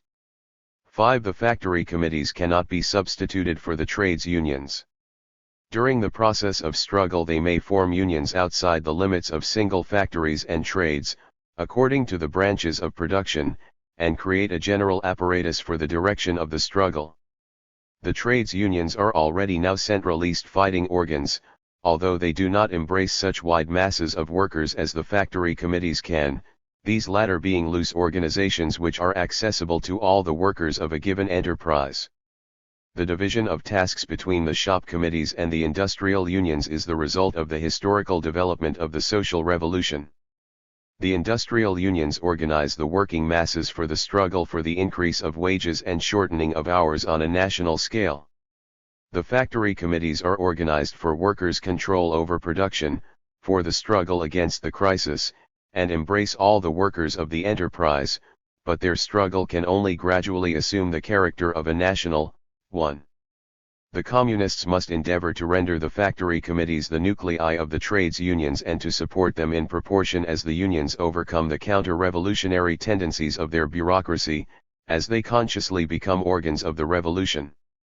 6. The duty of the communists consists in inspiring the trades unions and factory committees with a spirit of determined struggle, and the consciousness and knowledge of the best methods of such a struggle, the spirit of communism.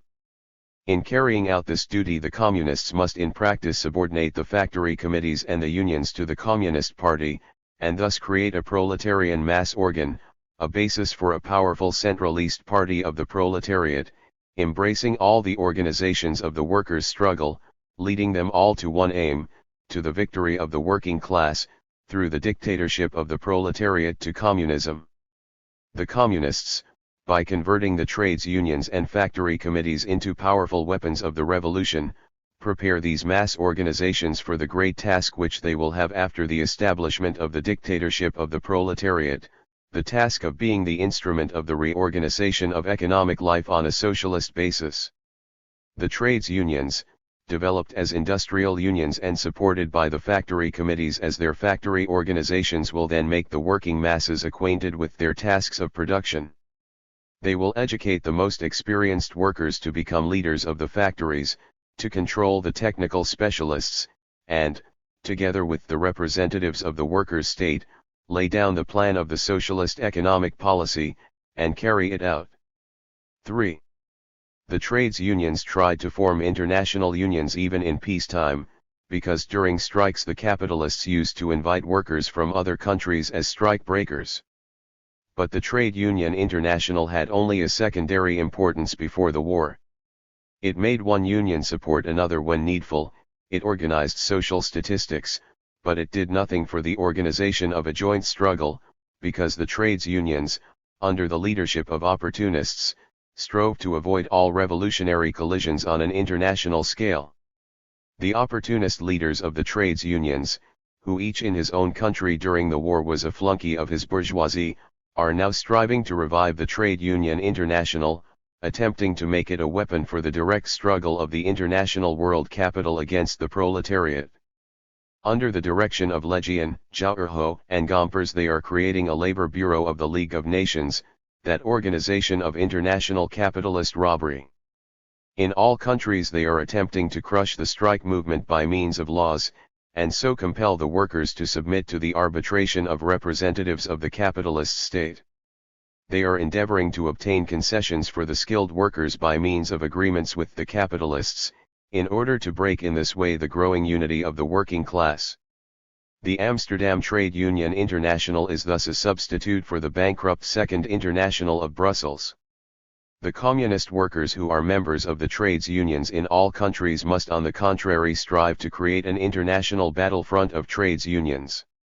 The question now is not financial relief in case of strikes, but when danger is threatening the working class of one country, the trades unions of the others, being organizations of the larger masses, should all come to its defense. They should make it impossible for the bourgeoisie of their respective countries to render assistance to the bourgeoisie of the country engaged in the struggle against the working class. The economic struggle of the proletariat in all countries is daily becoming more and more a revolutionary struggle. Therefore, the trades unions must consciously use their forces for the support of all revolutionary struggles in their own and in other countries. For this purpose they must not only, in their own countries, strive to attain as great as possible centralization of their struggle, but they must do so on an international scale by joining the Communist International, and uniting in one army, the different parts of which shall carry on the struggle jointly, supporting one another. Theses on the agrarian question. 1. Only the urban industrial proletariat, led by the Communist Party, can save the toiling masses in the countryside from the yoke of capital and landlordism, from dissolution and from imperialist wars, inevitable as long as the capitalist regime endures. There is no salvation for the peasants except to join the communist proletariat, to support with heart and soul its revolutionary struggle to throw off the yoke of the landlords and the bourgeoisie. On the other hand, the industrial workers will be unable to carry out their universal historic mission, and liberate humanity from the bondage of capital and war, if they shut themselves within their separate crafts, their narrow trade interests, and restrict themselves complacently to a desire for the improvement of their sometimes tolerable bourgeois conditions of life. That is what happens in most advanced countries possessing a labor aristocracy, which forms the basis of the would-be parties of the Second International, who are in fact the worst enemies of socialism, traitors to it, bourgeois jingoes, agents of the bourgeoisie in the labor movement. The proletariat becomes a truly revolutionary class, truly socialist in its actions, only by acting as the vanguard of all those who work and are being exploited, only as their leader in the struggle for the overthrow of the oppressors, and this cannot be achieved without carrying the class struggle into the agricultural districts, without rallying the toiling masses of the country around the Communist Party of the urban proletariat, without the peasants being educated by the urban proletariat. 2. The toiling and exploited masses in the countryside, which the urban proletariat must lead on to the fight, or at least win over to its side, are represented in all capitalist countries by the following groups. In the first place, the agricultural proletariat, the hired laborers, seasonal, migrant, and casual, making their living by wage labor in capitalist agricultural or industrial establishments. The independent organization of this class, separated from the other groups of the country population, in a political, military, trade, cooperative, educational sense, and energetic propaganda among it, in order to win it over to the side of the Soviet power and of the dictatorship of the proletariat, such is the fundamental task of the communist parties in all countries. In the second place, the semi-proletarians or smallholders, those who make their living partly by working for wages in agricultural and industrial capitalist establishments, partly by toiling on their own or on a rented piece of land, yielding but a part of the food needed for their families. This class of the toiling rural population is fairly numerous in all capitalist countries, but its existence and its peculiar position is hushed up by the representatives of the bourgeoisie and the yellow socialists affiliated to the Second International. Some of these people intentionally cheat the workers, but others follow blindly the average petty bourgeois view and mix up this special class with the whole mass of the peasantry. Such a method of bourgeois deception of the workers is to be observed more particularly in Germany and France, and to a lesser extent in America and other countries. Provided that the work of the Communist Party is well organized, this group is sure to side with the communists, the conditions of life of these half-proletarians being very hard, the advantage the Soviet power and the dictatorship of the proletariat would bring them being enormous and immediate. In some countries there is no clear-cut distinction between these two groups, it is therefore permissible under certain circumstances not to form them into separate organizations. In the third place, the small peasants, the farmers who possess by right of ownership, or rent, small portions of land which satisfy the needs of their family and of their farming without requiring any additional wage labor. This part of the population gains everything by the victory of the proletariat, which brings with it, a. liberation from the payment of rent, or a part of it, with crops to the owners of large estates, for instance, the métayers in France, the same arrangements in Italy, etc. b. abolition of all mortgages, c. abolition of many forms of dependence on the owners of large estates, the use of forests and pastures, etc. d. immediate help from the proletarian state for farm work, permitting use by peasants of the agricultural implements and part of the land on the big capitalist estates expropriated by the proletariat, immediate transformation by the proletarian state power of all consumer and agricultural cooperatives, which under capitalist rule were chiefly supporting the wealthy and powerful peasant, into institutions primarily for support of the poor peasant, that is to say, the proletarians, semi-proletarians, small peasants, etc. At the same time, the Communist Party should be thoroughly aware that during the transitional period leading from capitalism to communism, i.e., during the dictatorship of the proletariat, at least some partial hesitations are inevitable in this class, in favor of unrestricted free trade and free use of the rights of private property. For this class, being a seller of commodities, although on a small scale, is necessarily demoralized by profit hunting and habits of proprietorship. And yet, provided there is a consistent proletarian policy, and the victorious proletariat deals relentlessly with the owners of the large estates and the big peasants, the hesitations of the class in question will not be considerable, and cannot change the fact that on the whole this class will side with the proletarian revolution. All these three groups taken together constitute the majority of the agrarian population in all capitalist countries. This guarantees in full the success of the proletarian revolution, not only in the towns, but in the country as well. The opposite view is very widely spread, but it persists only because of a systematic deceit on the part of bourgeois scientists and statisticians. They hush up by every means any mention of the deep chasm which divides the rural classes we have indicated, between exploiting landowners and capitalists on the one hand and half-proletarians and small peasants on the other. This arises from the incapacity and the failure of the heroes of the Yellow Second International and the labor aristocracy, demoralized by imperialist privileges, to do genuine propaganda work on behalf of the proletarian revolution, or to conduct organizing work among the poor in the country. All the attention of the opportunists was given and is being given now to the arrangement of theoretical and practical agreements with the bourgeoisie, including the landed and middle peasantry, and not to the revolutionary overthrow of the bourgeois government and the bourgeois class by the proletariat. Finally, this view persists because of the force of inveterate prejudice connected with all bourgeois democratic and parliamentary prejudices, and the incapacity to grasp a simple truth fully proven by the Marxian theory and confirmed by the practice of the proletarian revolution in Russia.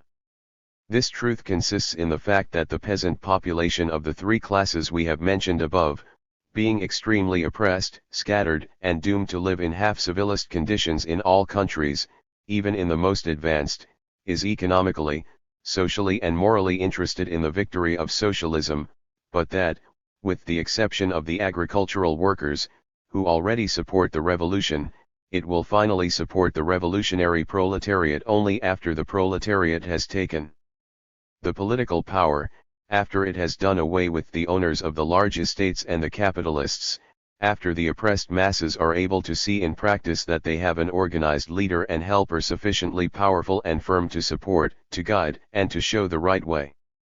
The middle peasantry, in the economic sense, consists of small landowners who possess, according to the right of ownership or rent, portions of land, which, although small, nevertheless may usually yield under capitalist rule, not only a provision for the family and the needs of the farming, but also the possibility to accumulate a certain surplus, which, at least in the best years, could be transformed into capital.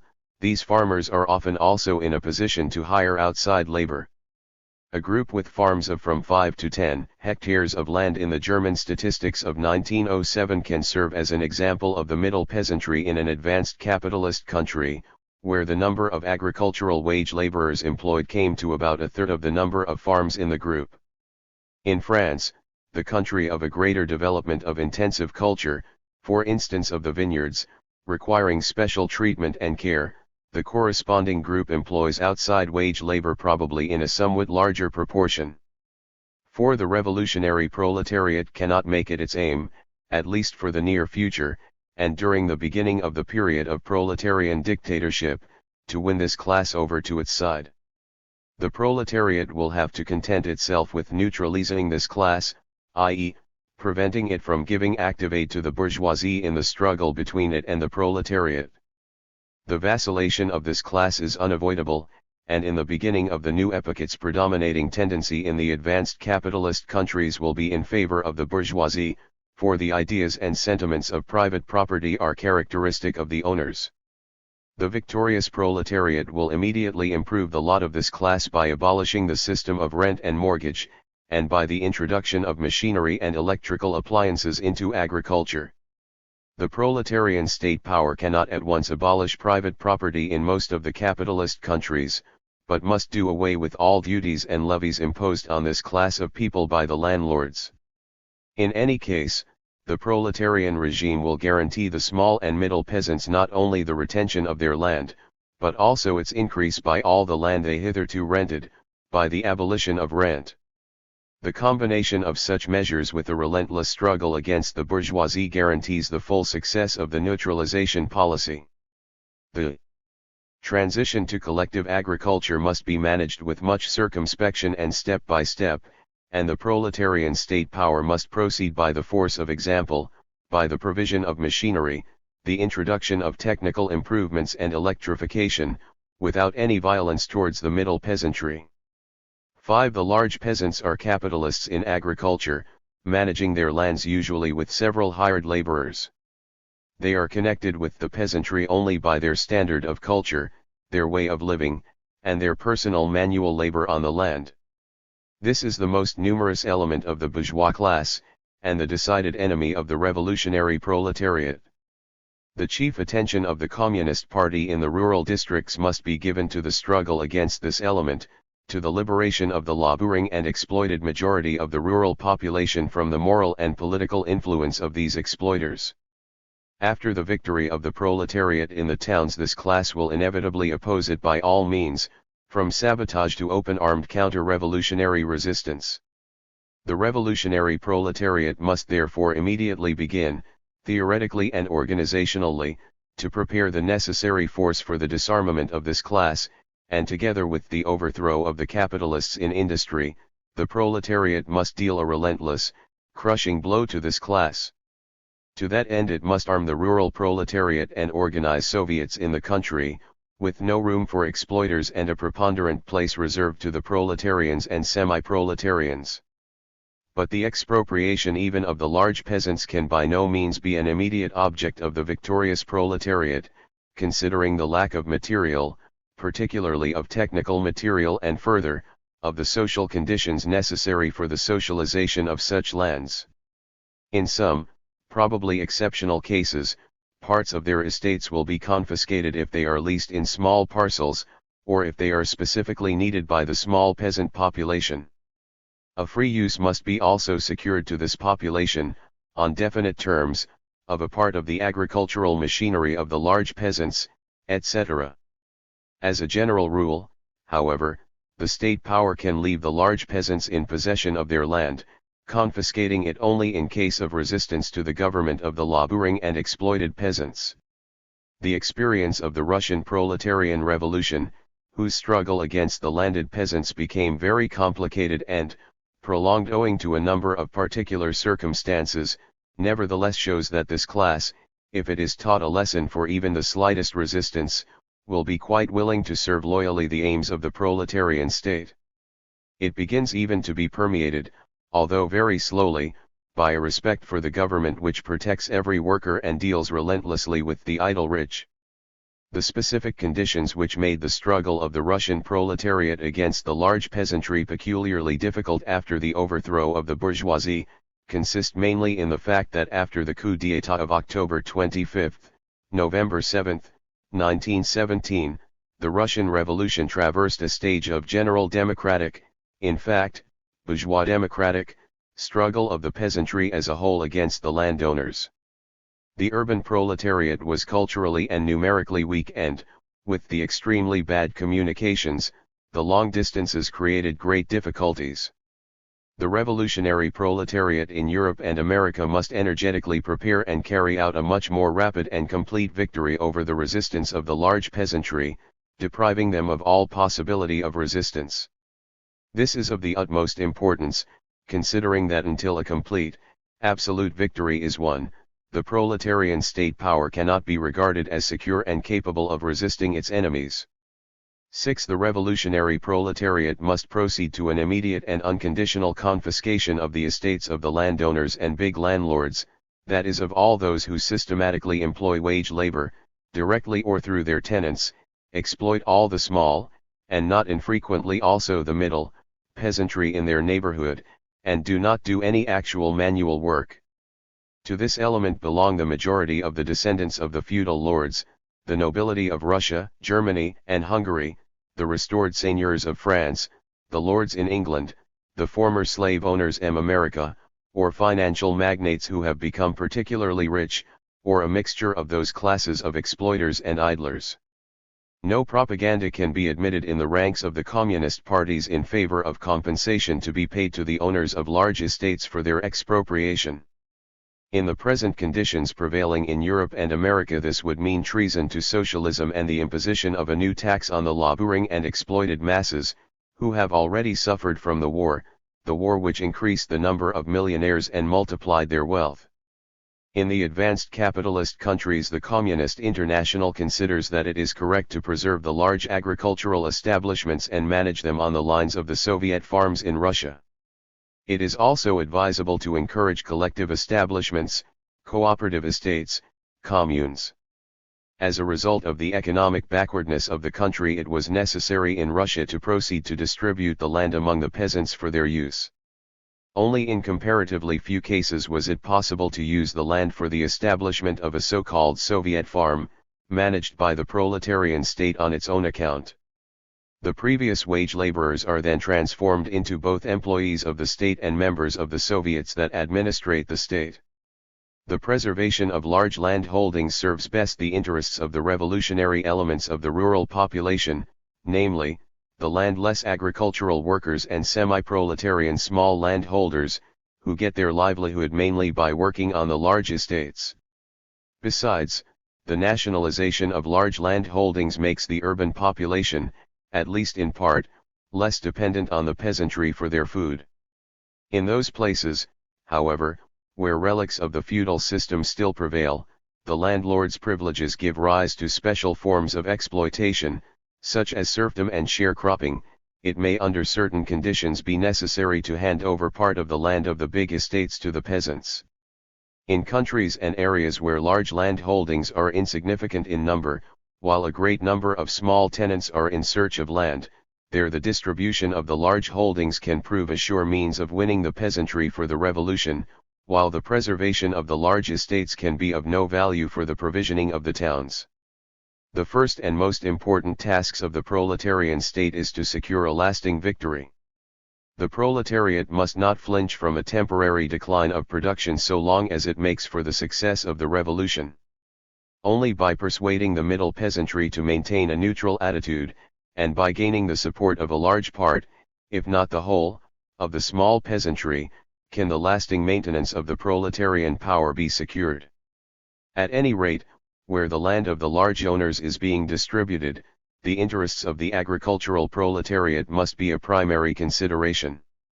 The implements of large estates must be converted into state property, absolutely intact, but on the unfailing condition that these implements be put at the disposal of the small peasants free of charge, subject to conditions worked out by the proletarian state.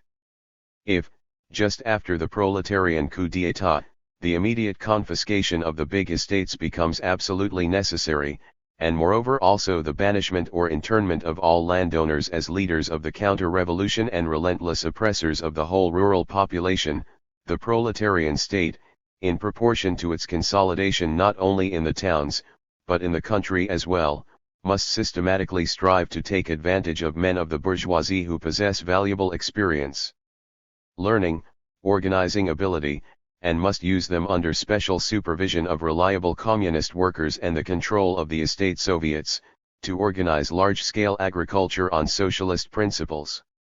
7. Socialism will not finally have vanquished capitalism and securely established itself forever until the proletarian state power, after having finally subdued all resistance of the exploiters and secured for itself a complete and absolute submission, will reorganize the whole of industry on the basis of scientific large-scale production and the most modern achievements of technique, electrification of the whole economy. This alone will afford a possibility of such radical help in the technical and the social sense, accorded by the town to the backward and dispersed country, that this help will create the material base for an enormous increase of the productivity of agriculture and general farming work, and will incite the small farmers by force of example and for their own benefit, to change to large collective machine agriculture. Most particularly in the rural districts, a real possibility of successful struggle for socialism requires that all communist parties inculcate in the industrial proletariat the consciousness of the necessity of sacrifice on its part for the overthrow of the bourgeoisie and the establishment of proletarian power, for the dictatorship of the proletariat is based not only on its ability to organize and to lead the working and exploited masses, but also on the vanguard being ready for the greatest efforts and most heroic sacrifice for this goal. The possibility of success requires that the laboring and most exploited masses in the country experience an immediate and great improvement of their position caused by the victory of the proletariat, and at the expense of the exploiters.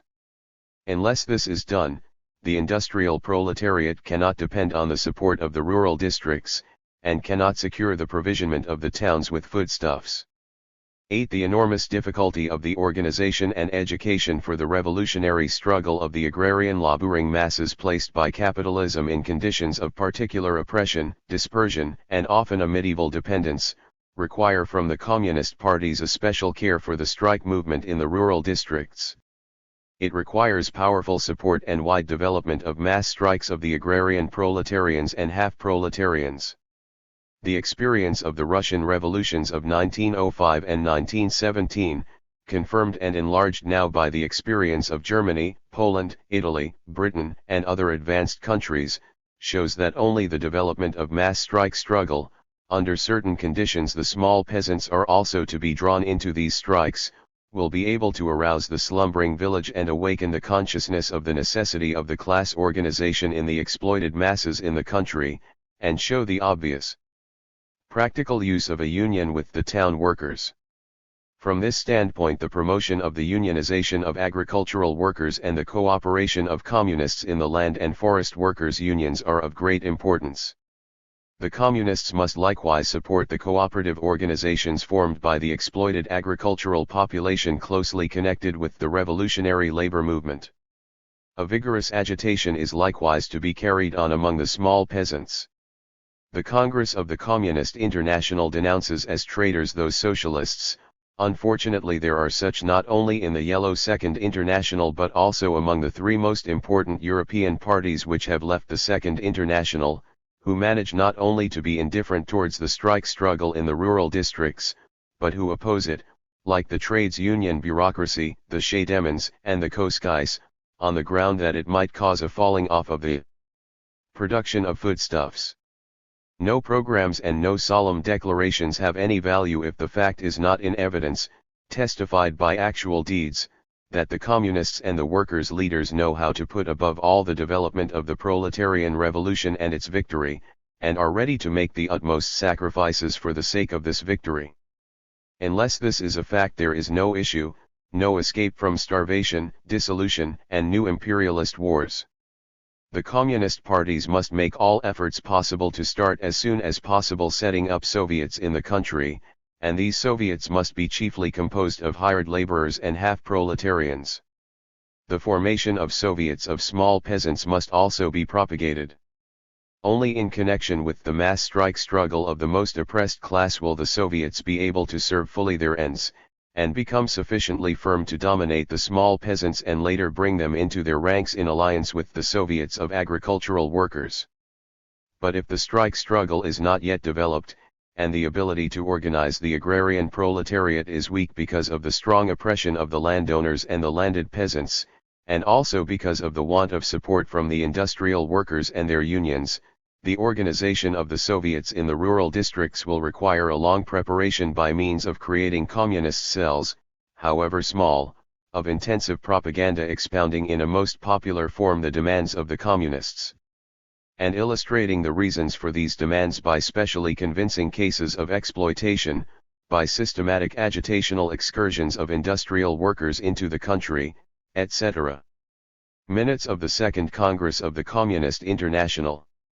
Delegates. The official German minutes of the Congress contain a list of delegates, totaling 218. The list is incomplete and contains some inaccuracies, including some misspelt names. Biographies are given here wherever known of the delegates listed in these minutes, together with others who are known to have taken part in the Congress. Platform at Second Congress, Sokhonikov, partly visible at left, Sarady, Trotsky, Levi, Zinoviev, Kalinin. Radek, with glasses.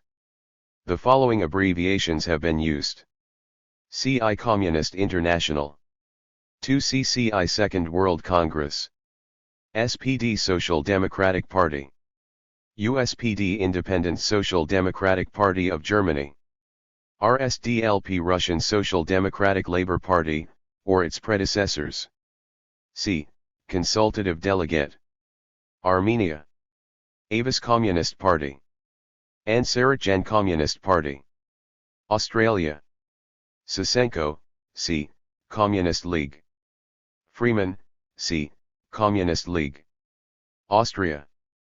Thoman, Karl, 1887 to 1945, Communist Party. A trade unionist before the war, he was a prisoner of war in Russia and for 1917 became a communist.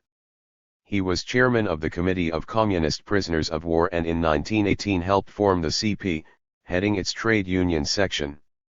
In 1924-29 he was involved in sharp factional struggles. He then went to live in Russia until he broke with communism in 1931 and joined the Austrian Socialist Party. After the fascist takeover in 1934 he resigned from the Socialist Party and under the Nazis became mayor of a small town. He was shot by Russian troops in 1945. Steinhardt, Karl, 1875 to 1963, Communist Party. A militant trade unionist and member of the Socialist Youth Movement, he was arrested during the war and sentenced for high treason, but later released. He helped found the CP in 1918 and attended the first CI Congress. Although he remained in the CP, he was not a leader until 1945, when he became deputy mayor of Vienna. Reisler, Communist Party. Strumer, Communist Party. Konever, C. Polzion. Azerbaijan. Sapunov Communist Party, Trade Unions. Belgium. Van Overstraeten, Edward, 1890-. Became a communist in 1917, when a member of the Young Socialist Guard, JGS. A left communist in 1920, he became the leader of the Belgian CP when it was formed in 1992-1. He was imprisoned in 1923. In 1927, he led the majority of the party in opposing Stalin's expulsion of the left opposition and he was expelled the following year. He later abandoned politics. Britain. Beach, Dick, Industrial Workers of the World. McLean, William, 1891-1960, British Socialist Party. A leading engineering trade unionist from 1916, he joined the BSP during the war and the CP when it was formed in 1920-21. In 1929, he broke with communism and later became a fervent anti-communist.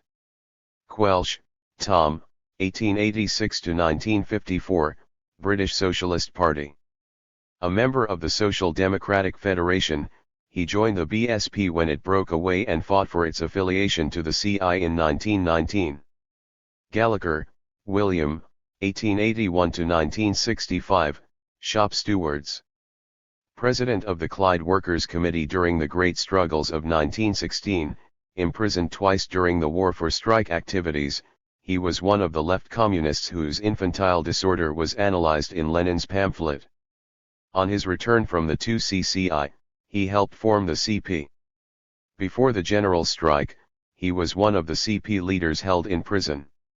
In the 1920s, he developed into one of Stalin's main supporters in the CI.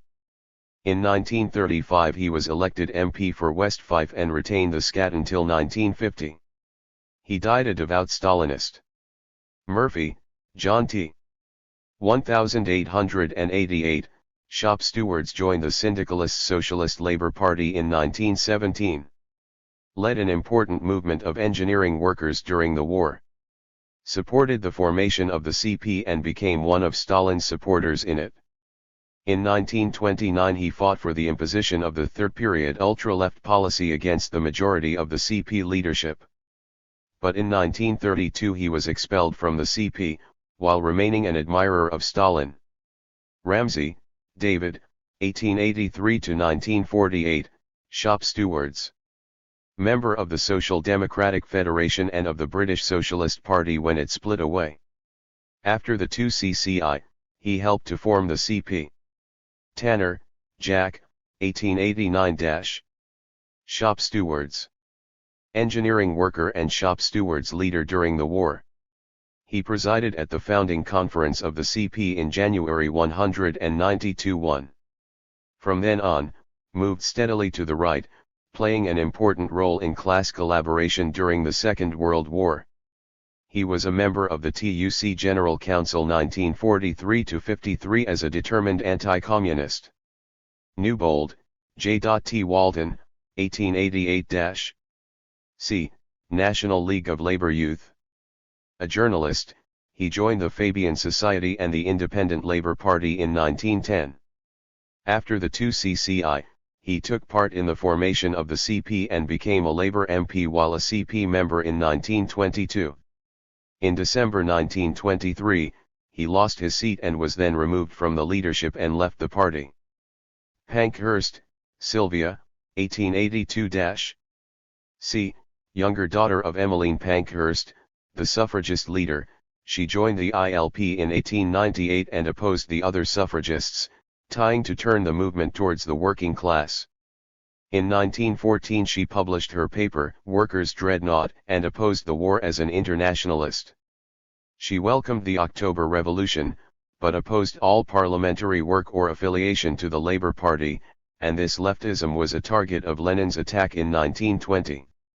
In 1920–21 she was imprisoned. She refused to give the newly formed CP control of her paper and was expelled from the party. Bokhara. Makhamadir Q. C. Communist Party. Bulgaria. Kabachev, Christo, 1878–1940, Communist Party. Joined the Bulgarian SDP while a student and supported the Left Tesniak, narrow, faction in the 1903 split. He became the CP secretary in 1923 and was imprisoned after the uprising of that year.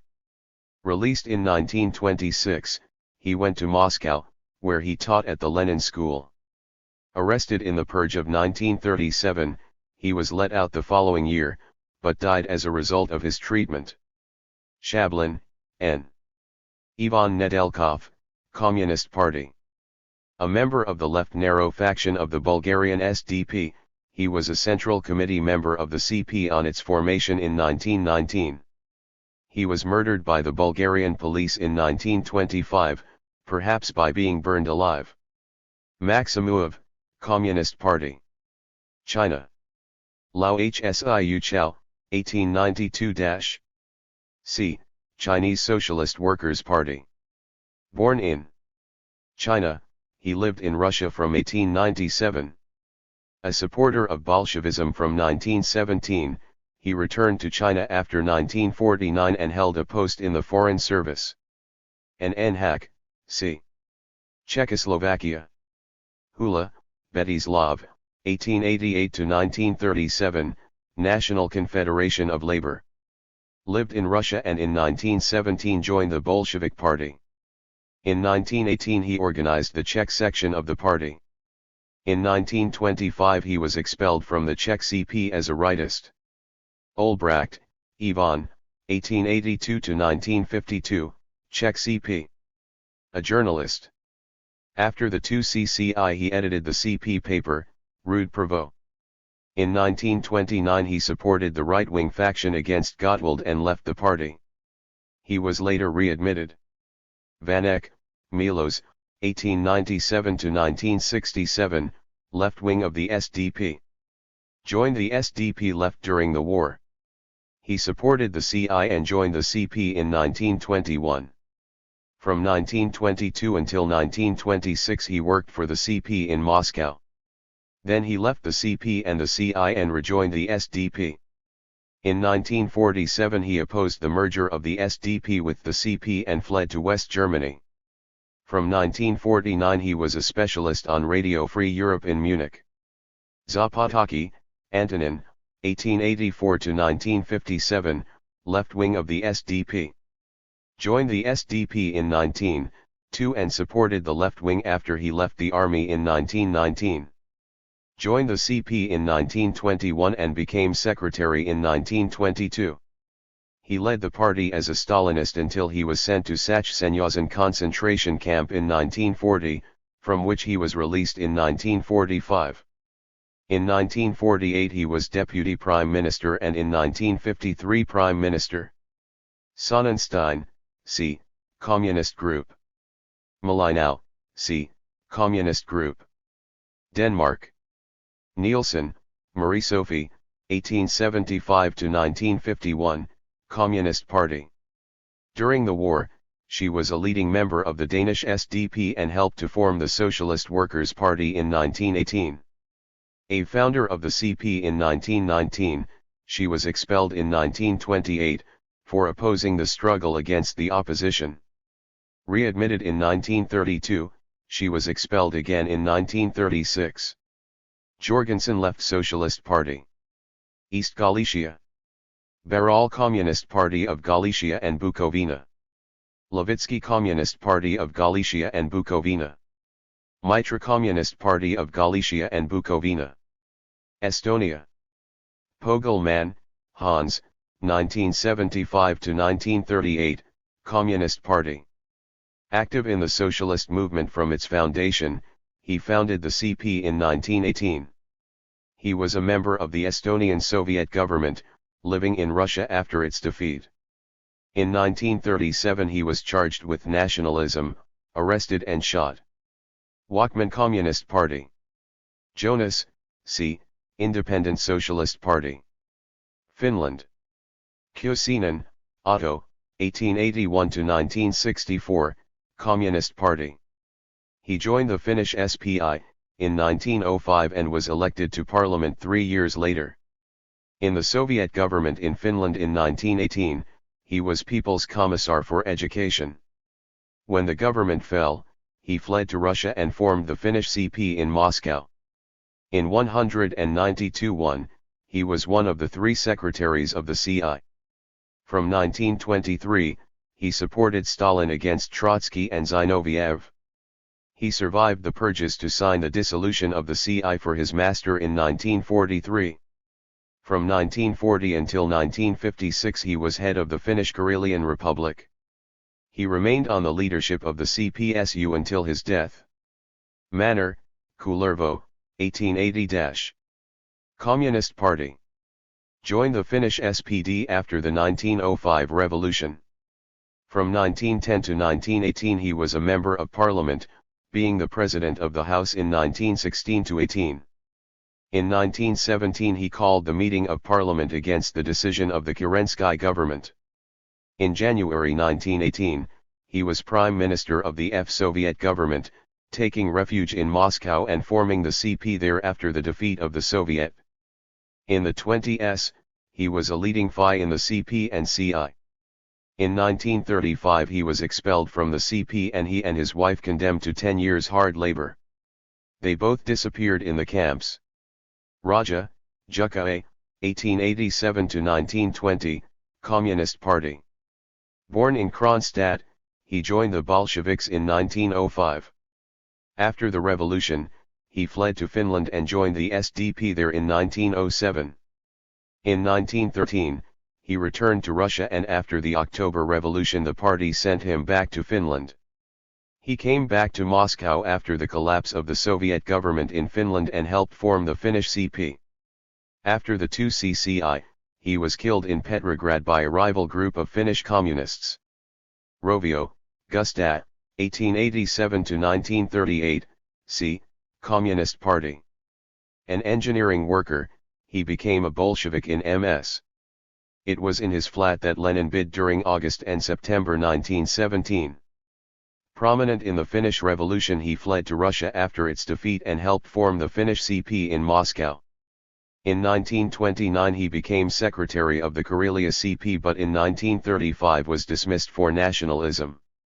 In 1937 he was arrested and, in 1938, shot. After 1956 he was rehabilitated.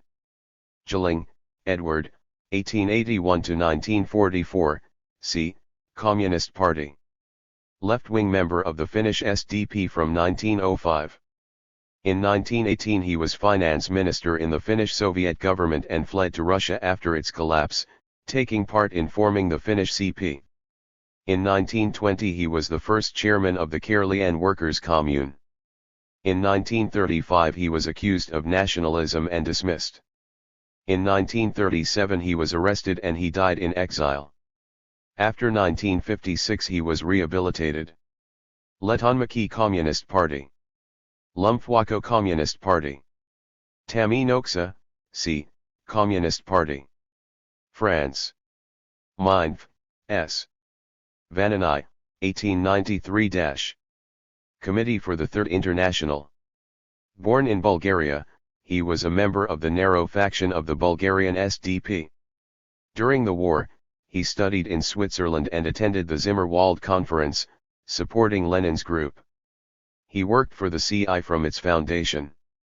In 1920 he went to France. Under Stalin, he remained an agent of the CI, and worked in Spain in 1936 under the name Moreno. Gilbos, Henry, 1984–1938, Socialist Party. A journalist who tended towards anarchism, he supported the Zimmerwald left during the war. In 1919, he was condemned to death in absentia for treason by a Paris military tribunal. He became the Berlin correspondent of El Humanite until returning to France in 1932, when he was tried and acquitted. He broke with communism and became sympathetic to Nazism. Lefebvre, Raymond, 1895–1920, Committee for the Third International. A poet and novelist. Returning home after the 2CCI, together with the anarcho-syndicalists Lepidot and Vergeet, he was drowned when their boat sank in the Arctic Sea. Rosmer, Alfred, 1887–1964, Committee for the Third International. Born to French parents in New York, he became a revolutionary syndicalist. A friend of Trotsky in Paris during the war, he rallied to Zimmerwald and the Russian Revolution. In 1922, the CI appointed him to the leadership of the French CP. In 1924, he openly disagreed with Moscow's line and supported the opposition. Expelled from the party, he fought actively for the left opposition until 1930, still maintaining support for Trotsky's position after this. In 1939–40, he lived in Trotsky's house in Mexico. Seydoux, Jacques Socialist Party. A lawyer who accompanied the right-wing social patriot Albert Thomas to Russia in 1917, to persuade the provisional government to stay in the war, and stayed to support the Bolsheviks. For this he was condemned to death in absentia. Always a careerist, he later acted as an agent of Stalinism, especially in whitewashing the Moscow trials. Abramovich, A.E. 1888-196. C. Born in Russia, he was a Bolshevik from 1908. From 1911 to 1917, he worked with Lenin in Switzerland and returned to Russia with him. He worked for the CI in Western Europe and was arrested in France in 1921. Kakin, Marcel, 1869 to 1958, C. Socialist Party. A member of Jules Guesde's Workers' Party and founder member of the Socialist Party in 1905, he was elected deputy in 1914. During the war he was a social patriot. After the February Revolution in 1917, he was one of the socialists on the side of the Allied imperialism. At the end of the war, he began to move leftwards, emerging as a centrist at the 1920 Party Congress. At the Tours Congress in December 1920 he fought for affiliation to the CI. On the formation of the CP he became its leader. A centrist in the CP in 1921-22, from then on he followed the line of the Stalinized CI. A Stalinist until his death. Frossard, Louis Oscar, 1989-1964, C. Socialist Party. He joined the Socialist Party on its formation in 1905. During the war he was a centrist. In 1918 he became secretary of the Socialist Party. After the 2CCI he supported affiliation to the CI and became secretary of the CP when it was formed. During 1922 and 1923, he came increasingly into conflict with the CI and resigned from the CP. Rejoining the Socialist Party, he became a right-wing politician. In 1944 he was charged with collaboration with the Nazis, but acquitted. Goldenberg, M. 1897, Revolutionary Student Group. Born in Romania, he studied in Paris and joined the Socialist Youth Federation. After the October Revolution, he supported Bolshevism, tending to leftism. After the 2CCI, he worked in Moscow under Ryazanov. In 1928 he left Russia and abandoned communism. Thal is also listed as a youth delegate. Since this was a pseudonym used by Goldenberg, this is probably an error. Georgia. Makaradze, Philip, 1868-1941, Communist Party. Joined the RSDLP in 1891. In the 1905 revolution, he was active in Baku. In 1919-20, he worked underground in Georgia. Todrya, Sylvestre, 1880-1936, Communist Party. A printer, he joined the RSDLP in 1901, specializing in the organization of illegal printing presses. In 1905 he was imprisoned. Later he was leader of the Printers' Union and from 1917 CP leader in the Caucasus. Mikhail Shakreya, Barsov, 1865-1950, Communist Party. An old leader of Bolshevism in Georgia, he had been active as a revolutionary from 1880, and joined the RSDLP from its inception. In 1907, after many arrests and deportations, he emigrated to Switzerland. In 1917, he returned to Russia with Lenin. After 1917, was a leading figure in the Georgian CP, and remained so under Stalin until his death. Waukesha Communist Party. Mikhail Communist Party. Wardungen Youth League. Germany. Budek, Willy, 1890-1942, Communist Party.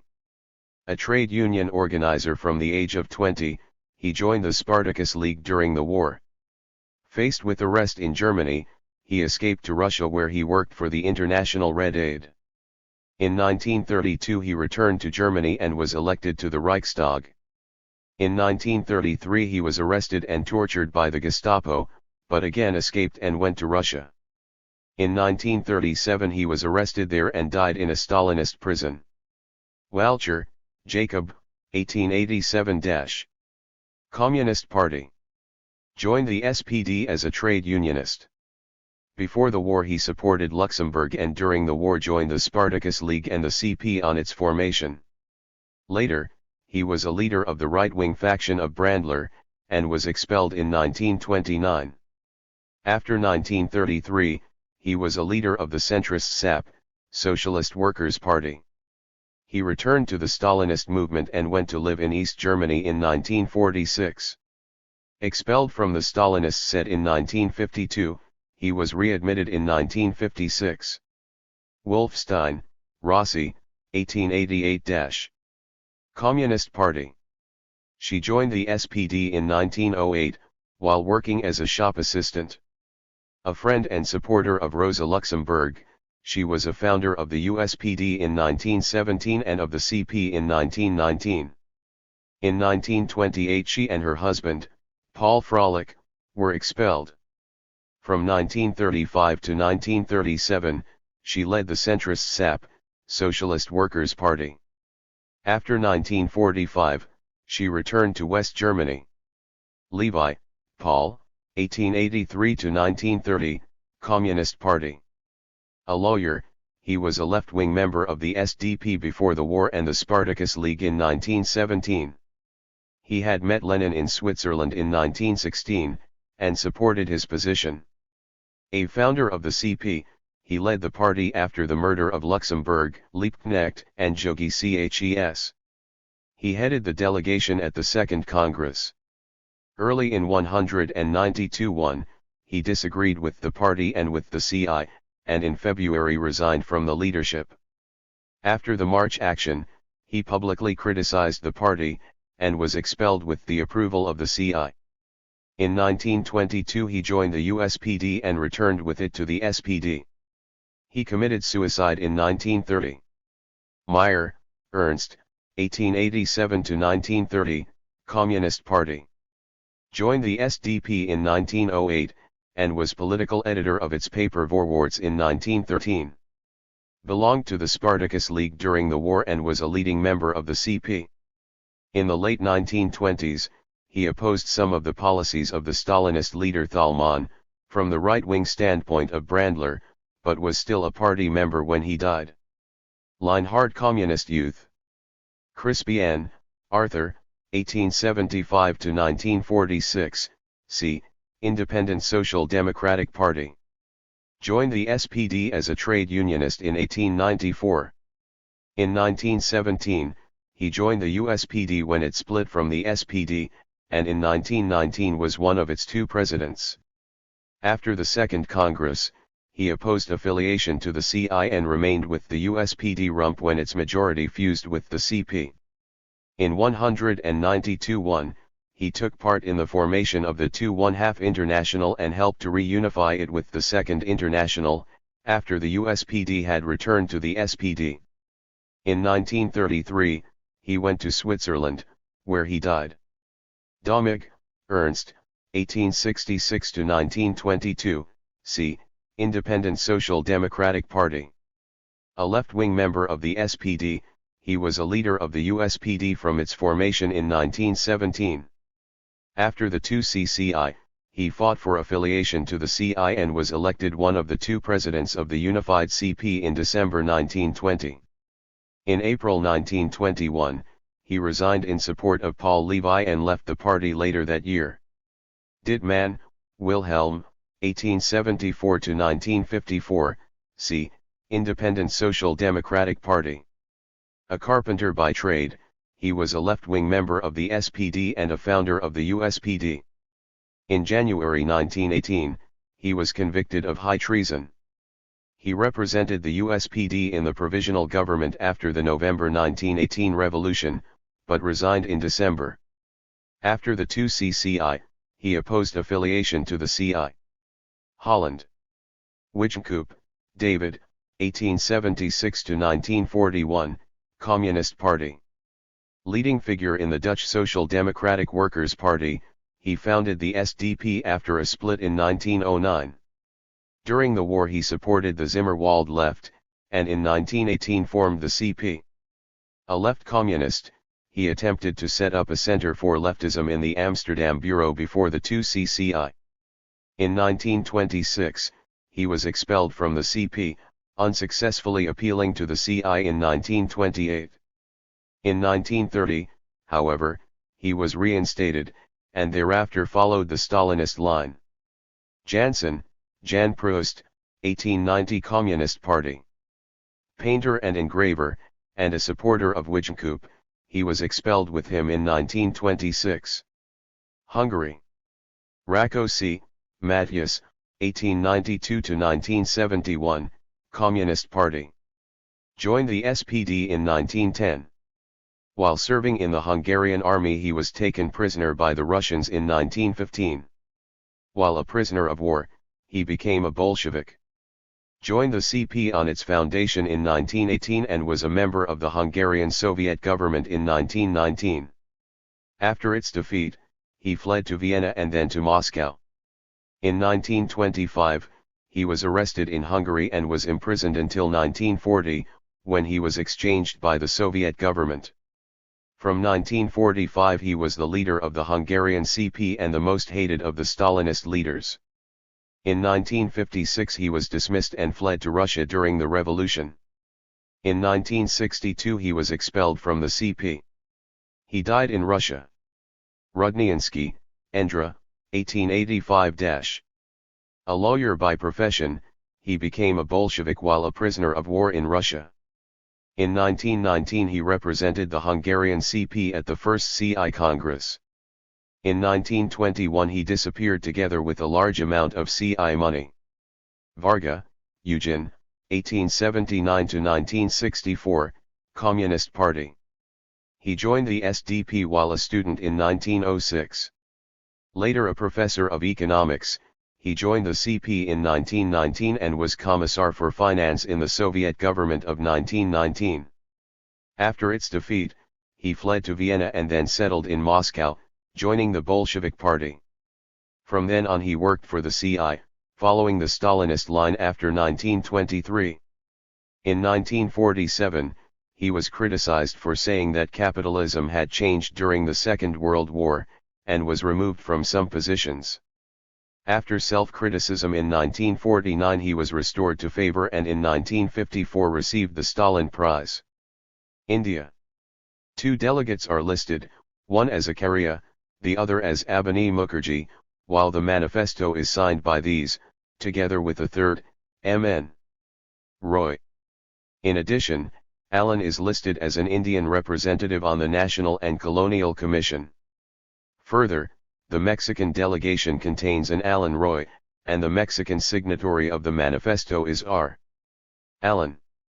As stated in the entry for Mexico, M.N. Roy, whose real name was Bhattacharya, was a delegate from Mexico, served in the Colonial Commission, and used the name Allen. So it appears that Allen, Roy, and Acharya are all the same person. Abani Mukherjee was a somewhat mysterious associate of Roy. Indonesia. Maring, Hendrika Sneevliet, 1883–1942, Communist Party. A railwayman, he joined the Dutch SDP in 1902. In 1913, he went to live in Java and founded the first socialist organizations in the East Indies. Supporting Bolshevism during the war, he was expelled from Java by the Dutch in 1918. In 192-1, he was CI representative in China, and helped to form the Chinese CP. In 1924, he returned to Holland and supported the left opposition. In 1929 he founded the Revolutionary Socialist Party, but broke with Trotsky on the question of the formation of the Fourth International in 1937–8. Under the Nazi occupation he produced an underground paper, Spartacus. In 1942, he was caught by the Gestapo and shot. Ireland. Delegates are listed as Y, Labour Party, N, IWW, Z, and NN, Communist Party, and X. A delegate called Connolly spoke and X served on the Agrarian Commission. Italy. Bombassi, Nicola, 1875–1945, Socialist Party. A schoolteacher, he was a left-wing member of the Socialist Party. In 1919 he became a party secretary. After the 2CCI he helped form the CP and was leader of the party group in parliament. During the 1920s he favored agreement between the CP and the fascists. When he was expelled from the CP in 1928, he became an open supporter of Mussolini. He was shot at dawn when Mussolini was hanged. Grazia de Antonio, 1873 to 1953, Socialist Party. A professor of political economy, he was on the right of the Socialist Party when he joined in 1893. At the end of the war, he moved leftwards and supported the formation of the CP at the time of the split of 192-1. In 192-8 he was expelled from the CP as a revisionist. In 1944, he rejoined. Cerruti, Jacinto Menotti, 1874 to 1926, Socialist Party. As a left-wing member of the Socialist Party, he edited its journal before the war. During the war he was a centrist, but argued for affiliation of the party to the CI in 1920. However, when the CP was formed in January 192-1, he remained with the Socialist Party, finally joining the CP in 1924. Polano, Luigi, 1897-. Socialist Party. At the end of the war he was leader of the Socialist Youth Movement and helped found the Communist Youth International in 1919. After the split of 192-1, he joined the CP. He lived in Russia from 1925, spending 2 years in Siberia during the purges. In 1945 he returned to Italy and became a Stalinist leader. Bordiga, Amadeo, 1889 to 1970, c. Socialist Party. An anarcho-syndicalist member of the Socialist Party, opposed to working in Parliament. In 1921, he helped to found the CP. Although disagreeing with the CI on the United Front, he remained leader both in the CP and the CI until his arrest by the fascists in 1926. When he was freed in 1930, he was expelled from the party. From then until the 1960s, he led an ultra-left sect. Vasurka, Vincenzo, c. Socialist Party. Colombino, Emilio, c. Socialist Party. Leader of the Metal Workers Union FIOM. De Aragona, c. Socialist Party. Right-wing leader of the Trade Union Federation CGL. Pavrini, c. Socialist Party. Korea. Pak Sun Communist Party. Born in Korea, he lived in Russia and helped form the Korean Socialist Party in Kharabovsk in 1919. In the bitter factional struggles in the Korean CP, he fought as a member of the Irkutsk faction against the Vladivostok group. In 1922 he was thrown out of all positions in the CP and the CI. Latvia. Krastins, K. 1892 to 1932, Communist Party. From 1917, he was a Central Committee member of the party. In 1918 he was a member of the Latvian Soviet government and fled to Moscow after its collapse. Stukat, Peter, 1865 to 1932, Communist Party. Arrested for socialist activities in 1897 and sentenced to 5 years exile. He supported Bolshevism in 1903. From 1904 he was the leader of the Latvian SDP. After February 1917 he was a member of the Petrograd Committee of the Bolshevik Party. In 1918 he headed the Latvian Soviet government and lived in Russia after its collapse. In 1923 he became president of the Supreme Court of the Russian Federal Republic, and was a leading member of the CI until his death. Blankberg Communist Party.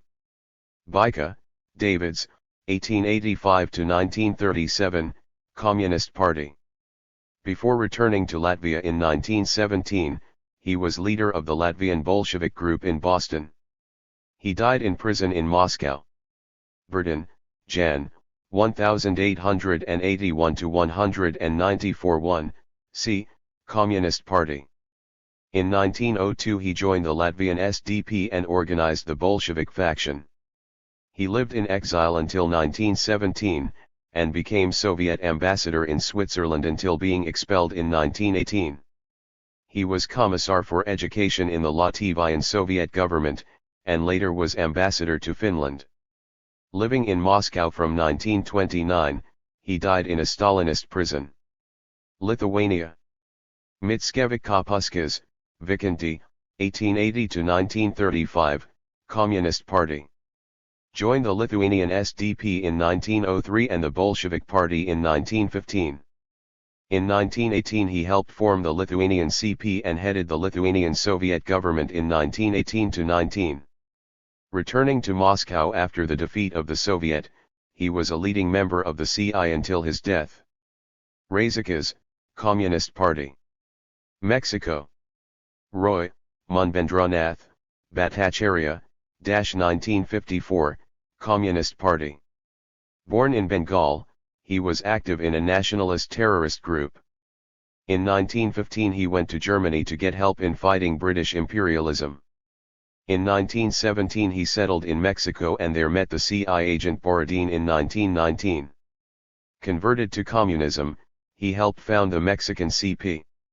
After the 2CCI, he headed the Far Eastern Bureau of the CI and replaced Borodin as head of the CI in China in 1927. He was expelled as a supporter of Bukharin and Brandler in 1929. In 1930 he returned to India secretly but was arrested by the British and jailed for 6 years. He then joined the Congress and in 1940 founded a radical democratic party, which functioned with the approval of the imperial power. See also under India above. Seaman Communist Party. Allen, Helen, C. Communist Party. Norway. Christensen Labour Party. Krog Labour Party. Langset Labour Party. Madsen Labour Party. Medby Labour Party. Gerhardsen Labour Party. Silverstone Labour Party.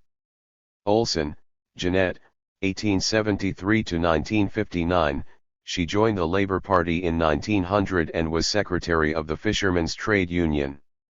Along with the majority of the Labour Party, she opposed the war. After the split of 1923, she was in the minority that formed the CP. In 1928 she left the party and in 1936 became a Trotskyist and edited the paper October. Sheflo, Olav, 1873–1959, Labour Party. An active socialist before the war, he led the fight for the party to affiliate to the CI in 1919. In 1923 he led the minority which refused to break with the CI and formed the CP, and was editor of the party paper Norges Communist Blad. Criticized as a right opportunist, he left the CP in 1928 and joined the Social Democratic Workers' Party. Frias, Jacob, 1883–1956, Labour Party. Before the war he was a left-wing member of the Labour Party. In 1919 he worked for the CI in Moscow, but in 1923 he sided with the right-wing majority of the party which broke with the CI. However, in 1928, he joined the CP and later returned to work in Moscow in the CI. In 1936 he opposed the Stalin purges and rejoined the Norwegian Workers' Party as a left-winger, being active after the war in opposing Norway's entry into NATO. Persia. Sultanzadeh, A.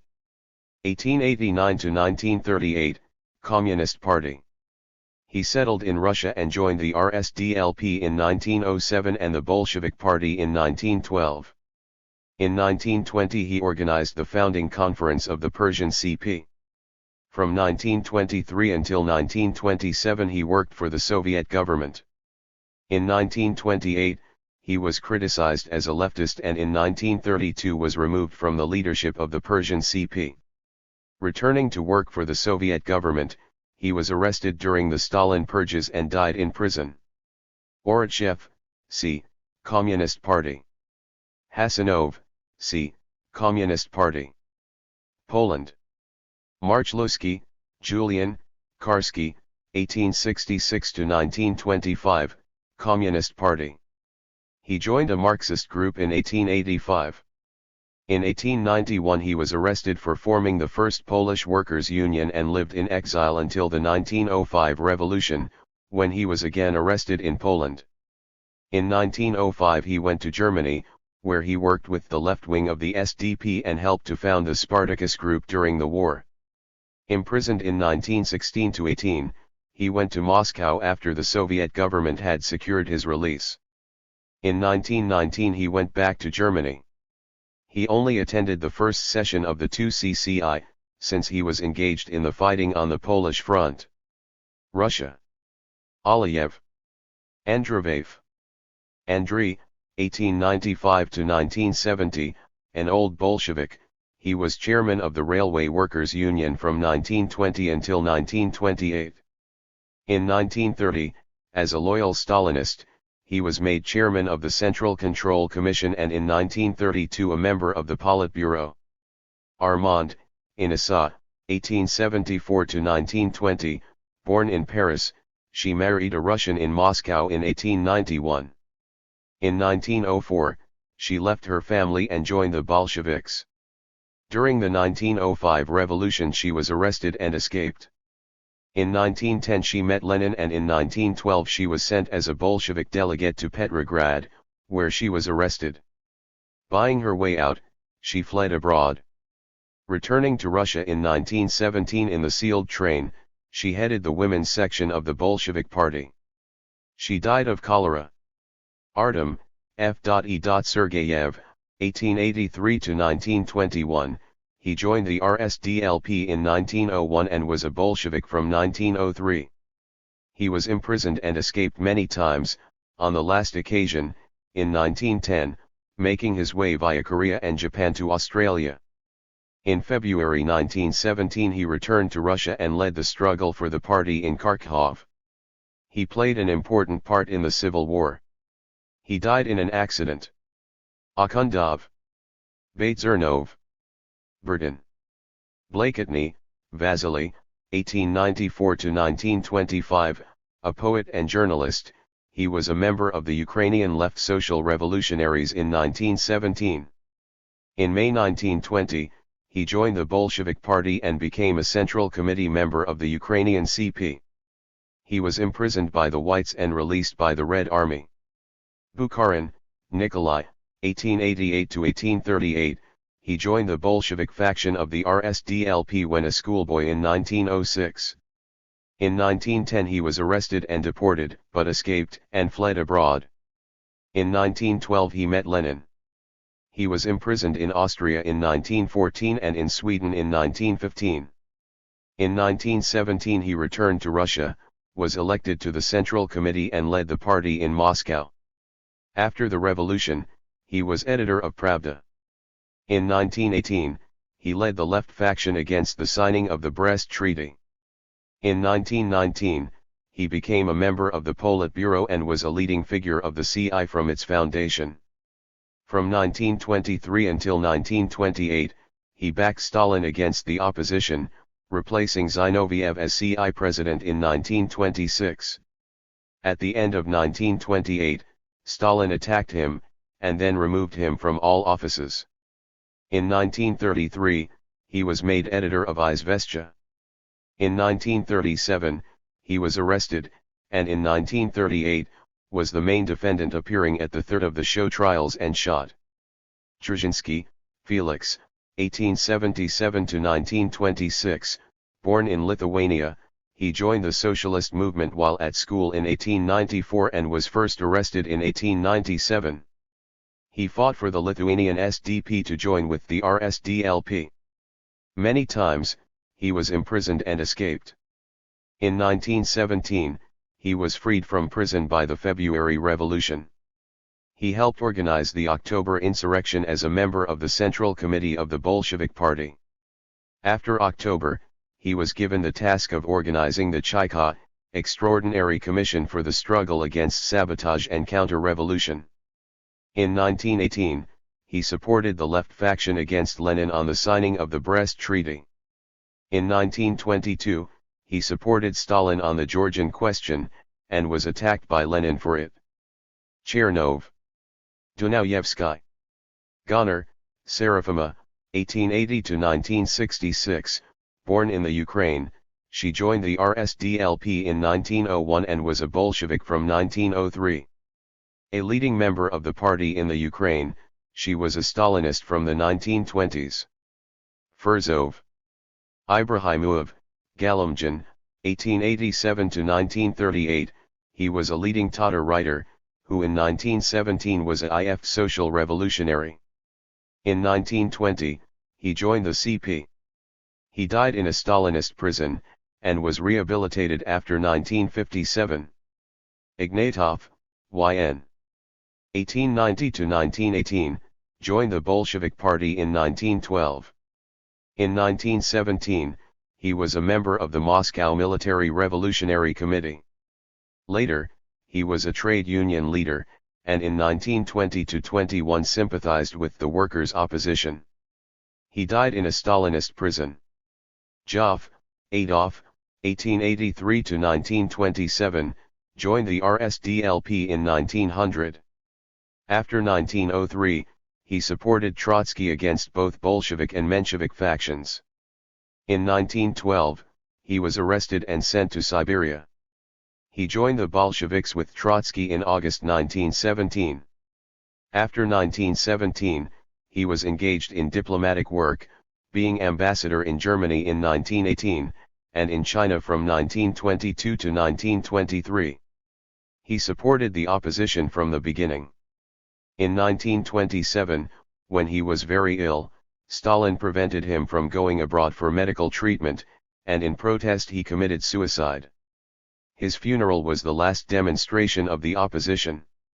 Kalinin, Mikhail, 1875-1946, joined the RSDLP while a worker in the Putilov factory in Petersburg in 1898.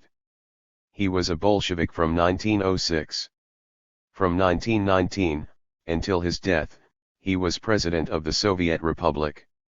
Kodjev, Fazullah, 1894-1938, born in Turkestan, he founded the Young Bokhara movement and joined the Bolshevik Party in 1920.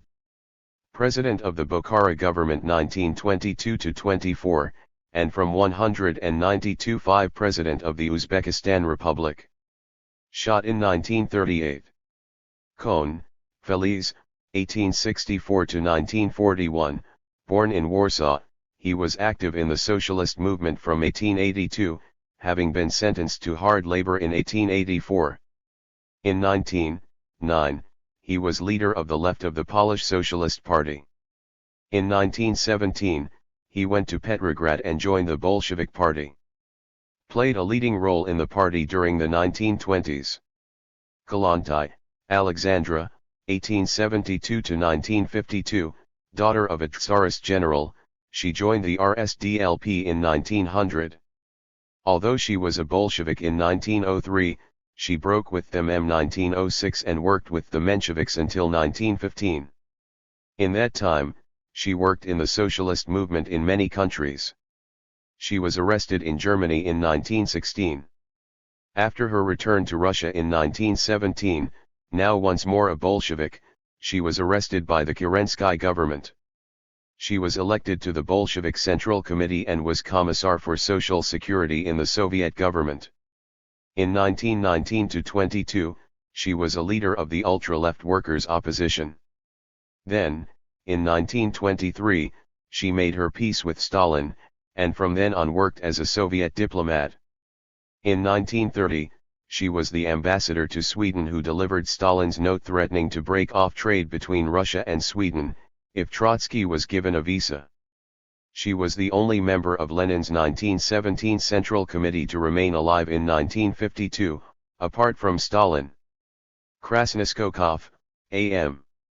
1880-1937, he joined the Bolshevik Party in 1917 and became a government official, working in foreign affairs and finance. He was arrested in 1937 and died in prison. Krestinsky, Nikolai, 1883-1938, a lawyer by profession, he joined the RSDLP in 1903 and the Bolshevik faction in 1905. He was arrested many times. The Revolution of February 1917 released him from administrative exile in the Urals, and he organized the Bolshevik Party there. At the July Conference, he was elected to the Central Committee.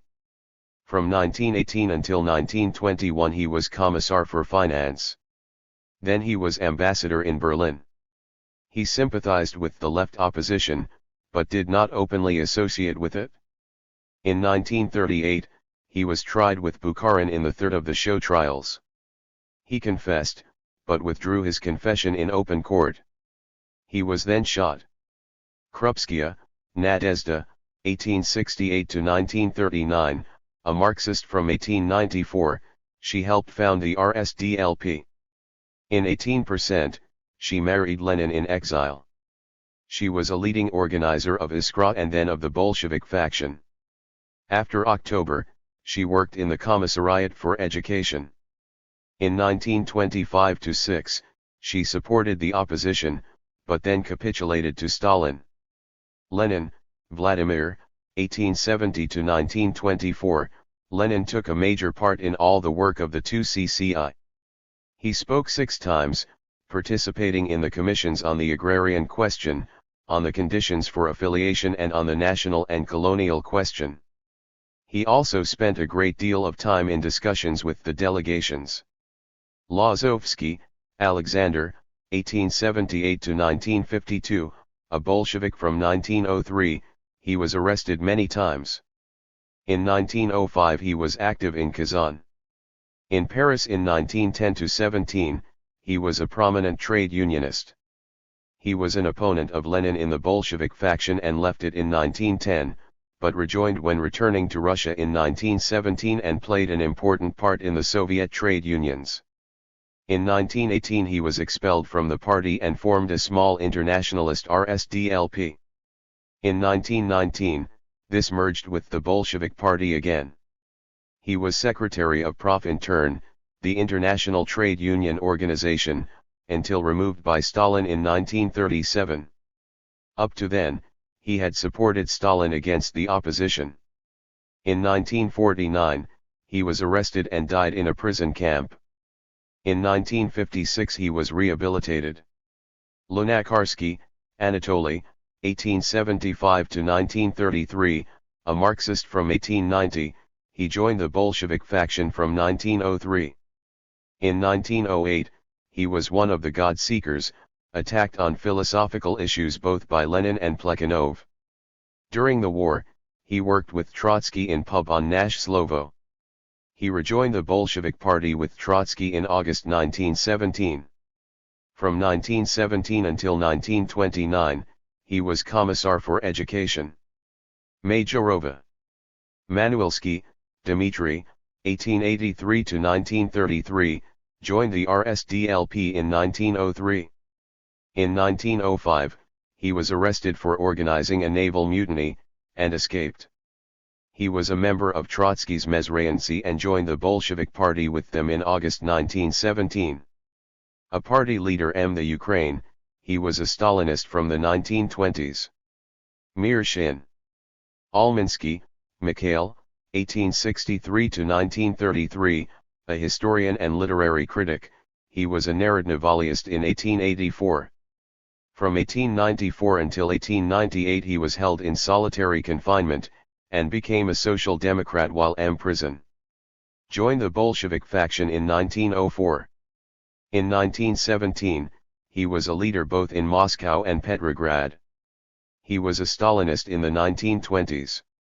Ossinsky, Valerian, 1887–1938, he was a Bolshevik from 1907. In October 1917, he became manager of the State Bank. In 1918 he was a leftist and in 1920–21 led the Democratic Centralism Group. In 1923 he supported Trotsky. The following year he was appointed ambassador to Sweden. In 1937 he was arrested and appeared with Bukharin as a defendant in the 1938 show trial, dying in prison soon afterwards. He was rehabilitated after 1956. Pestkovsky, Stanislav, 1882-. Born in Poland and became a left-wing member of the SDP of Poland and Lithuania, a follower of Rosa Luxemburg. In 1917 he went to Russia and was Commissar for Telegraphs in the Bolshevik government. From 1918 until 1924 he was engaged in diplomatic work. He disappeared in the purges in 1937. Pokrovsky, Michael, 1868 to 1932, historian. Joined the Bolshevik Party in 1905, but broke with Lenin as part of the V-period group. He rejoined the party on his return to Russia in August 1917, and became president of the Moscow Soviet. In 1918, he was a left communist. From 1918 until his death, he was Deputy Commissar for Education. In 1936, his views were condemned as anti-Leninist and his followers arrested. He was rehabilitated in 1954. Preobrazhensky, Yevgeny, 1886 to 1937, he joined the RSDLP in 1904.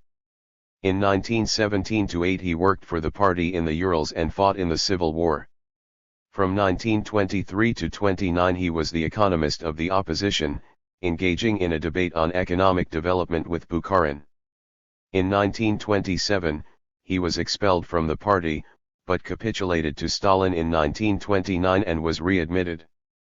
Again expelled in 193-1, he was arrested in 1935 and appeared as a prosecution witness against Zinoviev and Kamina at the first show trial in 1936. He was himself a defendant in the second trial, that of Radek and Pyatakov in 1937, but did not appear. He was probably killed in 1937. Radek, Karl, 1885 to 1939, he joined the Polish SDP in 1899. In 1908 he joined Rosa Luxemburg in Germany in the left wing of the SDP. In 1915 he was on the bureau elected at the Zimmerwald Conference, supporting Lenin's position. In Petrograd in 1917, he worked in the Foreign Commissariat and was sent to Germany in 1918. Arrested in Berlin, he continued to help the formation of the CP. He was a leading figure in the CI from the start. From 1924 until 1929, he supported the opposition, and then capitulated to Stalin and served him as editor of Izvestia. In 1936, Stalin had him arrested and he was chief defendant at the second show trial in 1937, acting as a provocateur. Sentenced to 10 years, he probably died 2 years later. Rakovsky, Christian, 1873 to 1941, he was a leading socialist before the war in Bulgaria, Switzerland, Germany, France, and Romania. A close friend of Trotsky, he was imprisoned during the war, in Romania, for his support for the Zimmerwald left, and was freed by Russian troops in 1917. A leader of the revolution in the Ukraine, he became ambassador to Britain in 1923 and to France in 1925. He was a supporter of the opposition and was expelled from the party in 1927 and deported. He tried to escape and was recaptured. In 1934 he was reported to have capitulated to Stalin. In 1938 he appeared as a defendant in the Bukharin trial and condemned to 20 years hard labor. Ramelow. Ryazanov, David, 1870 to 1938, a trade union organizer and socialist in the 1890s, arrested many times, he lived in exile for many years. During the war he collaborated with Trotsky in Paris on Nash Slovo. He returned to Russia and joined the Bolshevik Party with Trotsky and the Mezrayantsy. In 1918 he was a leftist. In 1921 he became head of the Marx-Engels Institute and did important work as a Marxist scholar. In 1929 he was sacked by Stalin and in 1931 expelled from the party. He was arrested and died in prison. Rudzutak, Jan, 1887 to 1938, born in Latvia, he joined the RSDLP in 1905. He was imprisoned from 1907 until released by the February Revolution in 1917.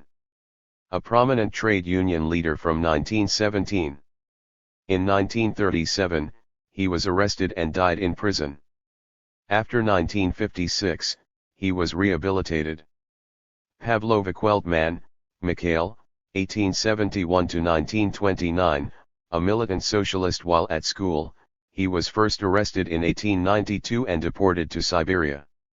In 1903 he was a Menshevik. During the war, he wrote for Trotsky's Nash Siovo in Paris. He returned to Petrograd in 1917 and joined the Bolshevik Party.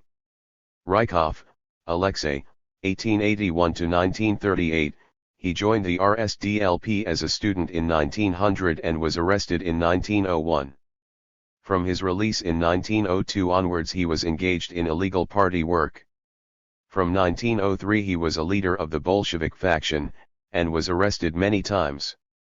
From 1917 he was a close collaborator of Lenin and was on the Politburo from 1919. In the 1920s, he was a leader of the right-wing faction of Bukharin and was removed from leading positions in 1929. In 1936 he was expelled from the party and then arrested.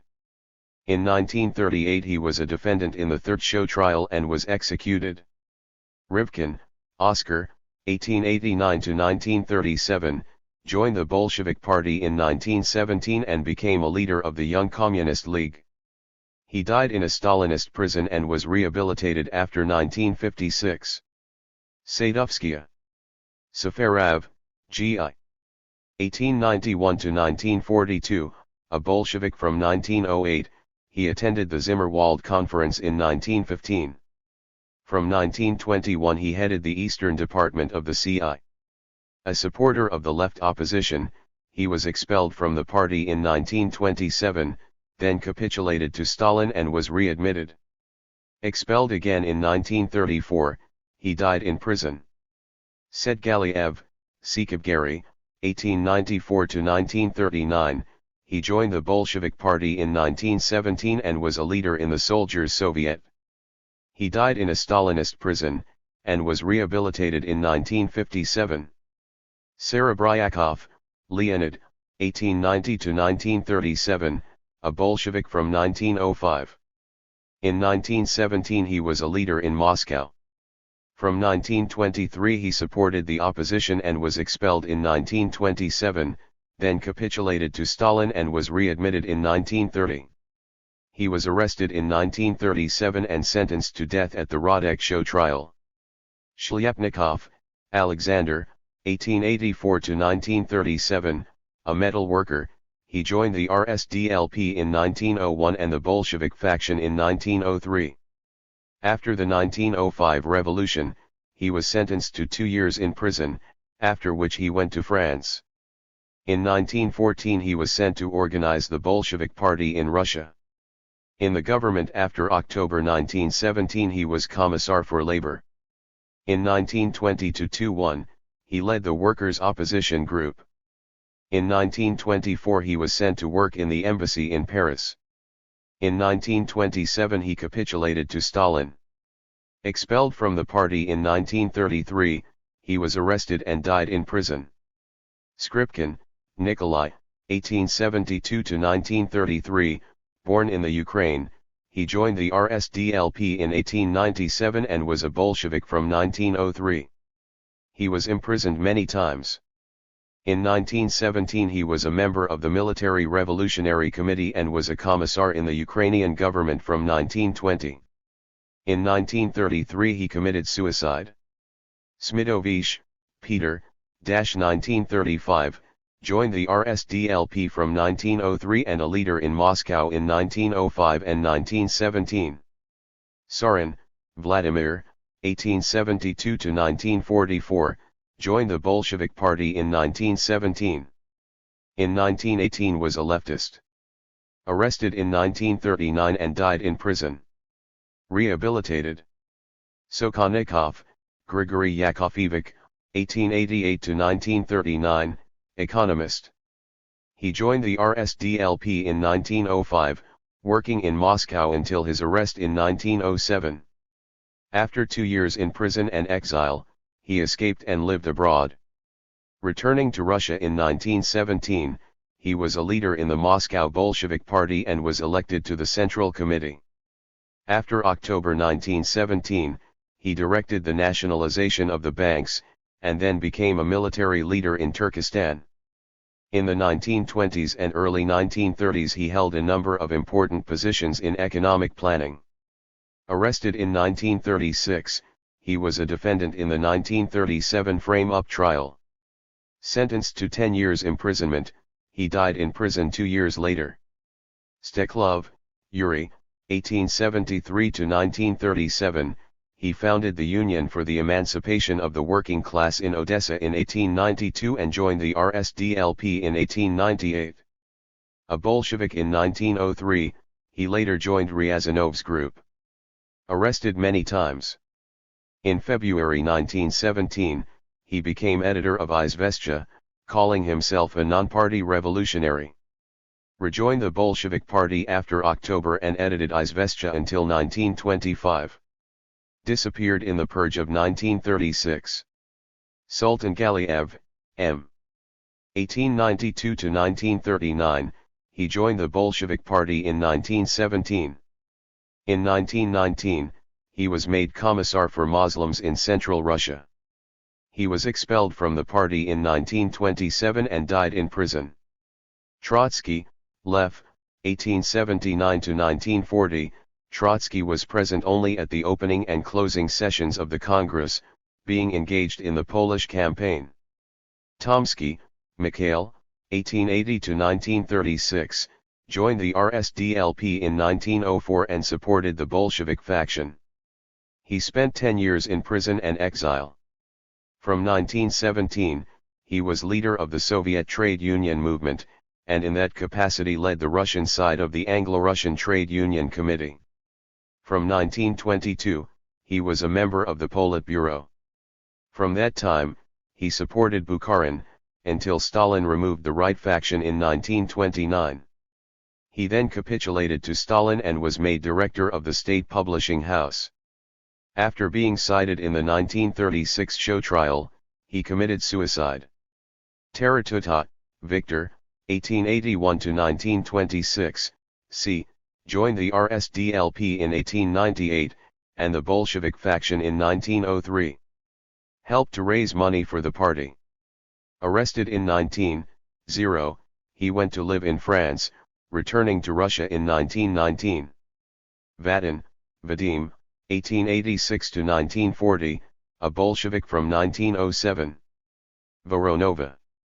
Yaroslavsky, Emilian, 1878–1943, joined the RSDLP in 1889 and the Bolshevik faction in 1903. Sent to Siberia in 1907, he returned to Moscow in 1917. In 1918 he was a leftist.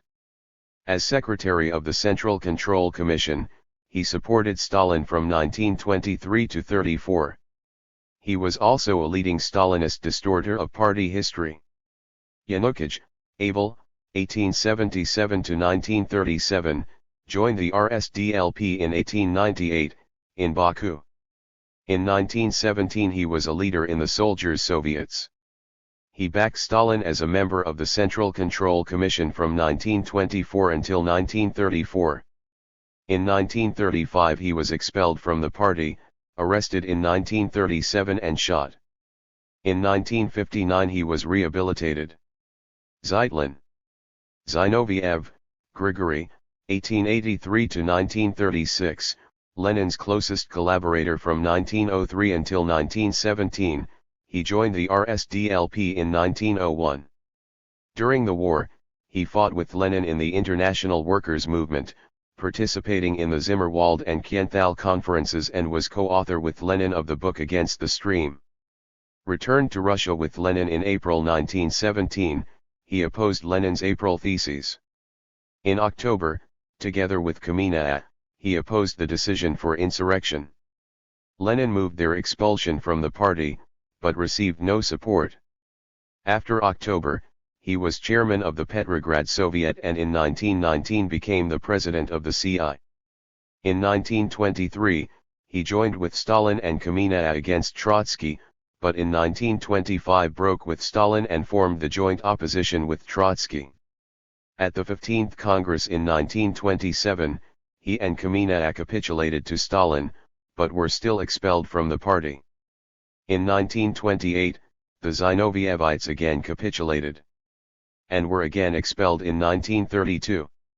After yet another capitulation in 1933, he and Kamina were arrested and were the main defendants appearing in the 1936 show trial, after which they were shot. Zaporozhye. Communist Bund delegates. Litvikov, Maizy, 1880–1939, c. A Yiddish literary critic, he was a left Zionist from 1902. In 1920 he joined the Communist Bund and the CP in 1921. He was arrested in 1937 and died in prison. Weinstein, Aaron, 1877-c. Joined the Jewish Bund in 1897 and was arrested many tunes. During the war took a centrist position. In 1917 he called for a coalition government to be formed, but supported the Bolsheviks from 1919, when the left wing of the Bund joined the CP. In 1938 he was arrested and died in prison. Party of Revolutionary Communism delegates. Sapochnikov, c. Ustinov, c. Spain. Pestana, Angel, 1888–1937, National Confederation of Labor, CNT. A watchmaker, and a leader of anarcho-syndicalism, he opposed the CI after the Second Congress. Sweden.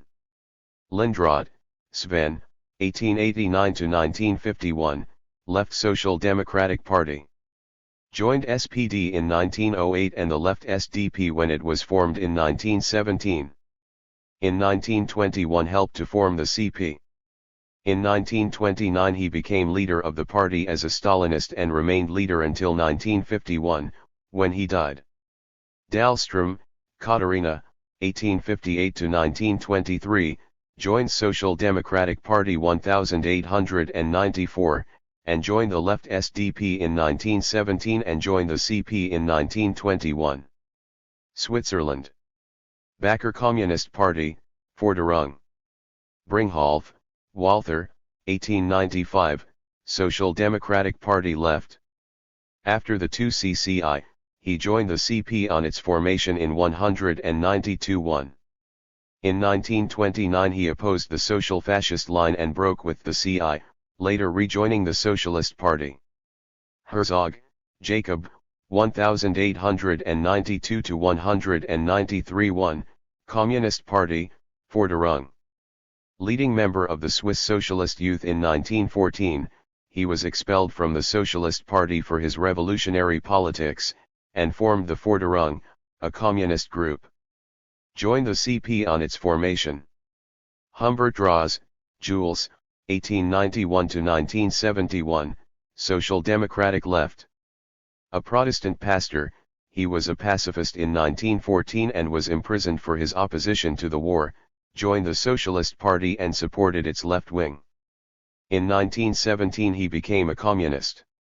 During the 1920s he was a leading member of the CI, but was removed after the fall of Bukharin. In 1929 he made a self-criticism and was reinstated in the leadership as a loyal Stalinist. In 1939–41, he was involved in the Rotkapelle underground organization in Germany. In 1941 he was expelled from the CP leadership and in 1943 from the party. He joined the Swiss Socialist Party and became its secretary in 1947–48. United States. Shabrow Independent Socialist Youth. Billen, Alexander Communist Labor Party. Flynn, Edward I Lindgren, an old left-winger from New York who was on the founding committee of the CLP. He arrived at the 2CCI to announce that, since the other delegates had left the USA, a united CP had been formed, and to demand, unsuccessfully, that Reed and Freyna be removed from the Congress, as representatives of non-existent parties. Freyna, Louis, 1894–1953, Communist Party. Member of de Leon's Socialist Labor Party from 1909 to 1914. He was leader of the CP at its foundation in 1919. Before he left for the 2CCI, he was accused of being a police spy by an actual spy, and was defended by another spy, Nosovitsky, who accompanied him to Europe.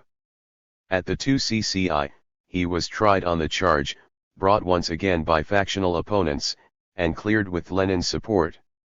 Sent by the CI to Mexico in 192-1, he abandoned his work there, later returning to the US and becoming a professor of economics under the name Louis Corey. He broke with Marxism during the 1930s. Gildia, c. Georgis Independent Socialist Youth. McAlpine, Eadman Communist Labour Party. Reed, John, 1887–1920, Communist Labour Party, CLP. A radical journalist who had reported the Mexican Revolution in 1913, Reed became a communist when in Petrograd in 1917. His book 10 Days That Shook the World was recommended by Lenin as the best account of the Russian Revolution. He helped to form the CLP in 1919. After the 2CCI, he attended the Baku Congress of the Oppressed Nationalities of the East, caught typhus, and died in Moscow, being buried in the Kremlin walls. Stoklitsky, Alexander, Communist Party.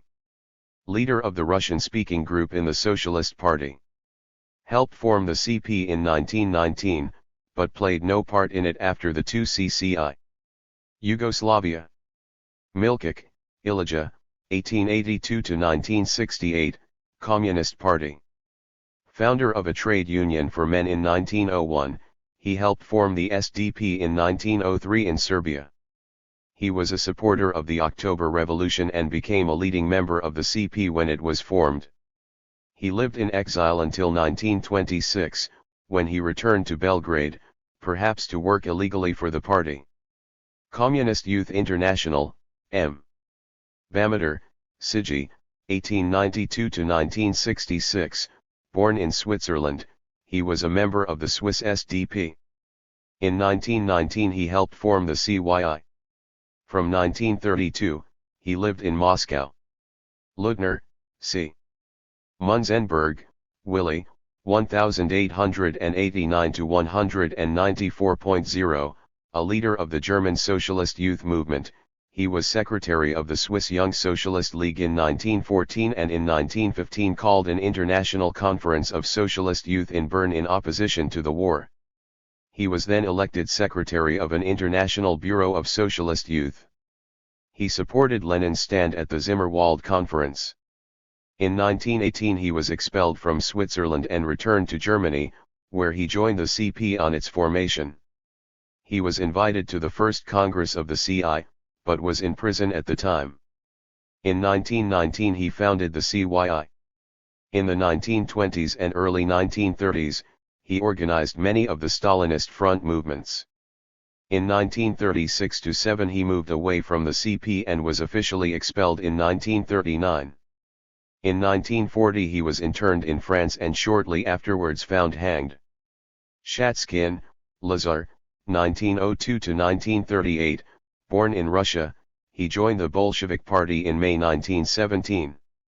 He supported Stalin during the 1920s, but in 1931 was removed from leading positions and in 1935 was expelled from the party and arrested. He may have died by suicide. After 1956, he was rehabilitated. Executive Committee of the CI. Balabanova, Angelika, 1878–1965, c. born in Russia. She joined the Italian Socialist Party in 1900. In 1914 she was an internationalist and in 1917 she joined the Bolshevik Party. In 1922, she came into conflict with the CI and left Russia. In 1924 she was expelled from the CP and worked to organize a centrist international, to the left of the 2½, 2 3/4. In 1946 she returned to Italy and supported the right-wing Social Democratic Party of Saragat. Karakan, Lev, 1889–1937, c. joined the RSDLP in 1904. In 1913 belonged to Trotsky's Mezrayancy and joined the Bolshevik Party with them in August 1917. He was secretary of the delegation to the Brest-Litovsk negotiations and remained a leading figure in Soviet foreign affairs until his arrest in 1937, when he was shot. In 1956, he was rehabilitated. Klinger, Gustav, 1876-c. born of German parents in the Volga region, he joined the Bolshevik Party in 1917. Later he worked for the Soviet government. Menshoy.